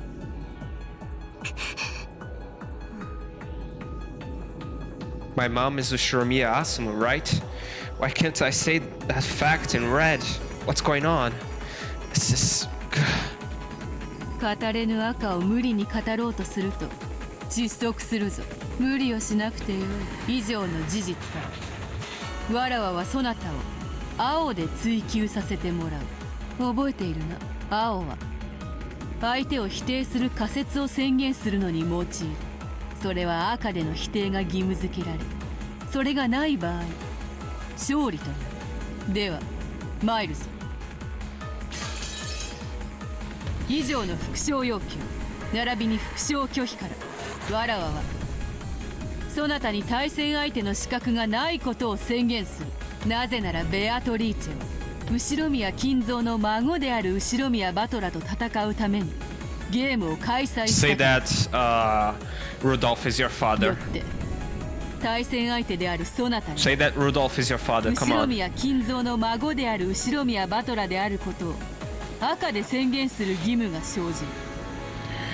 Ushiramiya Battler is Ushiramiya Kinzo's grandchild. Come on, say that in red. それに対する復唱をそなたは拒否した。これは資格の喪失を意味 Is するもので Battler あ not る。 even related to the Ushiramiya? No, that can't. Fuck. Asumu is not his mother. Is Battler adopted?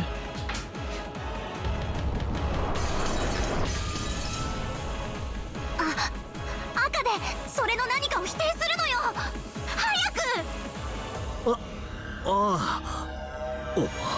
俺は後宮バトラだ。それを赤で復唱できている以上俺はお前の対戦相手のはずだぜ。そなたが後宮バトラの名を持つことは事実であろう。しかし人命は独占されたものではない。複数の人間が後宮バトラを名に持つことは可能である。 Oh. すなわちこういうことだ。そなたは後宮アスムの息子後宮バトラと同姓同名の別人である。 You piece of shit. You absolute trash. Oh god damn. なんだと。I see what she's going with this. バカなことを言う She's じゃね trying to. Oh 俺はお man. ふくろの子だぞ後ろ宮アースムの子だ俺は後ろ宮アースムから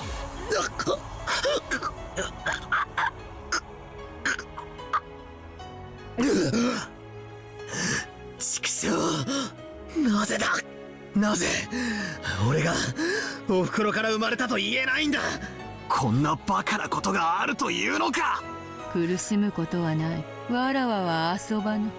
これにてチェックメイト。そなたは後ろ宮アスムの息子ではない。 What? そんなバカそなたは誰？後ろ宮バトラーを名乗る。 I fucking knew she was 何者な going. の？ She was going to say that. ちょっと待てよ俺は後ろ宮バトラだ俺は後ろ宮アスムから生まれた親父とおふくろの息子だいいや、わらわの対戦相手たる後ろ宮バトラであるはずがない。その証拠に証拠だとそなたは6年前の罪を知らない。 Asumu died 6 years ago. Oh my god, what is happening? I'm losing my mind here. Trying to. いいや、真の後ろ宮バトラなら Is he 罪 adopted な or ど something? 犯さない。だが結果的に罪は起こり6年の月日が空白となって当時を何も知らぬ男が後ろ宮バトラーを名乗って六軒島へ姿を現した。その真相はこうだ。 6 years ago, my opponent, the true Shurmiya Battler, was already dead. You are part of a plot by Rudolf, having something to do with the distribution of the inheritance. A body double set up in Shurmiya Battler's place. Oh my god. そんなバカなことがあるもんか So that's why oh, I see. She's trying to deny that he is Battler because he doesn't remember. Oh my god, you're such a selfish bitch. Oh my god, you're so selfish. そんなバカなバトラしっかりしなさいまあ言い返せないなら仕方がないわバトラにその資格はなくそういうことよベルそれでいいのそれを認めちゃったらあんたも負けちゃうのよあんたは勝っちゃうんでしょうねなんでバトラの肩を持ってるの残念よバトラ Oof. あなたにベアトリーチェの対戦相手たる資格がなかったなんてとても残念私も迂闊だったわ資格のない駒に張ってたなんて私の乾杯だわベアトリーチ負けも勝ちもない。ただ対戦相手が消えるだけだ。元からいなかったと言うべきか。じゃあよ俺は誰なんだよ俺は親父やおふくろの子じゃないのかよ俺は誰なんだ何なんだおふくろの子じゃないってんならなんだよ縁もゆかりもない赤の他人の子だとかそう言い出すのかよそれならば金蔵の血は引いていないことになるわ。いずれにせよそなたにこのゲームの対戦資格はない。バカなバカなもうよい。もともとそなたが後ろ宮バトラでない可能性も God, you're such a 多少は承 selfish 知してい bitch. た。だから問わねばならなかった。本当のバトラなら知っていることを聞かねばならなかった。残念だ。そなたがひょっとしたら本当に後ろ宮バトラであるかもしれないとわらわも1000兆分の1の奇跡にかけたのだ。だが Oh, Gretel. や Oh, はりそなたは同 Angie 姓同名の knows. 別人だ。 I think Angie knows I think Angie knows. That's why she left. She was cast out. She's... Oh, bit by bit, Battler's form began to be clouded in darkness. No, maybe it was the other way around. The whole world around was clouded in darkness, leaving only Battler. Battler was down on all fours, hanging his head and repeatedly questioning himself. However, he was not given an answer. In the world stained with darkness, Beato spoke something, and Lambda Delta ran up to him, yelling something very quickly. It already seemed very far away, and didn't reach Battler's ears.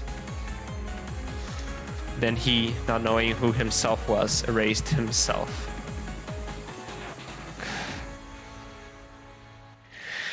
Oh God. Battler! これで対戦相手は消えたな。それではこれで今日らも旅支度を整えられるがよい。我が領地にてもう何も催しは予定されていない。それではごきげんよう。さらばだ。Without saying anything more, she clouded her own form in darkness as well and disappeared. あんたこれでいいわけ？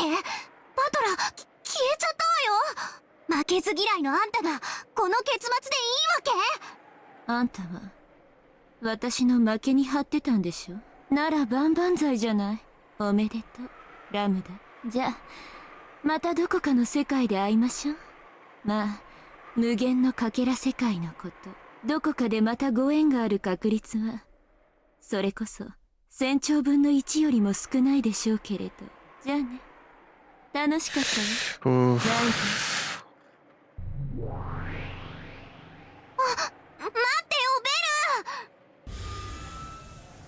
Chasing after Burn Castell, who had disappeared first, Lambda Delta disappeared as well.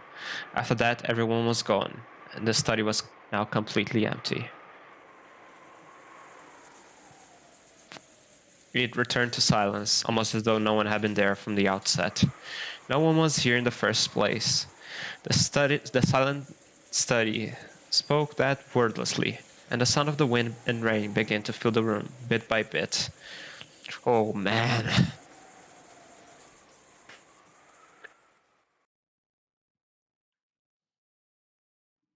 In a world where everything had sunk into darkness, Beato questioned herself. やはり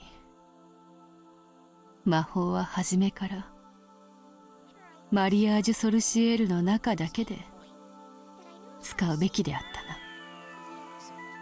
そうだね。マリアもエンジェの時にそう思ったよ。魔女同盟はわらわとそなた、その二人で始めた。他のものを混ぜようというのがそもそもの間違いであったのだ。こんなにも楽しいからマリアたちはその輪に親しい誰かを加えたかったよね。そうして魔女同盟がどこまでも大きくなって。Was your childhood really that bad, Shannon? Was your childhood really that horrible? みんなで楽しく魔法が使えて幸せになれたらと願った。だが魔法を理解できるのはやはりわらわとそなたの二人だけだった。私たちは奇跡が巡り合わせたこの世界でたった二人しかいない魔女なんだよ。マリアはもうベアトさえいれば他には誰もいらないよ。 Tell yourself that. Tell yourself that. Keep telling yourself that. Until... わらわもだ。そなたさえいればもう誰もいらない。 Tell yourself that until you crash and burn. マリアージュ・ソルシエールは結成したその一番最初の時点でもう完成していたんだよ。そうであるな。まさにそうであるな。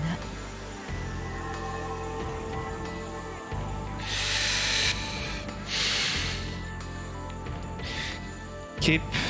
Oh, they're going to the Golden Land, isn't it? They're going to the Golden Land. Be happy within a dream until they're not, I guess. It was once a witches' alliance to make everyone happy, together with magic. I wonder when it got this screwed up. What did I want to do when I started this game? I can't really remember even that. No, I may remember. That's a feeling I now wish to throw away to the far side of oblivion. いいよ、何もかも忘れてしまおう。二人だけのマリアージュ・ソルシエール。私たちは互いを認め合う。そして誰にも傷つけられない。だからもう傷つかない、泣かない、すべて忘れようね、ベアと。私たちは永遠だよ。マリア。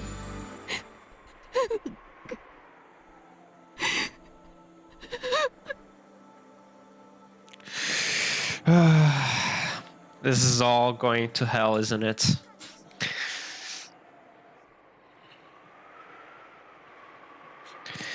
Oh man, was your... Oh god, okay, this happy music is... Oh god, okay. Let's... It's been 4 hours already. 天草、それ切ってくれる？ I'm tuning off. I think next episode will be the last. Okay, this has gone for long enough. I cannot. Oh, so only 2 of them.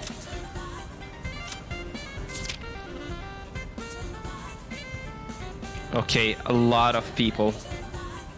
Wait, why is this only this guy? Okay. I guess George still in B rank. Jessica in B rank as well. Get them both here. Oh man. Jessica's not dead. Nobody's dead. Oh, because Battler only confirmed George. I see.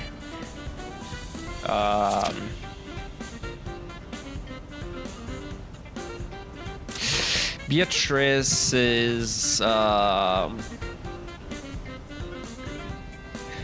it's still tied with Angie, but she was really good this chapter, at least this part. Man, oh god, episode 4. Oh my god, it's messing with my emotions and I'm getting so invested. It's insane. Oh man, this is not good.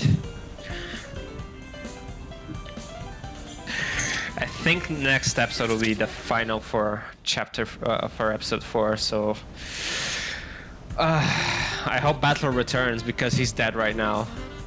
Oh, he's not. Oh my god. Oh god, he's not even in the register. I just noticed that. Holy shit. He didn't say that he was Rudolph's son, so in red. So I'm still hoping that he's Rudolph's son, but with another woman, I guess. Oh man, this is so complicated. Oh god, this drama is gonna be heavy.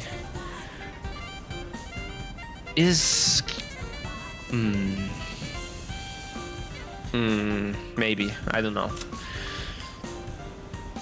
Oh man, this is so heavy. Okay. So Battler is not Asumu's son. This is so complicated now. Okay. Thanks for watching. See you next time.